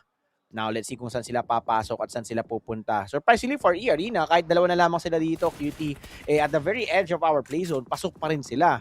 So let us see kung paano magiging approach ngayon. Medyo alanganin kasi yung position dito ng E-Arena kahit na sinong team ang mag-contest dito, since little portion lamang ng bahay ang pasok sa loob ng ating play zone at possible silang paulanan dito ng mga granada or ng utilities coming from Aurora or kung sino man yung mga malapit sa kanila. Now yun bin, Team Nongshim Red Force, nakita natin, ito yung kagandahan, no? Nag-play safe dito yung Nongshim Red Force, pero bumabakbak pa rin. And right now, speaking of bumabakbak, napapalaban na. Both heavily damaged. Now with the core play ng Nongshim Red Force, cleaning operation onto the backside. Now with a good push ni XZ, napakaganda. And that is it, Team Flash gets eliminated. And that is a good waiting game for Nongshim. Pero di ba natatapos ang lahat kung saan ang kalaban nila kundi yung Nigma Galaxy. Ubos pa di bang tutos ng Nongshim.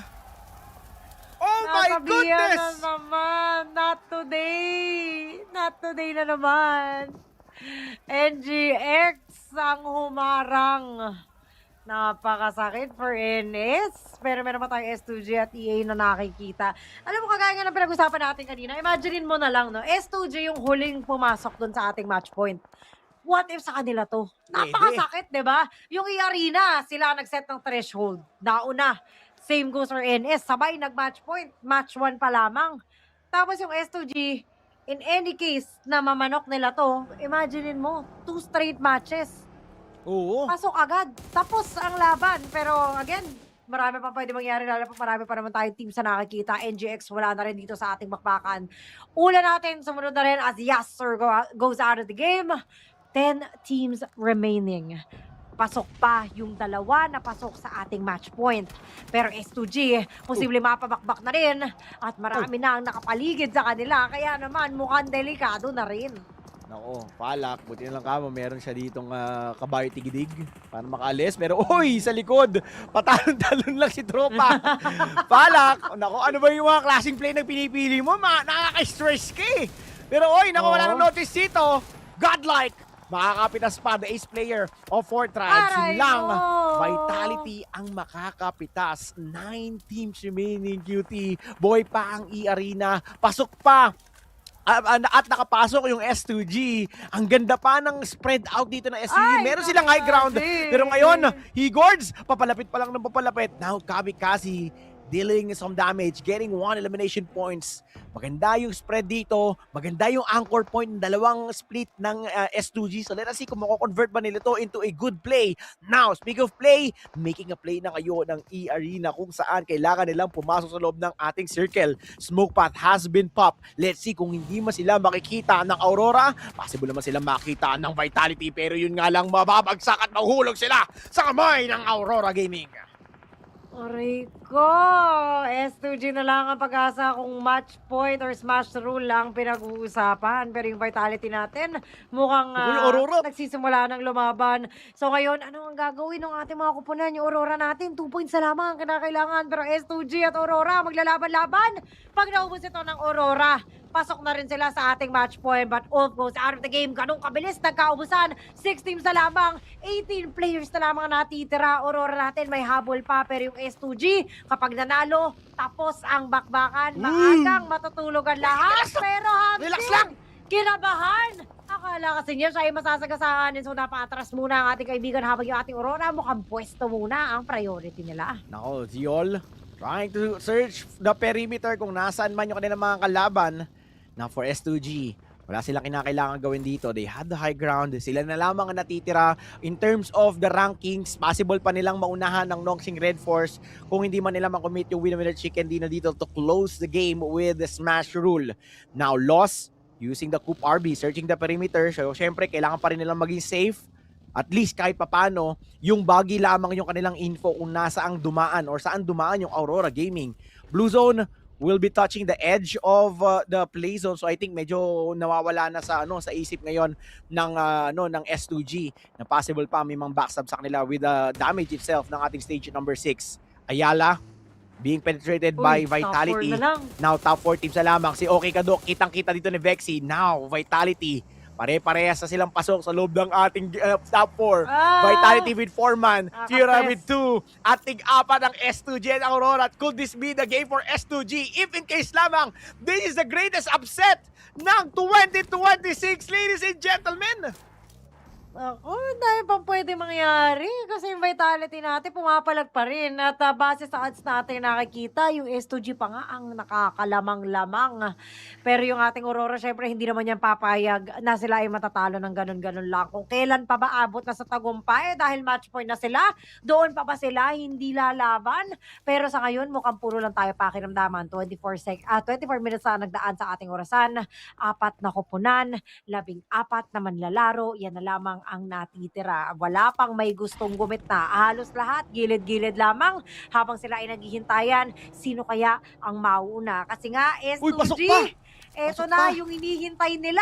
Pero pasok din yung ating Aurora habang yung Furia naman natin, sila ngayon yung mamomroblema kung paano papasok. Pero pag naunang maglaban ng S2G at Aurora, dito na tayo magkakaalaman kung may panalo na ba o kung may next game pa. Again, waiting game na lamang S2G knowing na nasa kanila yung circle. I think ang pinaka-focus ngayon ng S2G will be the other team. I think it is Furia.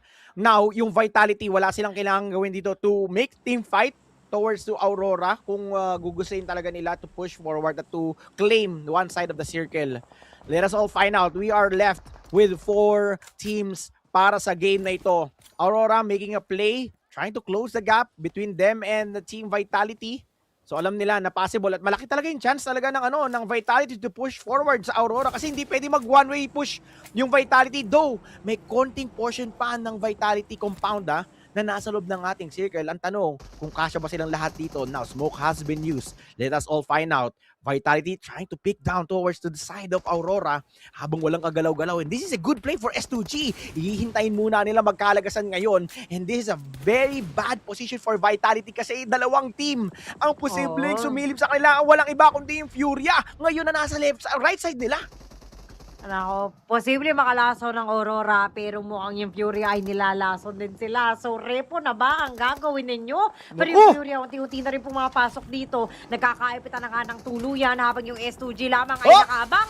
Ang dami rin mga sa kanila pero Vitality nadali ng S2G habang oh my Fury goodness! naman. Vitality ang nakadali. So, mukhang four-way battle na talaga. Yun nga lang, nagkakatumbahan na. Isa na lamang natitira sa Fury habang isa lamang ang tumba sa Vitality. Pero sabi ni Kamikaze, sniper na ang gagamitin ko sa inyo para magkabawasan na tayo dito. Pero tamang nood lamang ang kanilang nagiging galawan habang yung ating Aurora mukhang nagsastruggle na kasi 1-3 split ang meron sila habang si Top mukhang hirap na dahil lalapitan siya ng kanyang mga kasama. Ang problema baka maging mitsa pa ito ng buhay ng ating Aurora lalo pa yung ating S2J na abang-labang sa likod nila. Ang kulit mo, Los! Los!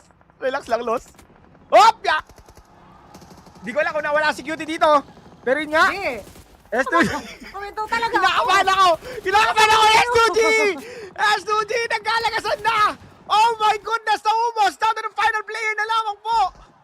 Oh, what is happening to S2G? 1v2v1v3. What just happened to S2G, mga ropa? Oh no! Now, down to the final count na lamang ngayong S2G. Pero doable pa yata ma-revive yung iba. Let us all find out. Oh my goodness, this is a nerve-wracking game. Yung Vitality, grabe, dikit-dikit talaga sila para sila mga Voltes 5 mas malakas pag dikit-dikit. Yun lang yung Aurora, yayanigin sila sa kanilang likuran. Ganito yung ginawa ng Aurora sa E-Arena nung unang Erangel.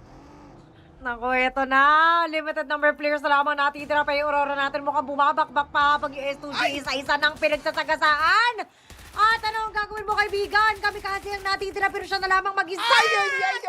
Walang smash rule para dito sa match number 4. Humabol pa ang Aurora kung saan ang match point ay na-reach na nila.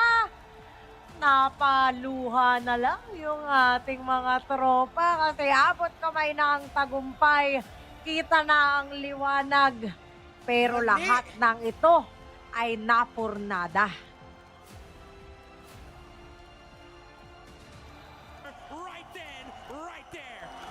They had that game in the palm of their hand. And through their fingers, the dust of their defeat pours down.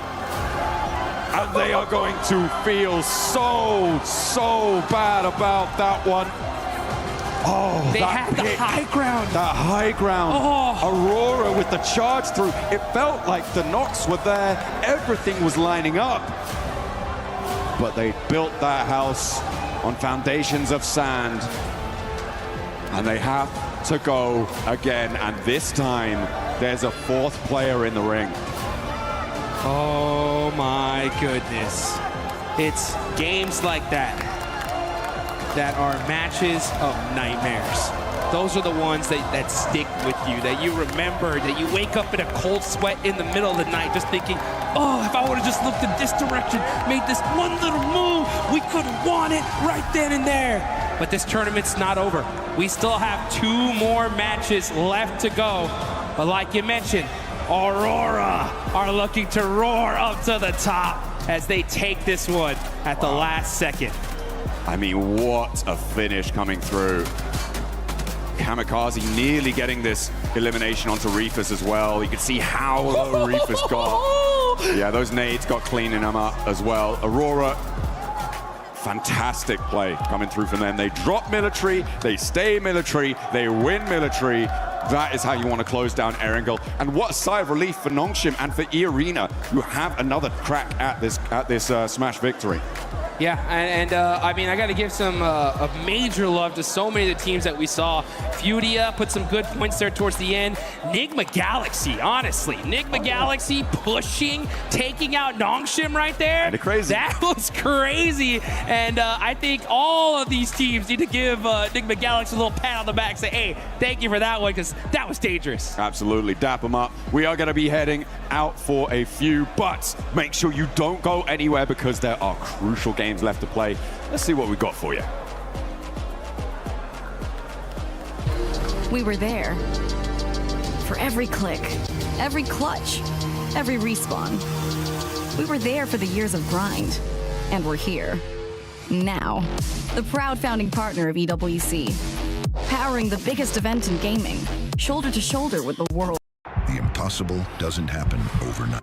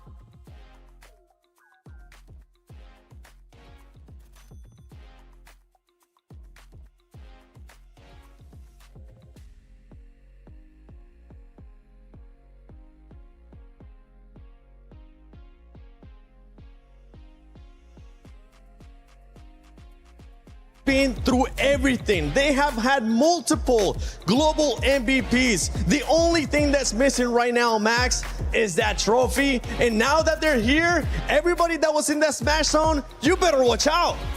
Doc, I'm sorry. I was doubting you this tournament. He woke up and he chose violence that game. Oh my goodness, Vitality, S2G, it does not matter. He was chasing you down. And because of that, Aurora make it right into the smash and can be competing for that trophy. Can't they just? And guess what? We are looking at the final few matches here. We are going to be going into Miramar. Aurora do very well in Miramar 9 times. They are big fragging, big winning. Cannot wait for this next one coming up because Aurora are in.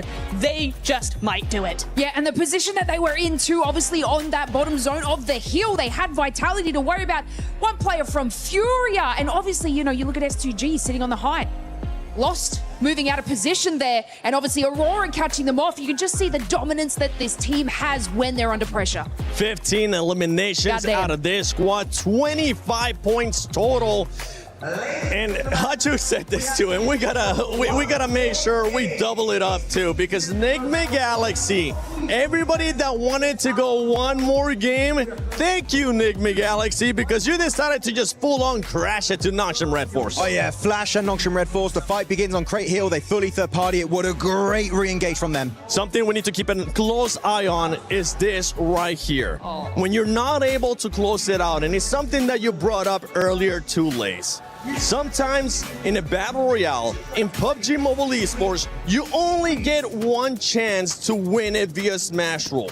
If you're not able to close it out, you start overthinking yourself. You start seeing what those players are currently doing, which is just putting themselves down and starting to doubt stuff in their head too. I mean, we've seen it with the arena. Now, obviously, S2G, they had such a powerful position from the get-go. They were moving their rotation so well with each and every zone close. The height on the hill here, but like I said before, the positioning from Lost, sort of moving over this top side of the hill, unfortunately was caught out by Aurora looking down. So Oh my You can see the upset on their face from this, and they just knew from that moment they messed up, Max. Oh, the Doc and Reefus wombo combo. Like, that is what you want to see as an Aurora fan. That is such a good execution. And really, the push from SGG, I would say, was not even a bad idea. But the thing is, they had so many angles on the side of Aurora. No tree, no rock was going to be enough cover to keep you alive in the very end. Kamikaze, of course, trying to keep the dream alive, but Aurora were just way stronger at the end. And Aurora now making the jump up, man.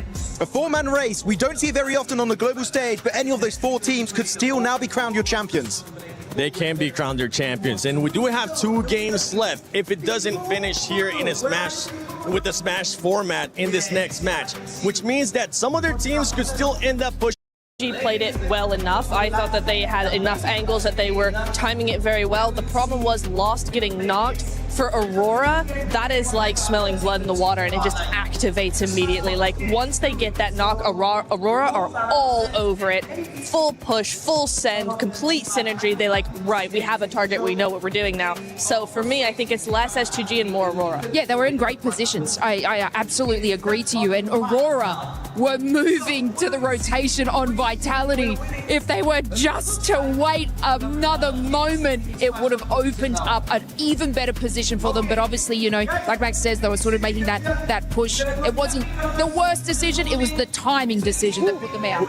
With that overall now, we see the Aurora jumping up to that second place in tying Nongshim Red Force at 140 points apiece. Nongshim Red Force does have 3 chicken dinners, Aurora with 2 here. And as we're looking at this overall ranking, even before this one, we got a chance to see the top teams for Miramar, Max. Yes. And we ended up seeing Nongshim there, and as well as E-Arena. This could be the turnaround for E-Arena. I mean, especially, wait, Neptura, remind me, PMMI, Macau Invitational, which map was it the Nongshim Red Force won on and got the smash? Was that game 6? It was game 6, and it was what battleground it was? I think it's a Miramar. I think it was a Miramar. Exactly. Thank you very much for confirming my suspicions, Neptura, because it is Miramar. It's Nongshim Red Force o'clock. But I do want to say, 4 Thrives, Nigma Galaxy, Furia, Tiamba, if we do get to that hypothetical scenario where none of the top 4 teams get chicken dinner, these guys, the top 3 is not going to cut it. You need a win if you want to do it. And you know what? That means from those teams on the second half of this first page, you need back-to-back chicken dinner to be the champions. And we're starting to see the crowd pop off as well, especially towards the end when S2G, one of those players, ended up getting knocked. You can see all the fans from Horror, all the fans from 4 Thrives just getting so excited because that just means one more chance for those squads. 4 Thrives, you are 17 points away. I don't know if they're going to be able to do it, Lace, but they're going to have to try.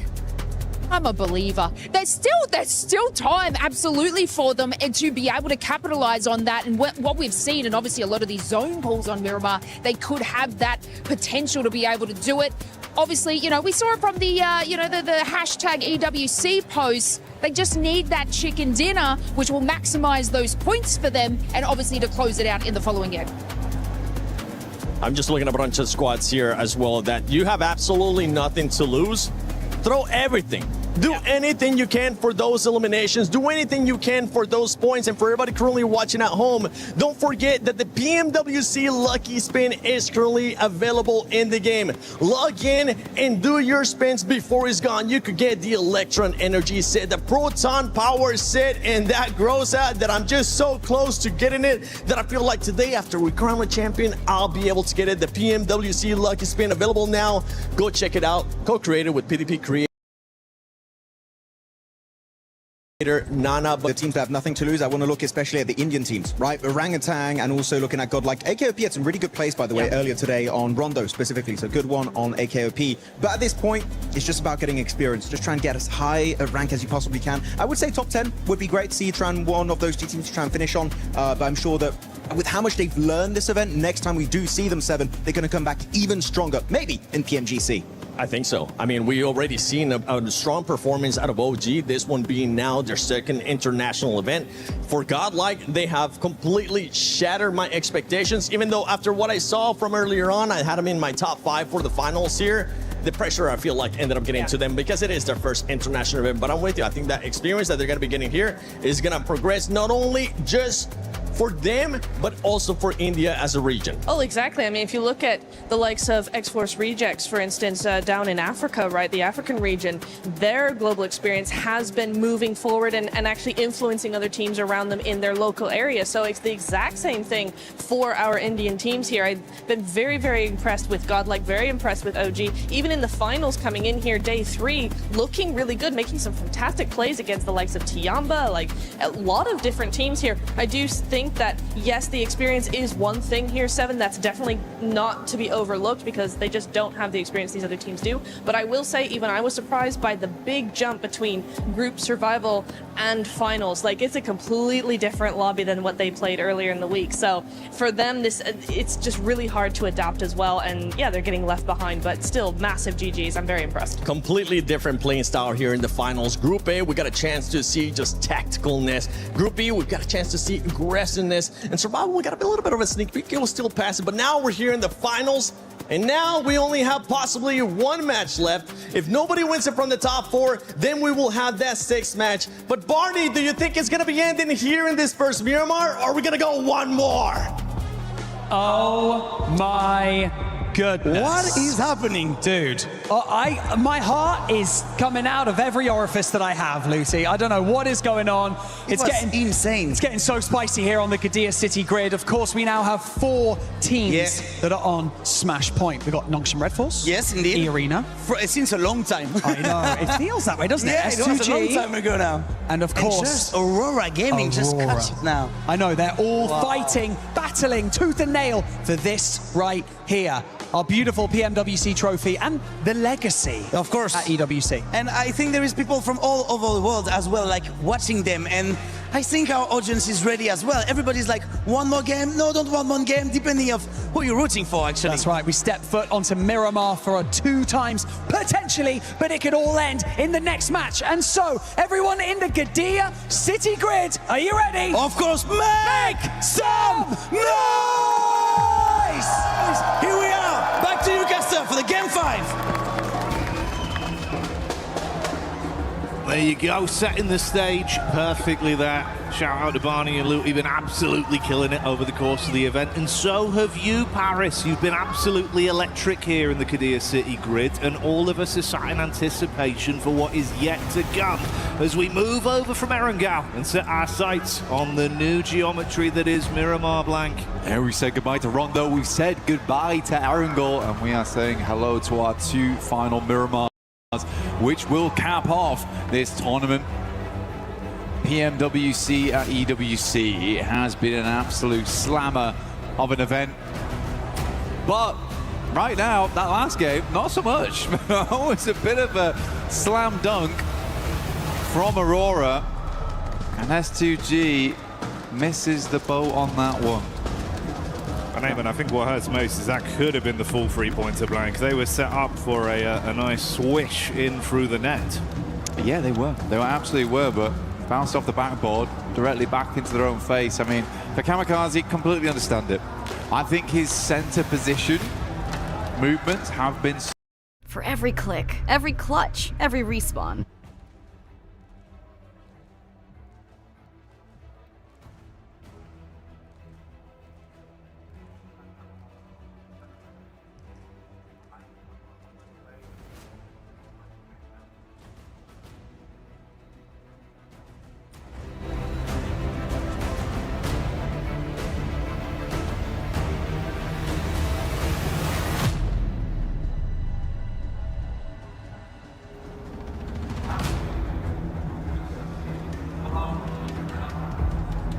Clouds at the moment, but for S2G, that's a mentally booming game.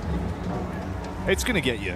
It's going to get you, even with the strongest mental fortitude. A game like that, you have to completely reset and effectively try and just play this one in isolation. Treat it as a best of one game, forget everything else. Because, yeah, otherwise you kind of sat there with the thoughts of that was our championship game. We were very nearly in a reality where we could have been crowned champions. Yeah. But there are other teams that are eligible for that to be the outcome. And of course, like we touched on, with 2 games left to go, there is still plenty of opportunity for any one of them to close it out.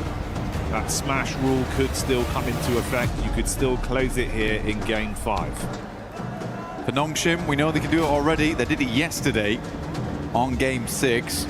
E-Arena hasn't looked terrible on Miramar either. S2G is known for their Miramars.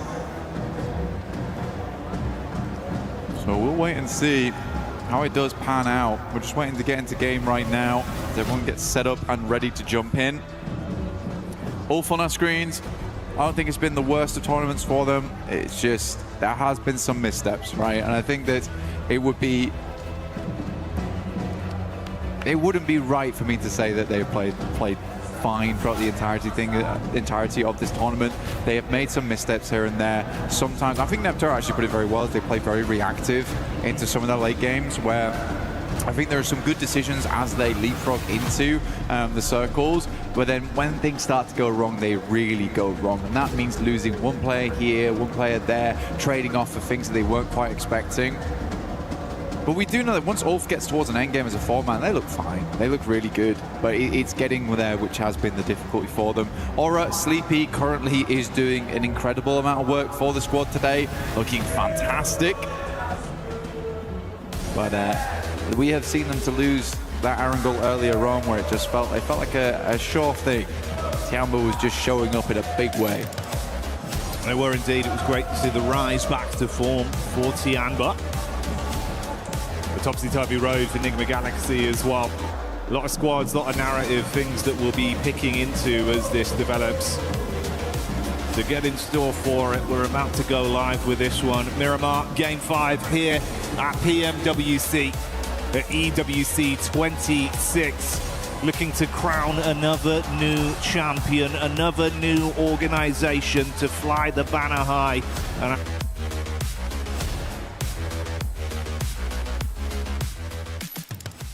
And we are now back, ladies and gentlemen. Eto na, game number 5, the first Miramar. Kung kanina dalawa ang mga team trying to, again, get that smash rule. Ngayon, 4 na sila. The more, the merrier, mga kapatid. Mas maganda, mas marami, mas maganda. Yan ang sabi dito ng mga players. Pero kanina, kita naman natin yung frustration sa S2G as they are very alive during the final phase ng circle natin. Though may mga konting miss, actually hindi ko masasabing konti dahil nga nag-overextend yung pickings kanina ng S2G towards to Aurora kung saan sila ang naipit pati yung pati Furia at yung Vitality, no? Actually Vitality pa yung natira kanina during the final match ng circle natin, but it is what it is. Tapos na tayo sa Erangel. Actually, it's very hard, no? QT pagdating sa NS, Aurora, S2G, and even E-Arena, na isang point lang yung nakomiti na after na nila makuha yung 122 ng game number 1. Now, napakahirap na dalin yung 4 na miyembro to play it safe at to reach the final phase ng circle natin. But ladies and gentlemen, we are done for Erangel. Let's see kung magbabago ba ang takbo, lalo-lalo na sa E-Arena, na pababa yung takbo nila sa ating rankings. And as you can see, given the circuit that we have right now, nasa may bandang northeastern portion ito, hanapin natin yung mga pasok na E-Arena. Actually, nasa loob naman na. We can see, asan yung ating NS? Naku, napakalayo ng NS natin. Sino pa ba yung pasok? S2G. Asan ang S2G? Pasok na rin. Hindi ko napansin kung nasan yung ating yung ating Aurora, pero yun nga 4 na koponan na lamang yung naglalaban-laban sa manok. And honestly speaking, as we are nearing the end of our day 3, aminin na natin, sila lang din yung may laban. Kasi kung sakaling hindi nga nila makuha yung manok, overall rankings ang pagbabasihan, and I think it's clear as day na marami na rin talagang kupunan na wala ng habol pa. So, napakahirap mag-play safe. Again, it is easy to say, but it's hard to pull it off, no? Yung smash rule, to be honest.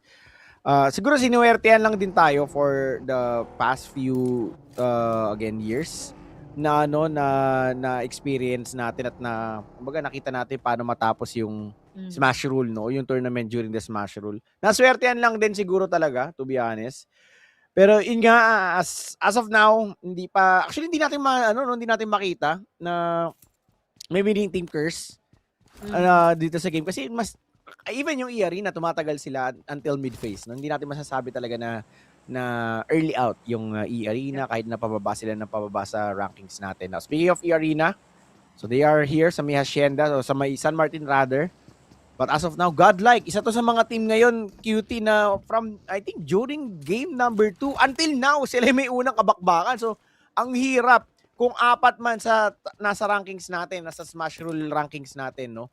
Yung makasalubong ng godlike. Kasi itong team na to, parang kahit sinong madaanan nila, babalagbagin at iko-contest nila. To be fair. Pero yun nga, no, yung pinag-usapan natin kanina nung naka-break. Ang sakit for S2G, no? Kung sakali lang ha, na makuha ng ating Aurora yung manok, imaginein mo, nakapasok sila dahil sa inyo. Kumbaga yung error kasi na yun na nangyari kanina, that could have been their winning moment kung hindi na commit yun. Pero dahil nga napalagpas pa nila yung ating Aurora, kita mo na push down pa sila, mas mataas pa yung pwesto sa kanila sa leaderboard. So right now, we can say that between these four, it can still be anybody's game. Pero extra careful na sana. Yun nga lang, dahil umabot na tayo sa Miramar map, lahat kasi yan reset na. Kasi ibang mapa na naman ulit yung ating pinaglalabanan. So ibig sabihin, hindi na naman tayo sigurado kung anong klaseng gameplay ba ang nire-ready nila para sa isa't isa. Pero grabe, no? Top 1, 2, 3, dikit-dikit lang. Samantalang yung ating E-Arena, 1 point mula nung na-reach yung match point. Grabe, Ganon no? katumal para sa kanila. Hindi natin pwede kasing masabi dahil kumbaga hindi natin pwedeng sabihin na sobrang hirap nung gameplay. To be honest, siguro during the span ng game 2 until the recent game o yung final Erangel natin, may chance sila makakuha ng points. To be honest, siguro mas pinili lang talaga nilang sobrang safe play. Yun nga sinasabi mo nga kanina, QT, na ang hirap pagbabaliin mo yung natural na strategy ng team ninyo. And I think for this game, for E-Arena, I think parang i-commit na kagad nila siguro na magka-points pa rin kahit papano kasi they are falling behind. Biri mo, no? Top 1 kayo at before we start our game 1, kayo yung una naka-reach ng threshold since kayo nag-establish, no, ng highest point. Tapos pumasok yung NS, pumasok yung S2G, and then right now Aurora. So unti-unting bumababa yung E-Arena. So I think as of now, parang ang mindset na lang dapat gawin dito ng E-Arena is okay, we have chicken na lang, yes, chicken. Kumaga, bukod sa chicken, parang kailangan na lang nilang ibigay ngayon is tapusin natin ito hanggang game 6 at itaas natin yung rankings. Wala, sobrang tumal. Again, changing your play style just because you reach the match point isn't really helping. We've proven that over and over again. Nakailang tournaments na tayo na merong Smash Rule and every time bigla silang nagiging passive, especially if they are coming from an aggressive playstyle, hindi talaga nagbubunga kasi ang dami mong babaguhin dyan Kung last minute changes yung ginagawa nila, for sure yung rotation nila pinabago nila if they want to be passive, especially if ayaw nila na maabangan sila.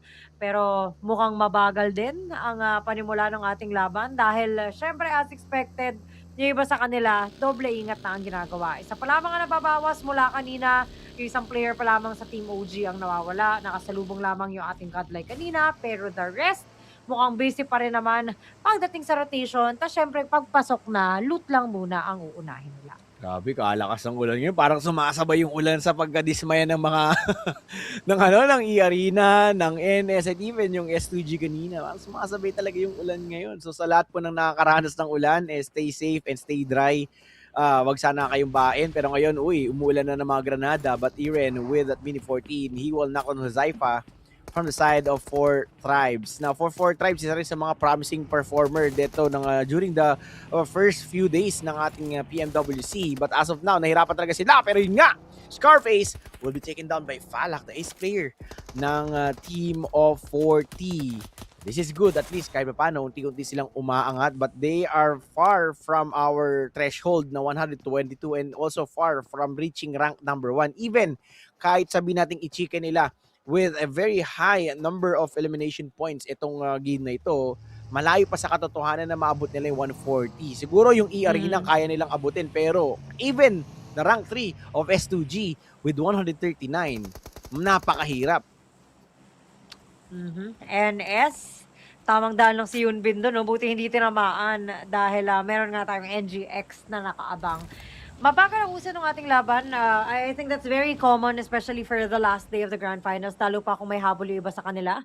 But as of right now, we can see that Aurora, late entry yung kanilang ginagawa. Tapos tignan mo naman yung dadaanan. Ang daming team nasa south side manggagaling. And so if dediretsuhin nila yan, hindi masisiguro na sila ay magsusurvive sa dami ba naman ng nakaabang. So maswerte pa ngayon yung NS na sa taas manggagaling, yun nga lang merong NGX na makakalaban. Now the good thing here is that I would take this kesa naman sa ganito karami na dadaanan ng ating Aurora. At least yung NGX, kaya naman nilang palagan. Pero nasan ba yung ibang mga teams natin dito, no? Parang passive gameplay din yung iba sa kanila, pero napaswerte lang din when it comes to the anticipation of the zone. But I guess we'll have to wait and see kung saan ba dadaan yung ating Aurora, kasi if rerektahin lang nila yung pagpasok ng ating circle at hindi sila iikot, eh mukhang malaking delubyo talaga ang kakaharapin nila. But mo, no, almost every team is on to the one side of the circle. Well, let's see. Pero isa sa mga magagandang passage as of the moment, since stage number 2 pa lang, is to take a very long road. Kasama na dyan yung Nongshim Red Force kanina. Yan, speaking of, they are now entering the Oasis area. Itong Oasis na to, guys, ito yung water area sa may northern side ng Miramar. Now, we have Alula. I think Alula to, no? Ulf, rather. Ulf. Nagkaroon ng knockdowns. Nongshim Red Force now still inside the blue zone. Pero again, ito yung pinaka-safest passage for them para makapasok sa loob ng circle natin. At kita naman natin kanina, walang nagmamayari or even walang team na nasa upper side ng ating play zone. So, sila yung, if possible, sila yung mauuna. Pero speaking of mauuna dito, naubos ang lakas ng orangutans. Ladies and gentlemen, Wizgat still down for the count. Let's see, Aru, kung tatama ba? Medyo alanganin yung cliff dito ng Ulf. Pero syempre, palag-palag, sir. Now, one player na lamang ang nakatayo sa side ng OG. Ang tanong, may eliminate ba? After that frag grenade, may Molotov pass. Soulless will be taken out by the Molotov. Let's see. Yes. At hindi titigilan dito, even Alula right now ay nandirito for the third party. And so far, as you can see, we have Aaron na mukhang iiwan na rin. Dahil si Quick nga ay nandito, hinayang makapag-reset pa. Pero hindi rin kasi pwedeng i-overextend or i-overpeak basta-basta. So right now, NS naman versus Furia, kung saan nagkakapalitan na tayo ng mga bala. Pero si Gors, kailangan pumasok muna ng compound dahil medyo nalulugi siya, lalo pat medyo marami-rami ang umaaligid sa kanya. NS on the other hand, mukhang medyo malapit-lapit lang naman. Yun nga lang, hindi makalapit ng tuluyan kasi yung backup ay nandito na. Pero tuluyan ang namaalam yung ating orangutan, habang yung Ulf naman natin, isa na lamang ang natitira sa kanila. Uy. Now, kabaliktaran naman, cutie, yung nangyayari ngayon sa start ng Miramar. Kanina, puro nasa taas ng rankings natin during the Erangel maps. Ang mga nagkakaroon ng early casualty right now, may mga teams ngayon na nasa lower part or lower seed ng rankings natin. Sila ang nagkakaroon ng casualty as of the moment during the rotation. Here sa ating minimap, so kita naman natin as still clear pa rin yung northern side ng ating play zone. So unti-unti na sila nagkakaroon ng distansya. Uy, naku, si Spider-Man live from Paris. Even Spider-Man, no, ina-anticipate niya, sino kaya ang mananalo? Nagtatagalog, guys, nagtatagalog si Spider-Man. Sinabi niya talaga yun? Oo, sinabi niya yun. Sabi niya, susuntukin ko na. Pag may nagkamali, susuntukin ko na. Grabe. Pero mas grabe na pa-close na yung circle natin. As you can see, we are now approaching stage number 4, kung saan mas bibilis na yung takbo ng laban natin dito. Lilit na naman yung circle natin. Panibagong siksika na naman at agawan ng pwestuhan. But right now, we can see Arena kung saan S2G ang kapitbahay nila. May godlike pa tayo na nakikita. And as you can see, both S2G, pati na rin yung ating Arena ay pasok na at eligible na for the smash rule. Kaya naman, as much as possible, hindi pwedeng maagang magbanggaan ang mga ito. Otherwise, sira talaga ang pangarap kung sakasakali na sila ang unang lumagapak. Yes, and one of the teams that eligible for the smash rule is Nongshim Red Force, but they are very close for the side of Furia. Furia, kumbaga ito, kahit nakatabi mo, hindi sila yung mag-initiate ng first attacks eh. Siguro pag yung crucial na talaga yung timing, pero yun nga, spotted din, Furia, malapit from the side of Vitality. And Vitality for now, lagi natin nakikita na third party. So I think ito rin yung isa sa mga key factor kung bakit nahihirapan din yung mga eligible teams natin for the Smash Roll. Kasi for most of the circles natin kanina sa Erangel maps, dikit or laging nasa likod yung Vitality, no, QT. So kumbaga may mga third party potential talaga yon as of the moment ang team ni Federales. Sa mga nagtatanong, yes, hanggang ngayon naglalaro si Federales kung di nagkakamali at hindi naman siya sinub out. We have rotation coming from Hura, Sky, kasama ngayon si Jigel. Now, getting the area of Nongshing Red Force kanina, pero napataboy nila. So, this is a good move for TZ. Wag lang talaga sana siyang maabutan ng one good spray, but possible siyang ma-knockdown. So, again, slowly but surely, safe and sound yung kanyang galaw. Pero, uy, ito na. Sabi ko, buti na lang kamo, medyo malayo-layo, and he is now safe out of the range ng Hura. Grabe yung circle na meron tayo, no? Cruz del Valle perimeter kung saan nagsisiksikan ang nakararami. And nagawa pa rin naman ng paraan at umikot din naman yung iba sa kanila. So, ibig sabihin kanya-kanyang adjustment talaga yung naganap. Though, we can see that some teams mas pinipili either magdikit-dikit talaga sila. Yung iba naman talagang hiwa-hiwalay na. Aurora natin, nasa south side pa rin. Vitality, Tian ba ang nakakalaban kung saan napatumba ang isa pero hindi pa natutuluyan. Yun nga lang, possible third-party situation on the side of Hora kung saan ito nasa likuran nila. Federales ang ating nakikita kung saan medyo tamang 4 sa kanyang mga kasama at nakabang din dun sa mga nasa bandang ibaba. So sa ngayon, nanahimik ng bahagya kasi nagkapakiramdaman na lahat sila ay dikit-dikit lamang, lalo pa tatlong koponan ba naman ang nandito between Vitality, Hora, pati na rin ang ating Furia kung saan maghihintay lang panigurado ng madadown pero wala masyadong magiging agresibo kasi alam nila na posible ang third party situation dito. Nako, yun yung mga hirap eh, no? Yung mga third parties na yan, lalo na nakinukumit talaga most of the time para lang makakuha ng scores. Now we have Aurora Gaming, isa rin sa mga team na surprisingly nakaabot sa ating threshold points. Slowly but surely, ginapang talaga nila yung points. Isa sa mga threat din for the overall rankings, no, for NS. So hindi pa sila safe dito para masabi na sila yung champion kasi both of NS and Aurora has the same points or overall points. So possible tiebreakers or possible 1 point lang differential tong mga to. So hindi pa natin masasabi na mataas or double chance of winning ng PMWC itong Nongshing Red Force and even yung Aurora. Speaking of Aurora, Doc, ayan, so he received some damage coming from the spray pero yun, nothing to worry about. Wala namang knockdown sa makukumit pero yun nga, still finding good places pagdating sa Miramar. Ito yung mahirap talaga, Cutie, pagdating sa gantong klaseng circle, lalo-lalo na sa Miramar. Yung mga open space, ang hirap. Pero top gets eliminated, or knockdown rather. But in lang, si Los bumabawi na kaninang overpick ng overpick. Dito din pala magkikita. Now top is casualty. Ngayon, ng S2G, nakaangat sila ngayon sa rankings. Grabe, dikit-dikit. E-Arena, S2G, pati na rin yung ating Aurora. Yun nga lang, ang nagkakita-kita pa lamang ay yung ating S2G at Aurora kung saan si Top nga na-eliminate nila. Medyo malaking kawalan si Top when it comes to Miramar kasi siya yung kadalasang naka-DMR dito eh. But yun nga, it looks like they will have to make do with what they have at the moment kasi wala, hindi rin talaga in-expect yung pagkakakuha ng ating S2G sa kanila. But right now, as you can see, E-Arena, tamang ikot-ikot lamang muna. Medyo nakikipagpakiramdam ako sino ba yung malapit sa kanila. Nag-shopping na rin muna sa death crate ng mga kalaban. Imagine mo, no, hindi kayo yung pumatay dito pero kayo yung nakinabang sa mga loot lalo pat parang iniwanan din naman agad-agad yung ating crime scene. Pero Doc natin, mukhang alam din yung presensya ng ating E-Arena dito so hindi rin siya makapag-forward basta-basta. So medyo nagbe-bait lang muna si tropa para at least matukoy kung saan ba nakapwesto yung mga kalaban nila. Nako, tamang alaman muna, no? Kumbaga, sightings muna mga Ropa Bells. Another shifting na naman ng ating circle and majority will be out in the open sa outskirts ng Cruz del Valle. Tanong, sinong Valle ngayon ang pupuntahan?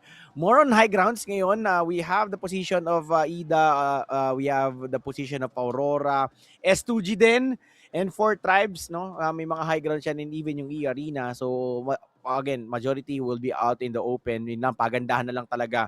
Actually, magsisiksikan ngayon, QT, yung remaining 14 teams sa ganitong klaseng circle. We are talking about stage number 5 with 51 players in total. So the circle is very small for the numbers of players that we have. Now, tops ng Team Flash gets a knockdown. Still, kung hindi pa kinukumit. Also, Team Flash, may knockdown din. So, good trade. Nongshim, muntikan. Pinapaulan na ng bala. Look, grabe, sobrang allergy ngayon ng NS sa mga engagement. Ito yung sinasabi natin na kumbaga, ilang beses na kasing napurnada. So, as much as possible, todo ingat na talaga sila. Pero, hindi na magtatagal yung ganitong klaseng galawan, lalo pa tayo ay nasa stage 5 na. Marami na rin nakapaligid sa kanila at mukhang tiyan ba pa nga ang babakbakan nila. Tingnan natin kung susugurin ba o kung maghihintay lamang kung may aakyat ba ng ligaw sa kanila, lalo pat nasa high ground sa manang pwestuhan nila. Pero sa ngayon, mukhang nakikipagpakiramdaman. Alam na merong tiyan ba? Pero mukhang hindi muna bababain ang ating mga tropa, lalo pat ang dami nakapaligid sa kanila. Tapos sa may likuran, meron pa tayong Furia. So papasok to sa pwestuhan nila. Ang problema, saktuhan lamang yung gilid nila dito sa ating sa ating circle. So ibig sabihin, kailangan din talaga nilang mag-push forward dun sa ating Tianba. Pero ang tanong kasi dyan, kung paano nila itong may execute nang hindi sila naiipit kasi nga yung Furia ay nakaabang na. Yan, kumbaga, kailangan muna nang intayin na umalis, and with the looks of it, medyo nag-overextend lang dito yung Furia. We are not so sure kung talagang magdi-disengage ang Furia to wait for the possible team fight. Though, pasok na naman sa loob ng circle yung dalawang team natin. Uy, Doc! Doc gets laser beam at refuse. Naku po! Aray ko, besta! Kayang-kaya. Yun lang, dalawa ang knockdown. Possible, this could be it. Aurora! Naku po, eto na! Pinapaulan na ng mga granada! Team Flash! Para nag-flash back sa kanyang mga mata na pumasok sila sa smash rule. Eligible points, pero eliminated sila ngayon. Alam mo, sa totoo lang, Flash kanina pa nang lalason yan. Yan din ang nakapigil sa NS at Aurora kanina. So, ibig sabihin, talagang ibang klase yung galawan nila. Medyo parang minalas-malas lang dun sa mga naunang matches. Uy, Furia! Pero kahit pa paano, humahabol pa naman. Pero NS, ito na, inaabangan natin magbakan. Sakto ang granada kay Chief. At nandito na yung iba pa at mukhang mabilisan lamang ang ginawa ng ating NS sa kanila. 3 points agad-agad. Pero nandito na ang ating vitality kung saan si Federales ang nakaabang. Habang yung kanya mga kasamahan naman, mukhang Hora din ang tinatambangan. So sa ngayon, with that data being thrown by Federales, akala ko kukonekta pero medyo sumobra. Kaya naman mukhang kailangan na rin umalis dahil hindi na rin talaga hindi na rin talaga smart move na magpakatagal-tagal dito, lalo pat pwestuhan na rin ang kailangan nilang unahin. Ito na. Papasok na naman tayo sa exciting part. Paaasahin pa rin ba tayo sa ganitong klaseng game? Remember, we still have one more match. Pero yung last match na yon, still pasok pa rin for smash rule. Yung lahat ng mga teams na mag-eligible. So if in case lamang na hindi makuha ng rank 1, yung kumbaga yung chicken dinner makuha ng rank 4, basically pasok pa rin sila sa smash rule now. This replay is brought to you by STC kung saan naka-establish siya talaga, no? Nailuto na in advance yung mga pre-cook na dito ng Nongshim Red Force, and that is the perfect timing for them. Now, Tianba, kung ano yung pagiging agresibo nila kanina, ngayon parang sila naman ang pinupush. This is an overextended push coming from NS. They need to clear out this broken building habang si Milo, he is on fire. So Wes will put down one player. Now, tatlo! Make that 2! Ladies and gentlemen, medyo langanin yung approach dito ng Nongshim Red Force. QZ trying to buy some time habang nai-up dito sila Milu. May third party pa na nakikita natin with the buggy. Ngayon si Federales, eto na! Oh my goodness, may Pinoy! Medyo ayaw natin mga nangyayari ngayon. But NS, kaliwat kanan na nakabaliktad at na nakabulagta. Now, kasama lahat ng buong kupunan ng Vitality. Ready for the party! Vitality eliminating NS from this game! Oh my goodness! Meron pa rin tayong S2G at Arena, pero maganda yung move na ginawa nila. Just at the right time, sabi nga nila. At dahil dyan, yung vitality natin ay naka-5 na. So sa ngayon, anong galaw kaya ang gagawin nila lalo pat sunod-sunod din ang ating bakbakan? S2G, 4 tribes naman ang nilalabanan. Vexi natin napatumba, hindi nasahan ang mga susunod na pangyayari na sila na pala ay napapaligiran. But Federales goes down as well, kung saan Rizak at Axel na lamang ang natitira. S2G goes for the push against 4 tribes. Tama kaya ang naging galawan, pero si Huzay pa sinagasaan. Yata natapos ang laban as 4 tribes goes down. At yung ating Grabe yung mukhang S2G. susunod na rin. Gigil na ang S2G. Lalo ba't ang NS at Aurora ay wala na. Pero wag natin kalimutan na yung ating E-Arena medyo pwedeng maging sneaky pa. Tsaka nasa ano sila, nasa low ground sila, cutie. And this time, medyo alanganin din yung positioning dito ng S2G. Now, let's focus on Vitality. Rizak. Now, Federales, possible na ma-eliminate dito. Yes, eliminated na siya by Darkin. So, we have Vitality right now nearby the area of EDA Esports. S2G as well, na isa rin sa mga nanganganib sa pwestuhan. So, let us all find out kung paano magiging push. Remember, once na mag-overextend dito yung S2G, they have one more team onto their backside na posibleng maging malaking threat for them. Tamang scope muna si Soul Kai 3 dito ng S2G, waiting patiently and trying to figure out the play kung paano nila gagawin yung third party kasi at the end of the day, we only have one more match after this at yung magiging deciding point doon, whether smash rule or yung ranking. So kinakailangan maging agresibo ngayon ng S2G. And speaking of agresibo, look at that with a good spray. S2G getting some points after points. 7 elimination na ngayon ang meron sa kanila. 20 remaining players. Marami pa pwede mangyari dito. Out of the 7 teams that we still have, 2 sa kanila ay naka-match point na. So, labanan ng manok para dito sa 2. Habang yung iba naman, bubuo lang ng pangarap para makadagdag sa mga puntos nila. So, yung ating E-Arena, nakatutok na rin sa ating S2G. Habang yung ating S2G, gano'n na rin ang ginagawa. Ang problema, Vitality pa ata ang sisira ng pangarap nila. Masisira pa ata yung diskarte ni Kamikaze. Mabuti lamang may sasakyan. Kaya naging cover pa niya. Pero yung ating E-Arena, mukhang medyo todo bantay sa kanila. Yun nga lang, kung circle ang pag-uusapan. Nasa labas ang ating mga kaibigan. Habang si Darky naman, mukhang pinagagawan. At nakuha pa ng ating S2G. Oo, sabi niya kasi, yung error ko kanina, baka maging multo natin. Kaya akin yun man, sabi niya, akin yun man. Akin yun man. Bawi na lang next game. Oo. Napano siya, napayuko na lang siya kanina eh. Pero yun na nga, Ida, isa-isa nang nagtutumbahan kung saan sila ay pinaghahati-hatian. S2G kailangan mabilisan ng galawan, lalo pat zone na rin yung kanilang kalaban. Naku, medyo mahirap to, cutie.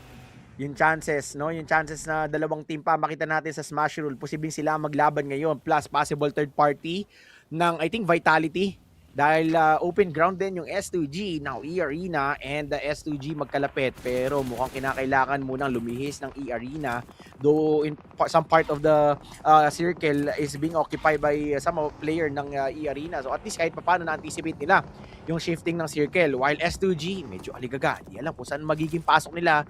Buti nilang kamo. At least naisiksik nila kahit papaano yung kanilang mga sarili. Now, yung maligalig na Morman, paramdam na rin ang kanyang presensya.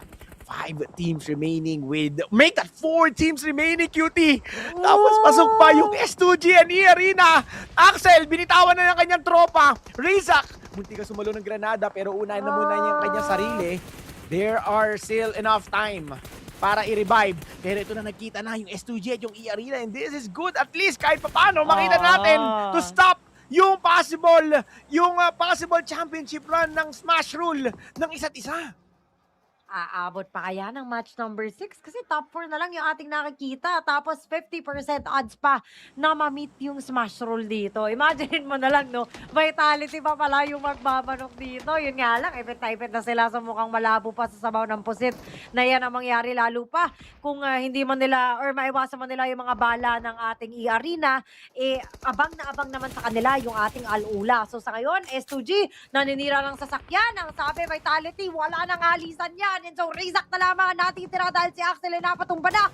Yes, sir! Ang sabi ng ating Al-Ula kung saan hindi na talaga sila titigilan pa. Actually, mahirap yung position dito ng S2G kasi once mag-commit na kagad sila sa push ng sa compound ng Al-Ula, pwede sila third party dito ng ng Vitality pero buti na lang kamo na eliminate na.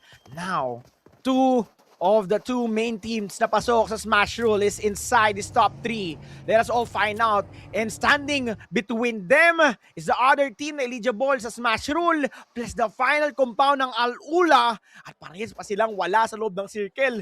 Guys, this is it. This could be the final game. Ang tanong, sino ang uuna or mauuna sa push towards the compound ng Al-Ula? Actually, yung S2G, hindi sila pwedeng mag-push sa broken wall kasi mas open sila para sa pre-cook nade ng Al-Ula. And even the patience, yung timing, kailangan saktong-sakto. Now, nakalatag na rin yung smoke path ng E-Arena. Ang tanong, sino ang unang tatargetin at magiging focus ngayon ng Al-Ula? Whether E-Arena or S2G. Now, S2G trying to clear some space dito sa gilid nila. Habang focus na focus, mukhang ayaw na nilang gamitin. Ayaw na nilang magkamali. Ayaw nilang magkamali ngayon. Even yung E-Arena, alam nila na once na mag-push sila, they're just giving away the championship towards to the hand of S2G. Alam mo, napakahirap for E-Arena kasi hindi, kung baka Kami kung kasi! hindi nila pag-uusapan, lugi ka talaga, pero S2G, Hoy! going... Hoy! Hoy! Oh my God! Ay, hulog na langit! Tumalon! Ano yun? Aray mo! Naku po, mukhang alula bata. Hindi na pangarap na itong dalawang koponahan, pero nakabawi din naman sila ng tuluyan. Ang problema, isa-isa na silang nagtutumbahan. Wala pa ang Smash Rule! Ano ba to, Al-Ula? Wala naman na kayong habol! Pero sabi nila, pasasarapin pa natin yung laban dito. Mukha paabutin pa natin ang match 6 ito. Hamsig na naman natin tira on the side of S2G. I-arena natin, ubus na! At mukhang Al-Ula bata ang mananalo! Oh my God! Oh my God! Nabitin pa lahat! Ano nangyari doon sa talon? Ay, Diyos ko! Bakit ganun yung pagkakababa ng sasakyan? Lost talaga. Lost in space ang nangyari sa kanya. Pero, sino sisisihin nun? Oo. Kita mo, dismayado ang lahat, pero ganyan talaga. Kagaya na na-expect natin, ang Smash Rule ay mahirap i-pull off. Kaya naman, lahat tayo magma-match 6 pa. The risk. Something went wrong. Sent up flying into the stratosphere, buds, and it's gonna get you a gut-wrenching feeling. Dear me. Dear me. Great tracking, though, from Alula. Give him that. Weird angle, but ready for it instantly. One more game, then. One more game. Finish on the last. Will we get a smash on that last game? There's a lot of teams in contention for it. It still could be that fourth-place squad that wins it all, that takes it all. Nongshim Red Force counting their lucky stars that they were able to still do good in that game because S2G is catching them up off the back of that one. E-Arena was also able to put up good points, getting up towards third place. But at least S2G's put themselves in a position now where they could still win off points alone if they have another good match here. Playing a blinder right up until the end. But my God, unexpected twist on that one. Didn't know Arrow was going to go that way, mate. It definitely caught me off guard, and I imagine it was the same for them amongst it all. Alula, though, doing what they had to do. Denying out both teams from ending the tournament early, starving off victory for at least another game. They didn't want to end in 16th place. That's what happened there. But we'll be back real soon for the final match here at PMWC.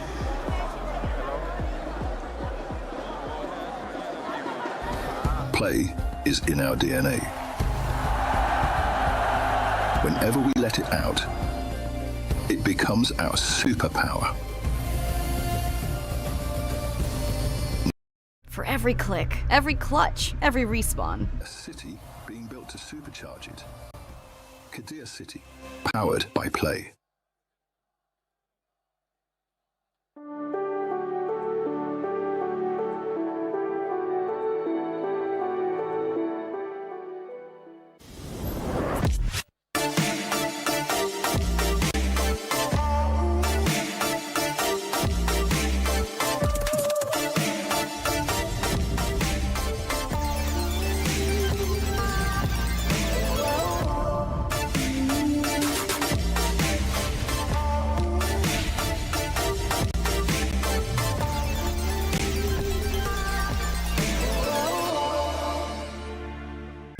نوك واحد عندنا نوك.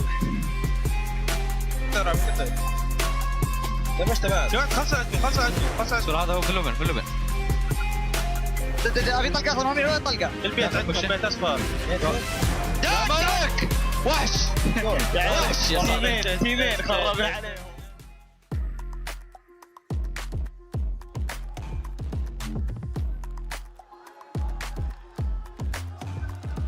At EWC 26, welcome back everybody. My name is di-malilimutang, joined by Lace, Maxman, and Neptura. And Max, I'm gonna go straight to you because another heartbreak here for S2G at the end. Oh man, I feel bad for them, man. Like the last one was like, hey, great, we got another game, and I'm like, oh, that must feel kind of bad if you're S2G or an S2G fan. But you know what? Al-Ula, they started off the day in 16th position, and they are literally alone as their main team, right? Able to keep the tournament going, getting rid of E-Arena, getting rid of S2G, and keeping it going with those 22 points. Also, extra prize pool. Al-Ula gonna be loving it. They are going to be loving it. We see E-Arena there in third in regards to the points. Being able to secure 10 points, they're still, if for some reason, nobody else wins via the smash rule after this match, Lace, it will come down to the points. So these points that these squads are getting with S2G 15, E-Arena 10, and then Nongshim Red Force as well with 7, they could come into play.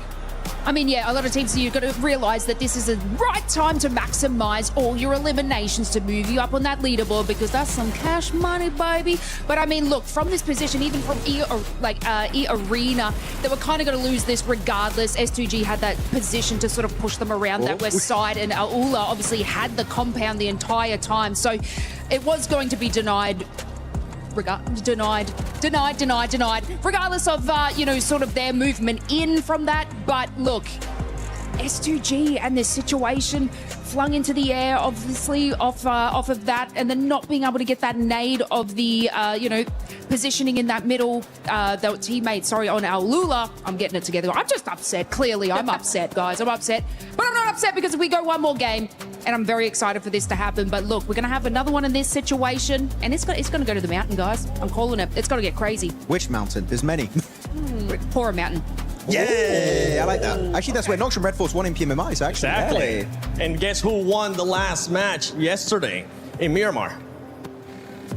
I forgot, actually. Can No, you just said it, Nongshim Red Force. Okay, I was like, wait, what do we do? Come on, it was an easy layup right there for you, Max. But yeah, Nongshim Red Force, they've been able to showcase that they can actually win, not only at PMMI, but here as well in the finals when we end up going to Miramar, when we end up going to the final match. Aurora found themselves very, in just an unfortunate situation, especially with the circle, with the rotation that this team had to make. I have strong words for Aurora, which I will not be saying here. But just one play I'd like. Don't worry, I won't say it. Maybe later. No, I'm so confused because yes, it was a really difficult entry into zone. They couldn't really get a very easy way in. They were trying to thread through a couple of different teams there. But for me, they made that initial push in between EA and S2G right on the road. They actually moved in. Doc found a position, but then the entire team all came in and just went, we're just going to spread around. We're going to drive. We're going to have a little Sunday drive. It's nice. It's good weather. It's the desert. It's fun. And it's like, just stay on the position. You found a position. Stay there. Play from there. You could have won the game. They had a really decent position. EA, from the similar side of zone, got a third place. So, again, it all comes down to what I was saying earlier about Nongshim in that one Erangel game where Al-Ula went and won from the position I thought Nongshim should have taken. If Aurora had taken EA's position, we could have had a win from them as well. We could have, but one team that was able to do a great defense was Nongshim Red Force against Furia, Max. Oh, I'm loving it. Like, sure, they don't win it, but that was such a clean, instantaneous fight. Like, I saw John for a second. He blinked, and he missed the fight. Here we go. They go for the crash. Hyunbin cooking up that nade. Look at the nade. In 1, 2, 3, boom, gone. He's done. Chief couldn't do anything, and instantly the synergy, the timing, they just go on a full-on aggression. They push, they counter-push onto Furia, and because of that, they don't lose a single player and barely take any damage. That is the Nongshim Red Force I want to see more consistently throughout these games. It goes to show that they have what it takes to be a champion, but sometimes it's a bit topsy-turvy, but Nongshim Red Force looking so good in that particular fight. And it's this kind of thing, right, that I was talking about with Nongshim, is like the presence of mind they have. do you know how not panicked, how calm, cool, and collected you have to be to do that? And Nongshim coming into second place here. I mean, it's so close behind S2G. For S2G right now in first place, a 7-point lead. Aurora Gaming in third place, E-Arena. Nobody else was able to join the Smash Zone here as we're going to be heading into the final match of PMWC at EWC 26. Nigma Galaxy 106 points. There's still a lot of money at stake here, Lace, between all these squads, even if they cannot win it via Smash Roll. Yeah, and even if you have a look at Tiamba and the way that they were able to move up this leaderboard from just a few games, you know, this is where the money happens, and it's incredibly exciting, obviously, moving into this. You know, obviously, we have a look at S2G, 154 points. If none of these sort of get into that position, they'll capitalize it. They have been getting those positions in late game to get those extra placement points, so it is looking good for them. But yeah, I've got to hand it to Max. I'm feeling like a Nongshim. I feel like that this is going to be the closeout. S2G have had 2 opportunities, and I said you only get 1, so the third one may not happen. This is looking like one of the best finishes we have had at a global event for PUBG Mobile Esports. S2G Esports, we know they're going to be showing up, especially right now with the 7-point lead that they have. Nongshim Red Force showing that they can win via Smash Roll. They could be challenging as well, not just via the points. They could be challenging for the win. Aurora Gaming, we know what that team is capable of, Max. In E-Arena, all they need is just 1 match, even if they have been kind of non-existent today. Yeah, today's definitely been a bit of a slow one for the side of E-Arena, but look at the top of the rankings. 3 wins, 2 wins, and 2 wins for, at the end, Aurora Gaming and E-Arena. We've been threading the needle. We've been barely missing out on this smash ruling happening for these teams. But now, I feel like it's finally time to get the smash ruling on Miramar. These teams, sure, maybe a few fumbles here and there, but they're going to throw everything at the wall and hope it sticks. And finally become your PMWC 26 at EWC 26 Grand Champions. They're on the second page, Niptura. Still more money is there to be gained. And it's all still so close, right? So we're so used to seeing big gaps between these teams, but look at this. Ulf 98, Hora 98, Team Vitality 83, Alula 80 with that win big coming jump in there. Massive jump for them up into 13th place. And, you know, when we are talking about that prize pool coming down to the final game here in Paris, we're looking at some really decent jumps up in that rank, jumps up in that prize pool. All these teams are going to be fighting. Yeah, I want to take a look at the top 5 players so far, though, because that MVP, it's not going to be coming from the winning team. It can come from a different team as well. But right now, it's none other. Usually, we're used to talking about Human. Max, you might have a new player to fanboy over because Tizzy is popping off. To be honest, out of all the players on this team, I'm really happy Tizzy has been, in particular this last game, got so much done in Miramar. Loving how he's been able to perform. Of course, Hyunbin, big fan of him. But Sleepy, the fact he's up here is quite surprising, but also not so surprising because his damage is very high because he is right, Niptura, usually a long-range player. Mini 14, DMRs, he's going to be using it, so that's going to be buffing up your damage quite a bit. But I got to say, quite surprising that Scarface is up there, knowing Ulf is quite low on the rankings. I mean, I think it comes down to who's the clutch player in a team, right? Even if the team isn't doing too well, he can still be the one getting the knocks, getting the damage, getting that survival time as well. Scarface has often been a solo for that team. We've seen it from several teams, actually, where that last solo lasts until 3rd, 2nd place, gets that damage, gets those long-range shots, just trying to pressure teams. And so, in that way, yeah, it's probably pretty on par that, you know, they're on that MVP list. Yeah, and I'm just going to be looking at those top 4 teams because those teams, I mean, any of those top 4 teams could end up winning it, whether it's S2G, whether it's Nongshim Red Force, whether it's Aurora Gaming, even E-Arena. You know what? I'll scratch away that you have had a bad day, E-Arena, because right now, this is your moment to shine if you want to be able to lift that trophy, if Ravenclaw wants to win here again. But let's take a look at this head-to-head between Nongshim Red Force and S2G, and this is for today. And you can see which team has been performing better overall, and it's none other than S2G. Yeah, you might be saying the survival time is actually relatively close for the 2 teams, but the fact that with a similar survival time, the average placement point of S2G is an extra 2 ranks higher compared to Nongshim Red Force is highly impressive. They've been very consistent, of course. 3 chicken dinners throughout the entirety of the finals, also looking good back in the group stage. I feel like S2G, if they just don't have those shaky finishes, I feel like they might be one of the most likely teams to end it with a smash. Yeah, I was looking, you know, we're looking at the pre-show, right? Looking at the head-to-head between Aurora and S2G, and I did say S2G, yes, they have those wins, but they're hot and they're cold, and today we've seen a different version of this team, a different side to them, one that's far more consistent, one that's always there, under pressure, in the top 5. It's really nice to see, Max. In particular, you saw in the top 4, you had Aurora Gaming. Top, you know, this has been his dream for years and years and years, and he's finally on the brink once again. Is the curse of the second place going to come back to haunt him, or can he finally wrap it up and get that win? It's going to come down to what kind of circle they're going to be getting. Are you going to be getting blessed, or are you going to have to just fight your way through all the way to that win so you can... For every click, every clutch, every respawn, we were there.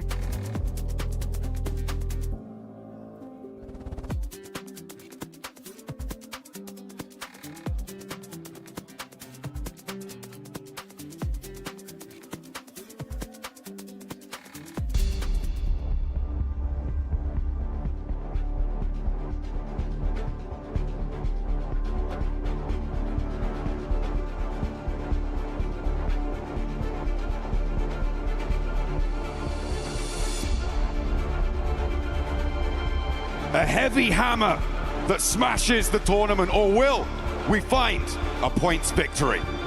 And we're about to find out in Miramar. You can take a look. E-Arena, so far on the day, haven't put up hardly any points except for that Rondo, but it was enough to put them in that smash zone. All it takes is one game, one chicken dinner to become our champions. It's about to find out who's got that ice water in their veins, who's got that clutch factor, because that's what it's going to take in order to take this one home. Hey, Nongshim Red Force have won via smash rule before. Maybe they can do it again in the 11th hour, right down to the wire, but they have some stiff competition. At the top of the tables, the points matter as well. Every single point you earn, so important, and those chicken dinner tiebreakers as well. At the moment, I mean, if one of the top 4 teams wins, they win by smash rule, but there are 2 teams with 3 chicken dinners, 2 teams with 2. Those tiebreakers are going to be so important. Those placements that you've been earning over the last 17 matches will come in clutch, and every single molecule of brain power needs to be focused on one singular goal. Finding every single point you can. Or getting that win. It's either one or the other. And there are still so many squads that can win this. 4 in particular, all in the smash zone. That's going to be the ones that we are going to be keeping an eye on locked. Because I guarantee you, one of them's going to be taking home $500,000. Second place, $250,000. Look around this arena. This is what everybody came for. Not second place, not a good tournament, a world.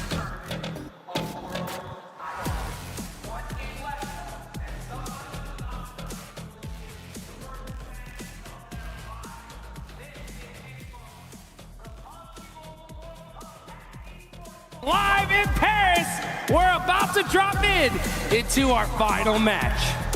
Miramar will be the final arena that our gladiators will take to for your entertainment. So Paris, make some noise. The final match is here. Let's get it underway. The plane path sends us over. And it...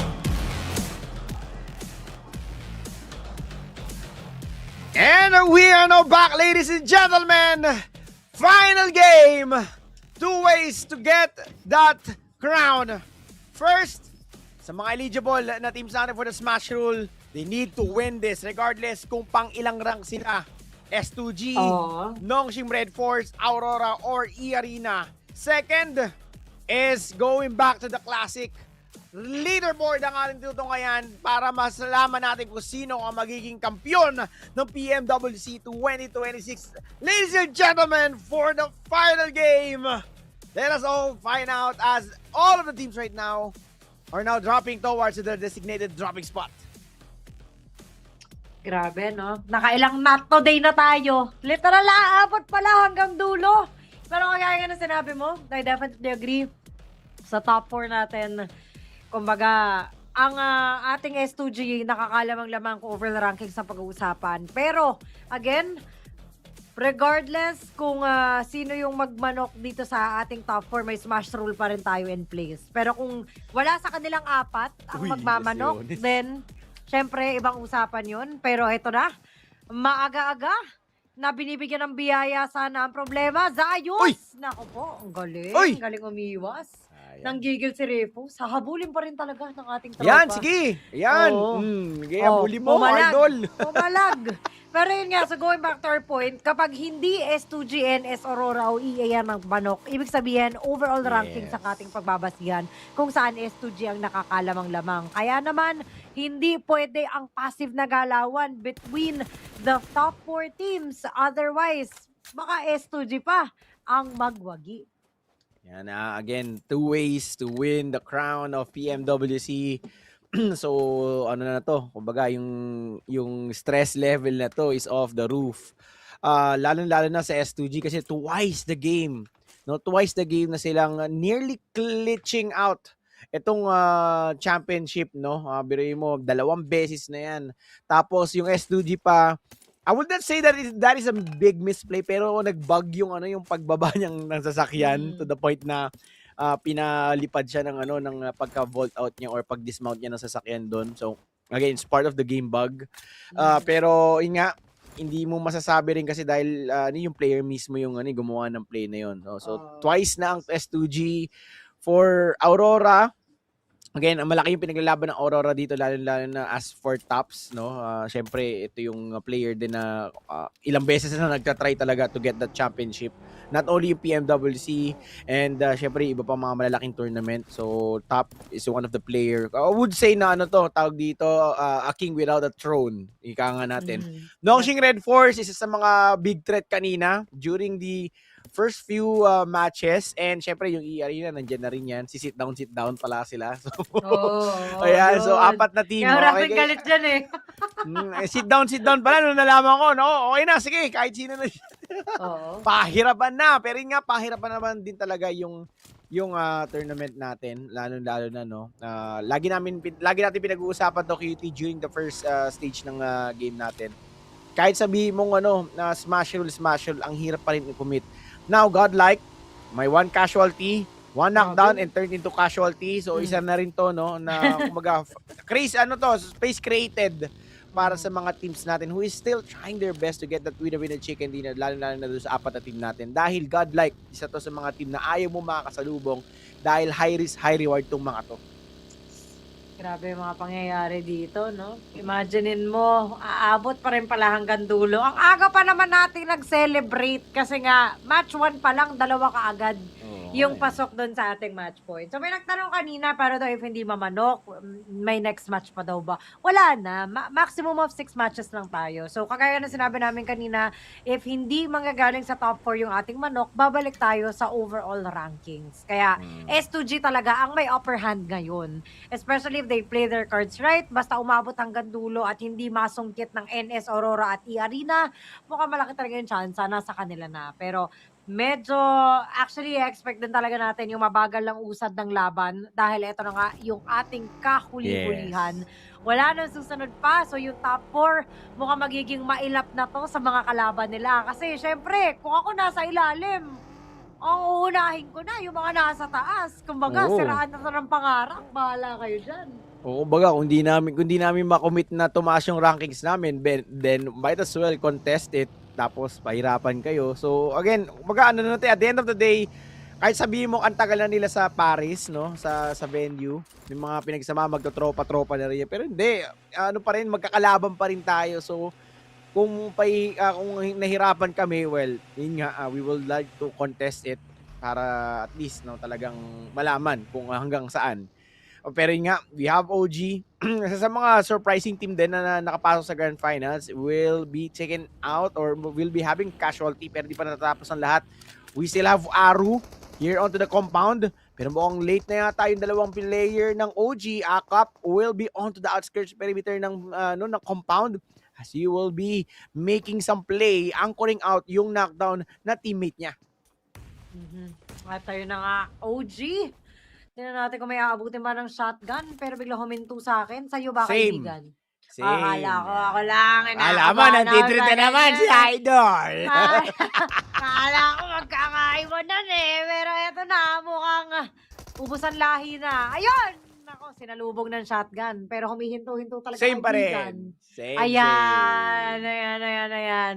Feeling ko pagbalik natin, wala nang ulf. Feeling ko lang naman. Ayan o, humihinto-hinto eh. Sa akin, tigil talaga. Wala Nakatigil talaga. Ayan. Oo. Nash, nandiyan ka ba? Yun! Ayan, Bumalik na. naman. Kala ko may yung nandito director naman natin eh. yun ang... Kala ko yung director natin yun ang iwan eh. Ito naman sa link namin eh. Huli ka na, boy. Oo. Huli Huli ka na, na boy. ang galawan mo, boy. Huli ka na, boy. Aray Pero nahuli ko. din dito. So, easy casualty yung mga nakita natin. Ulf will be eliminated. And tulad yan si Aimo, no, pagbalik natin, na-eliminate na yung Ulf. So, that is an early out for Ulf.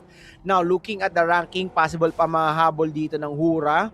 For Vitality, I would say doable, pero malayo-layo pa yung 99 points na na needed for them to outplay or outrank itong Ulf. So, parang mas sure pa yata dito yung Hura para mahabol yung rank 10, no? Kasi ang pinag-uusapan dito is yung prize pool pa rin. Plus yung club points na magagather nila dito. Kasi at the end of EWC, yun yung pinaka main story.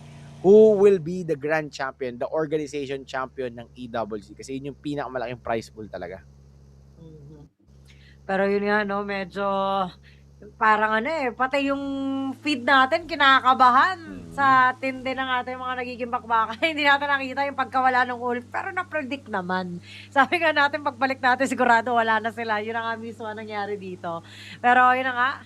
Uy, in fairness shoutout sa mga nasa red up natin dyan. Kasi actually, ito yung may pinaka-konting viewers na meron tayo. Pero kaya na napapag-usapan natin dati, Paolo B. Nasa red up yung mga seryoso manood Yung mga more on analysis, yung mga pinag-uusapan. Mahirap kasi gumawa ng dami YouTube account, guys. Mahirap gumawa ng notification, ng account alert, mga ganun na pangalan ng account.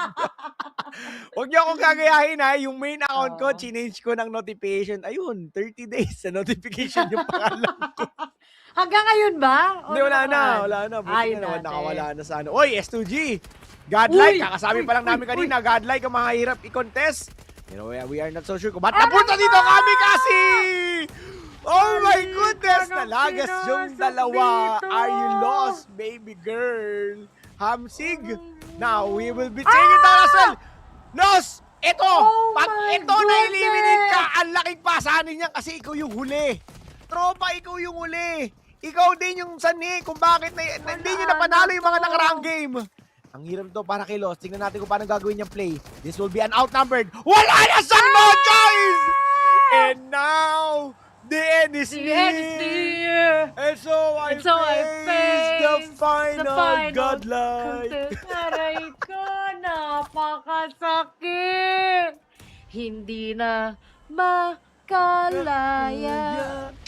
Aray ko, napakasakit. Unang-una na kayo, pero isa rin kayo sa unang nawala. Sabay pasok ng ating 4 tribes dito kung saan top 5 na sila. Ubusan lahi ang nagaganap. Yak si Yung akala Idol, natin mabagal, mabilisan pala. Pero mapapaiyak ka talaga kasi abot kamay na yung tagumpay. Pero napurnada pa. Nuko piso na tira kay T24. Now T24 goes inside, possible final push, pero mauunahan siya dito. What a good reflex coming kay Power. Again, godlike. Kanina ko pa sinasabi to, isa sa mga team na mahirap makadaungang palad ng mga high-rank team. At ito na nga nangyari sa S2G. They are being eliminated by godlike esports. At hindi lang sila, guys. May isang team pa. And that is 4 tribes. One more player left. Sabi ng godlike, merong pa bang darating kasi kulang pa sila. Here comes the new challenger. Ang sabi ng mga kalaban nila, pero hindi pa dyan tapos. Grabe si S-Power para may superpower. Lahat ba naman pala kanya halos? Pero hindi pa siya natatapos yung ating bakbakan. Yung NS natin nabawasan na ng isa. So mukhang ito na ata yung pagkakataon ng E-Arena, pati ng Aurora. Fourth drive si esports, naka-ready na yung Granada. IQ play kaya mangyayari? Kasi nga yung kalaban nila, mukhang susugod na rin kung saan exchange gap muna ang magaganap. Pero naka-ready na ang mga shotgun para isang bala lamang ang katapat. IQ natin mukhang kinakabahan na rin, pero mukhang nauutakan din. At andito na! Isa na naman! Ang papasok sa ating eksena. New challenger indeed ang sabi nila, pero sabi ni S-Power, napakasakit! Dahil IQ, nadali pa nga siya sabay pasok ng ating OG dito kung saan papaulanan ng mga Granada, biglang yung godlike natin na si Admino na nahimik na lamang muna. No, yung godlike ha. Again, kulang na kulang pa sila dito. Sabi ko, kung pula pa, lahat na nagro-rotate. E-Arena, gusto nyo, tara dito. Now, E-Arena, possible magkaroon ng teamfight dito yung EDA Esports ha. We are not so sure. And speaking of, eto na. Tingnan natin, swept! Oh! Watch me whip! Watch me swept! Ganun yung nangyari dito. Nauna! Sit down! Sit down! We're moving all around! Grabe mga nangyari mga insan! Ang tindi! Ang daming feeling, yung mga ganitong play cutie, yung mga maaagang bakbakan, magtataka kay, hindi kaya re-room? Grabe, sunod-sunod na. Talagang sara ng pangarap ang nagaganap sa ating harapan. Napakasakit talaga. Yung S2G, mukhang isang linggong di matutulog tong mga to. Ang hirap itulog niyan. Pero yung ating godlike, mukhang na maalam na. E-Arena! Tatapusin natin ang hirap ng ating Ida. Naka-ready pa naman sana. Yung MG3 niya, ang problema with the shotgun. Hindi na niya kinaya. Darkin natin dito. Tutuluyan na lamang din. And so sa ating Ida, isa na lamang ang natitira. At mukhang hindi pa mahanap kung nasaan ba siya. Grabe, anong nangyayari ngayon? And right now, the replay is brought to you by STC. Now, kita naman natin yung mga exchange of fights and bullets ng mga teams natin. And, again, mainly for the side of E-Arena. Medyo ngayon sila nagiging kumbaga passive-aggressive. Unlike kanina, sobrang passive talaga nila. So 4 points already under the names of E-Arena. At least kahit paano may progress nila sa points. Kasi ito yung nawala sa kanila during the second game until the recent match natin kanina. No? Wala silang nagawang puntos kundi isa lamang after they committed the threshold point ng smash rule. Now ngayon pa lang sila hahabol. Very late yung approach sila. Now IQ, possibly, tingnan natin, he will be using his shotgun. One good name. Oh! What a shot, mga kapatid! Tingnan natin. Mapapasabi tayo, reverente. Tingnan natin kung sasalaksak, mga kapatid. IQ. Naku, playing mind games. Changing from his shotgun to his AR, mga ropa. Tingnan natin kung magkakaroon pa. Si Tropa, walang need. Wala siyang notice dito. Pero grabe si IQ, gumagawa pa rin ng pangalap. 2v1. Reverente. Sumalaksak. Sabi ni IQ Play, dalawa lang, yun na yun. At dahil dyan, wala, binura sa mapa. Again, sa mga kinakabahan dyan guys may chance pa naman yung S2G. That is, if aalatin ng tuluyan yung mga kasunod nila. Kasi kung hindi magmamanok, yung mga pasok na sa match point, overall rankings pa rin naman ang pagbabasihan. Kaya naman panigurado yung S2G, matindi ang kapit sa kanilang mga upuan. Oo, pagdadasal niyan na alatin yung ating Aurora, pati na rin yung ating E-Arena. Pero yung NS natin kasi buhay pa bawas lang sila. Pero may chance na bumakbak pa. Pero tignan mo yung kaharapin ng NS natin dito. Yung flash na kanina pa naninira ng mga pangarap at diskarte ng mga pasok na sa ating smash rule. Naku, mahirap kasi yan. Lalo na. No? Again, for the remaining teams na nasa baba ng rankings natin, regardless kung ma-eliminate man sila o hindi, wala nang mawawala. Now, ang pinakamaganda sa kanila is to be aggressive, chase some teams and again possibly make it their points para at least mas umangat pa sila sa ranks. Kasi kung makikita mo, no, Brimo, Tianba 107, NGX 106, 104 ang Team Flash, Furia with 103. So basically one game away lang sila para para masabi natin na yung magiging aggressive play nila is masusuklian ng maayos.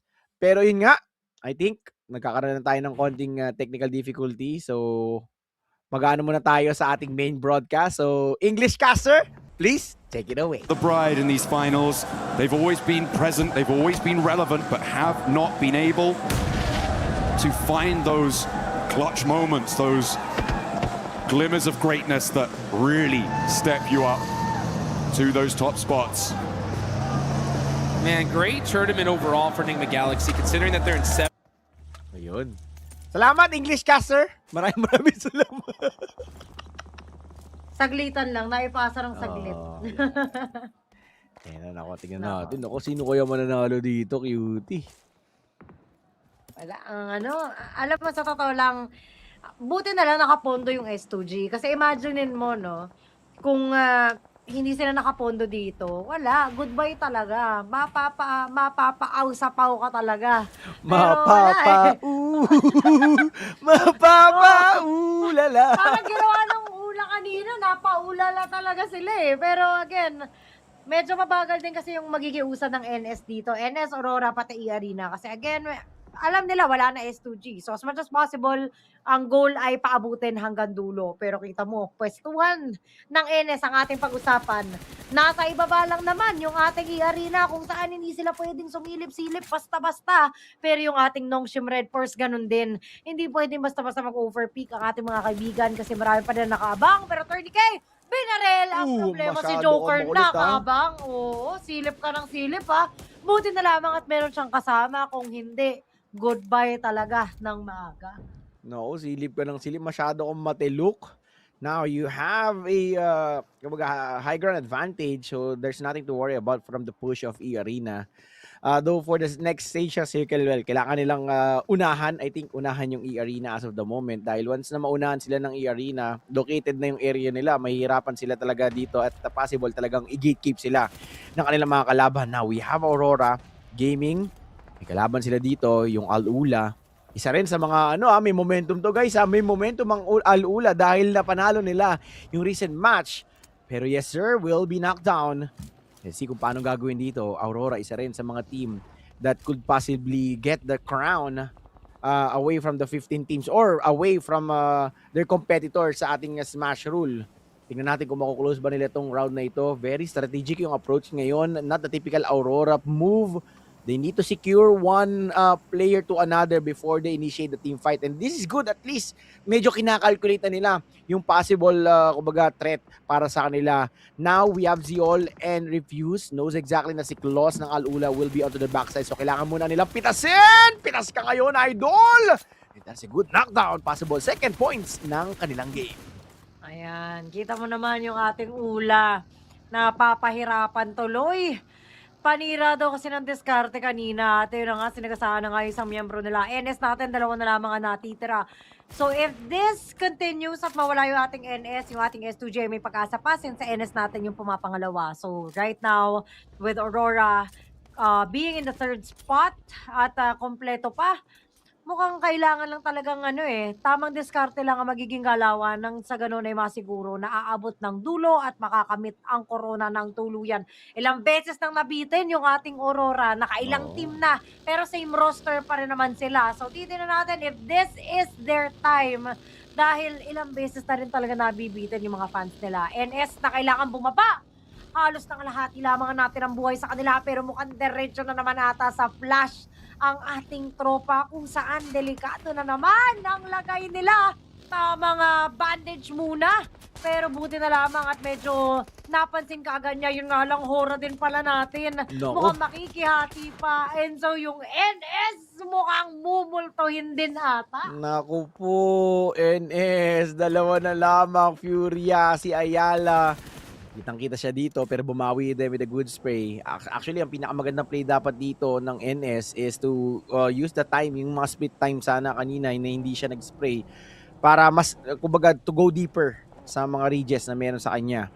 Now, we have E-Arena with 4 points, so that is a good start for them. But still, slow progress Pero kasi ano pa rin sila, eligible pa rin sila sa Smash Rule. So mukhang okay na muna tong 4 points sila, and then they will try to force out na pasok sila sa top 4, and then by doing it, syempre possible talaga na madagdagan pa yung 4 points sila at hindi na sila mag-effort pa na mag-initiate ng team fight. Now Joker trying to suppress Flash. Now he's onto the low ground. So magandang area ngayon ni Joker. Boats is up here onto the hillside. Morman, magkakalat-kalat sila dito. Let's see kung mapapasit down pa sila dito or sila ang mapapaupo ngayon sa kanilang kinauupuan. Team Flash knows exactly na bawal din sila magkamali. And tignan natin kung paano mangyayari ngayon for this time around. Yung Vitality, the third party, Federales, get spotted through that smoke. Grabe naman si Joker dito. Hindi mo mababagbiro? Oo, Joker ng pangalan, pero seryoso yung galawan eh. Nabawasan tuloy si Federales doon, pero syempre hindi pwedeng hindi gaganti. Kaya naman nabawasan din siya, and so todo boost ngayon yung kanya nagiging galawan, no? Medyo kailangan daw muna magpahinga kasi masyadong mainit na yung kanyang tarima. So right now, yung ating tatlong koponan ay atin pa rin babantayan kung saan unti-unting ginagapang ni Aurora o ng ating Aurora yung puntos na meron sila. Pero ganun din yung ginagawa ng ating arena. Doon medyo nakakalamang-lamang yung ating Aurora in the sense na kompleto pa rin naman sila habang yung iarira nga natin ay napitasan ng isa. Aurora at Furia, sila ngayon na magtatapat-tapat. Mukhang sila Zayol, medyo nanggigigil na rin. At gusto pa dagdagan ng mga puntos na meron sila para kung sakasakali man na hindi sila pala rin sa manok, then at least mahabol nila yung mga puntos na ng ating S2G na kasalukuyang naka-hard stop na. No, paunti-unti. And this is a good play for Aurora. Paunti-unti nilang pinipitas yung kanilang mga kalaban. Hindi sila nag-rush right now, though nag-commit na sila ng mga utilities in order for them to clear this one side of the zone. And that is a very heavy damage coming from Aurora. Sir Chip ng Furia. He will be, again, replenishing that lost HP, pero mapapatayo na with that Molotov, and that is good.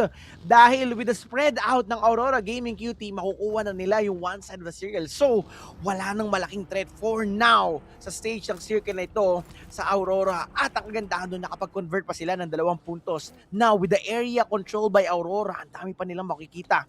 We have some player ng Furia. We have a lot of teams na nasa front side na pwede nilang third party. And this is good kasi at the end of the game, kung hindi man nila makuha yung chicken dinner, ang importante makuha nila yung points needed para mas mapaangat pa sila sa rankings. Definitely. And right now, 9 teams are left with 28 players still alive. Ang sakit din ito for 4 tribes, no? Kasi, kumbaga, mahahabol pa rin sila, pasirin pa rin sila mapush na siyan pa. Pero NS yun, Bin, umisa sa ating Hora. Si Jiggle hindi na nakapag-jiggle pa at talagang may follow-up Molly para masiguro na matutuluyan siya, pero nandito na ang backup niya. Kailangan bumaba ng ating NS dahil nakikita na rin siya ng mga kalaban nila. Pinakawalan yung granada, sabay takbo ang ating tropa. Pero matras lang pala, parang nga naman may cover siya kasi pati likuran niya ay nadadali na napapaligiran ang ating NS. Kaya naman sila ay tuluyang nahihirapan habang yung arena naman natin ay nakaabang at mukhang gustong sirain ang diskarte ng kanilang mga kalaban. Grabe, sobrang exciting. Hindi natin masyado namamalayan na tag dito, late na yung evening natin, late na yung oras natin, but yun nga, Refuse is not knocked down. XZY as well from the side of Nongshim Red Force. So 2 of the players from the 2 teams na eligible for the Smash Rule is now down for the count. Medyo kayahay muna dito yung E-Arena. Tamang spot muna. And they are outside the perimeter of the zone. Refuse still down for the count. Doc trying to make a play in order for him to aid and up his fellow comrade.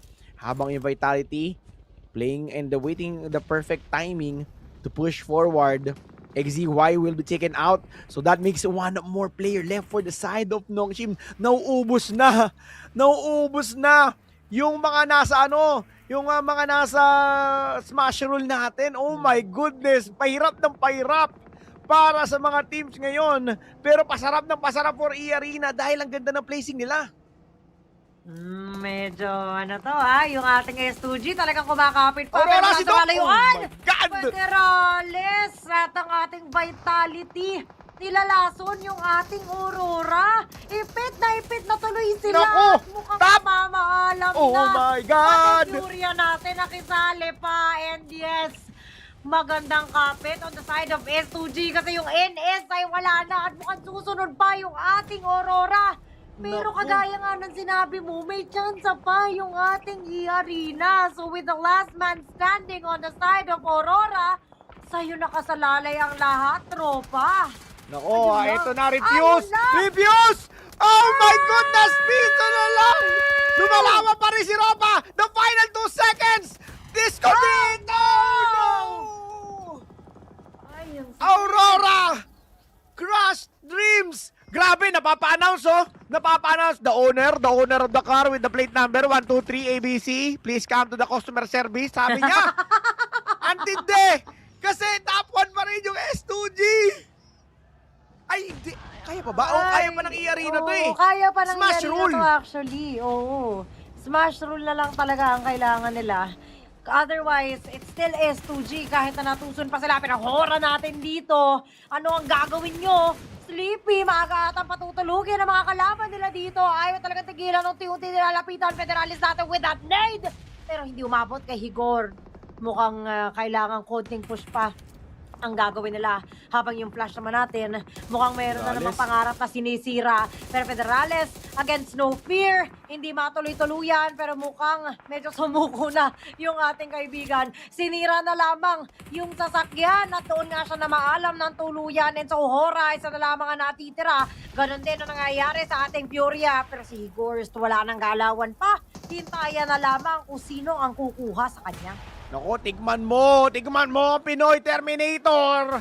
Federales getting their 6 elimination points. Nagpakitang kila sa final game, binuhat yung buong kupunan ng Vitality. Now Federales now down for the count. E-Arena, final player na lang napapatingin na sa big screen. Yung S2G. Feeling ko ang tumatakbo sa isip nila, ma-eliminate na! Oh my goodness, S2G! Cutie! Kahit ako, Cutie, mapapapir ako. Kahit kapwa ko lalaki yan, kikisang ko yan sa no. Kasi, dalawang beses na yan. Grabe, imaginein mo, tuson kayo. Yung nawalan ka na ng pag-asa, pero para pa rin sa inyo. Oh my goodness. So, ang natitira na lang, yan ba at Vitality, wala namang match point eligibility. And so, ang kampiyon sa PMWC 2026 ay ang ating S2G. Biri mo, S2G, I think, kung di ako nagkakamali, they are the third team to be again included sa ating Smash Rule teams. Bago ang Aurora, if I'm correct. Pero grabe, 2-time na nag-sleep sa kamay. The first one is a misplay, overextended pick coming from Loss. Second, I think hindi naman si Loss yung natira kanina, no? But yung bug kanina na pinalipad sila, mukhang yun pala, yung paglipad na pala, yun yung lipad patungo ng PMWC, guys. Yun na yung pangitain, guys. Pero this time, Vexy, let's see, again, hindi pa mag-chicken dinner dito yung Vitality, but Vexy will fall down. Yan ba? Federales will be knocked down also. Si Axel na lamang ang natitira, and that is a GG well played possible. Yes! GG well played para sa Vitality.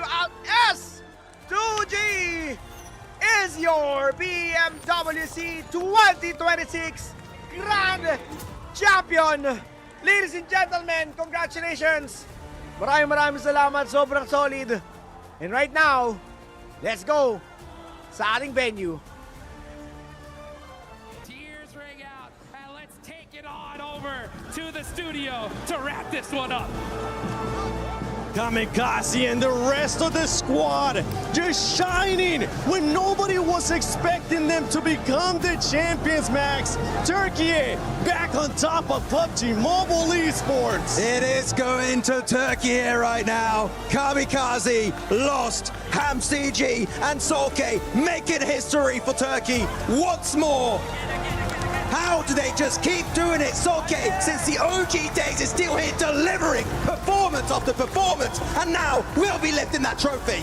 And such a calculated decision from them throughout every game. One chance down, two chance down, but it was enough to take the title home.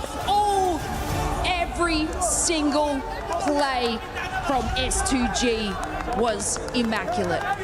Fantastic stuff coming in from S2G. Once they do it, twice they do it. They were so close. They get just a little mistake, a little fumble, but finally they don't get the win, but it doesn't matter. S2G are our champions. What a play, what a game, what a day for this squad. A team that didn't start off too hot in the first day, but boy, were they able to bounce back with those wins that they were able to get in the second day, propelling them to the top of the leaderboard and challenging for that first place.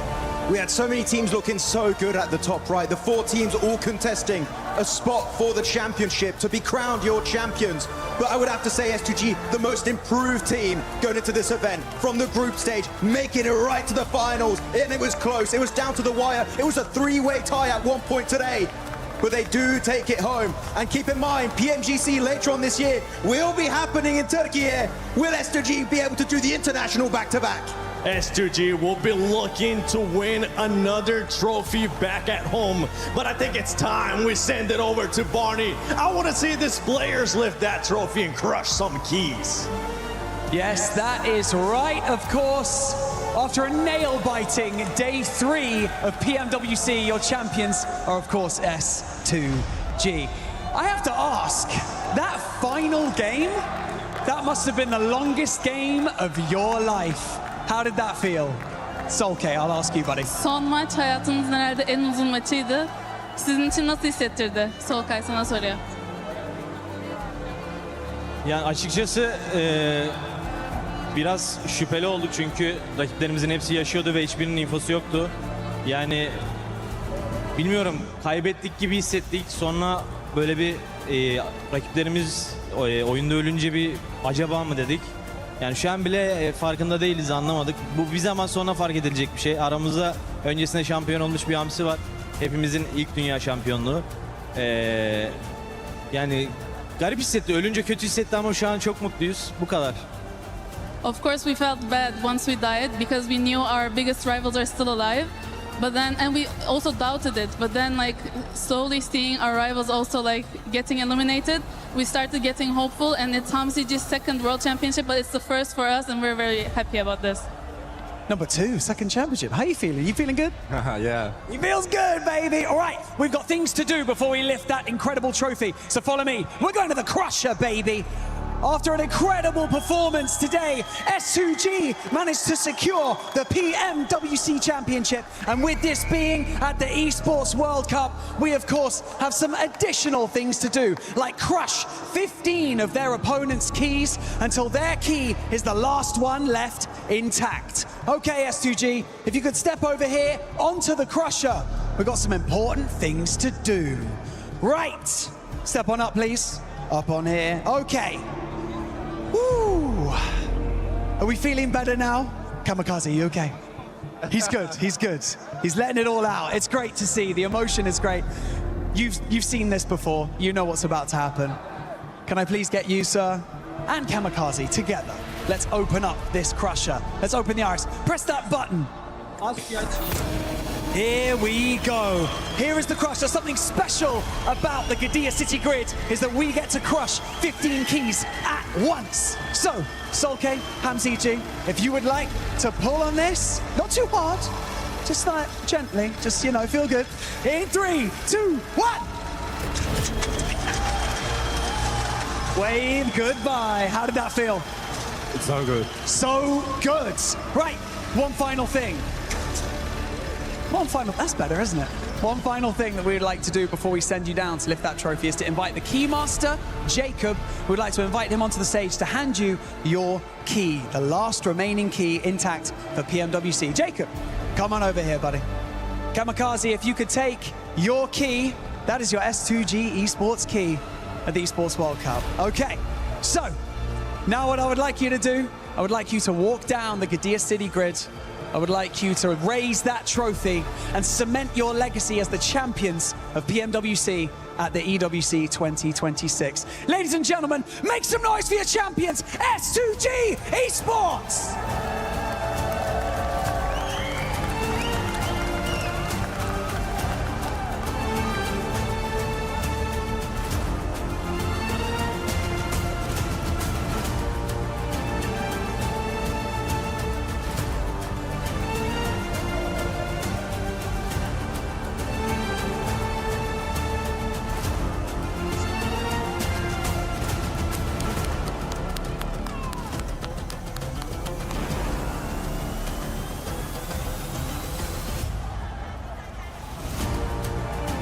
Ladies and gentlemen, your PMWC champions at the 2026 Esports World Cup S2G!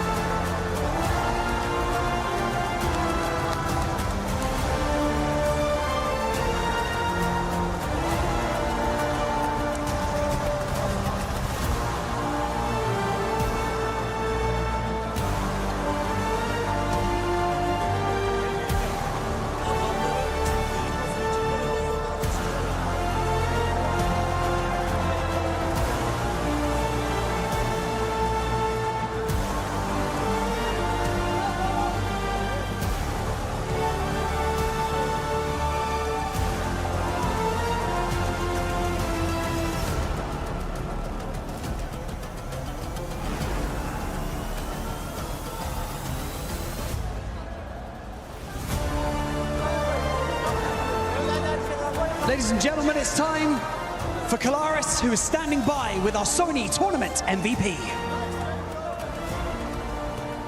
Yes, that's right. Thank you very much, Barney. Of course, we are with our tournament MVP. After PMMI MVP, we now have the PMWC MVP in QZZ. Make welcome on, of course, the award here. 2 times MVP on international stages recently. QZZ, congratulations here at PMWC.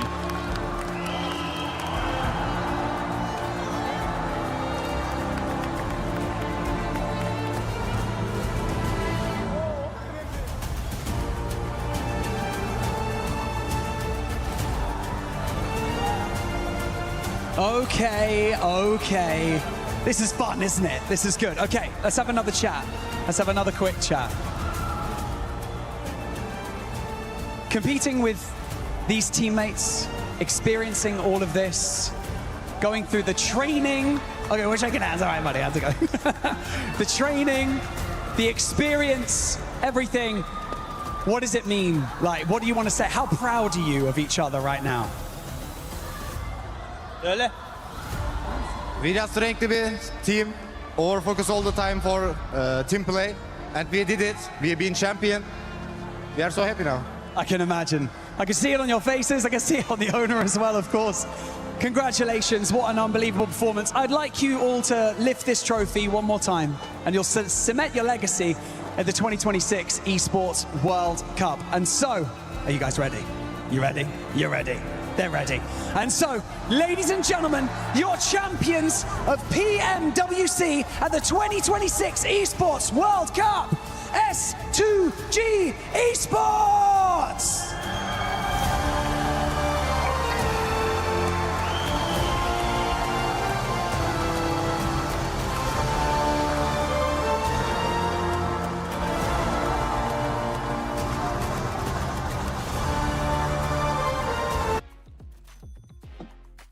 And we are back dito sa ating caster scene kung saan Queen Toyo at Paolo B pa rin ang kasama nyo sa huling araw ng PUBG Mobile World Cup. And congratulations sa ating S2G. Sabi nga nila pag para sa'yo, kaya naman kahit too soon. sila pa rin ang nanalo. Pero syempre, hindi na natin patatagalin pa dahil marami pang kaganapan sa Paris. And so, bumalik lang kami upang magpaalam. So, maraming salamat sa lahat na nakibahagi ng ating PMWC. Up next, we have PMCL na gaganapin sa 28 to 30 kung saan kami pa rin ang inyong makakasama. So, Rec D, pwede na tayong bumalik sa Paris. Good night, everyone.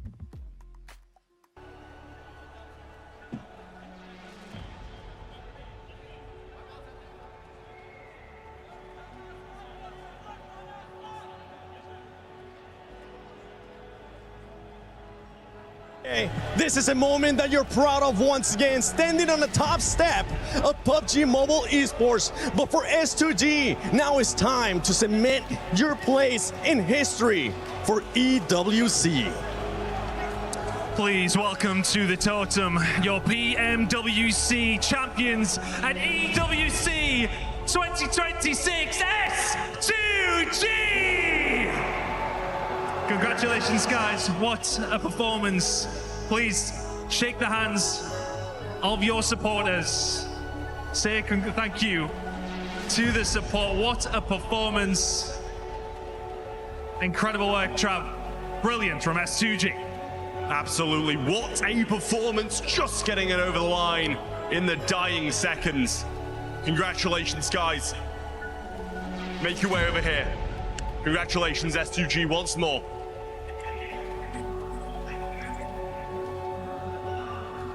Congrats, guys. Without further ado, please take to the stage, place your frame in the totem, and immortalize yourselves in Esports World Cup history.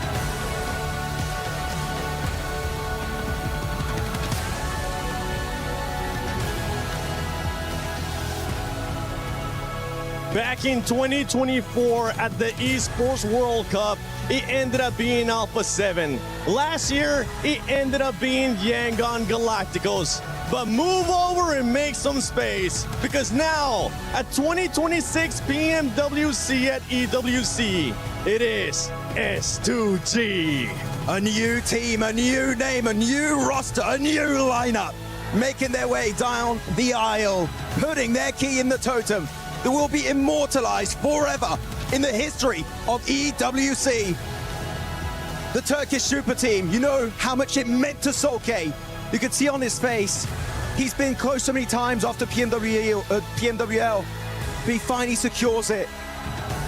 The relief, the happiness, the glory, everything that it means for them here today. And one last time, ladies and gentlemen, your PUBG Mobile World Cup at Esports World Cup 2026 champions, S2G.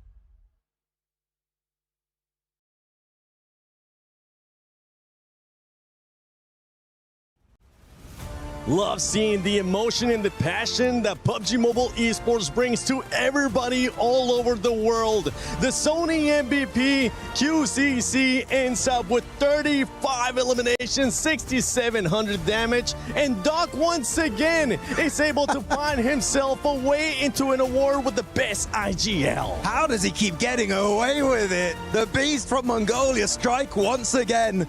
It's Doc to get it done with those total of 22 eliminations. That survival time was looking really good. In particular, S-Power 7.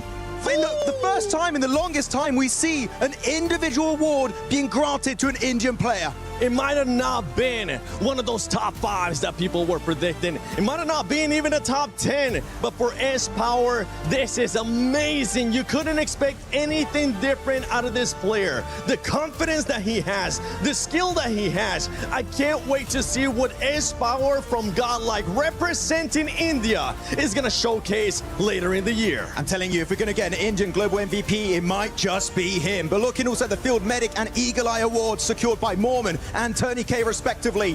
Really strong team play from every single member on the Thai team. We'll see if they can take it next event, but definitely an impressive performance from this squad.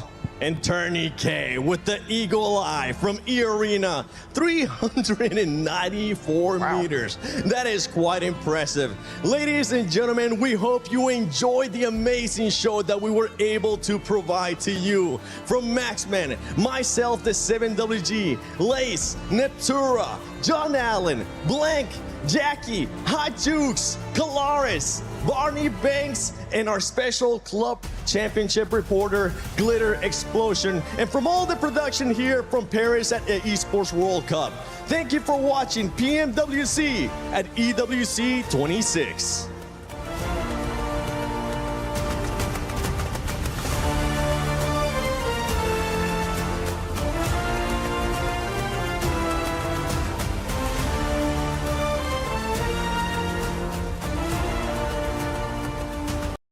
The impossible doesn't happen.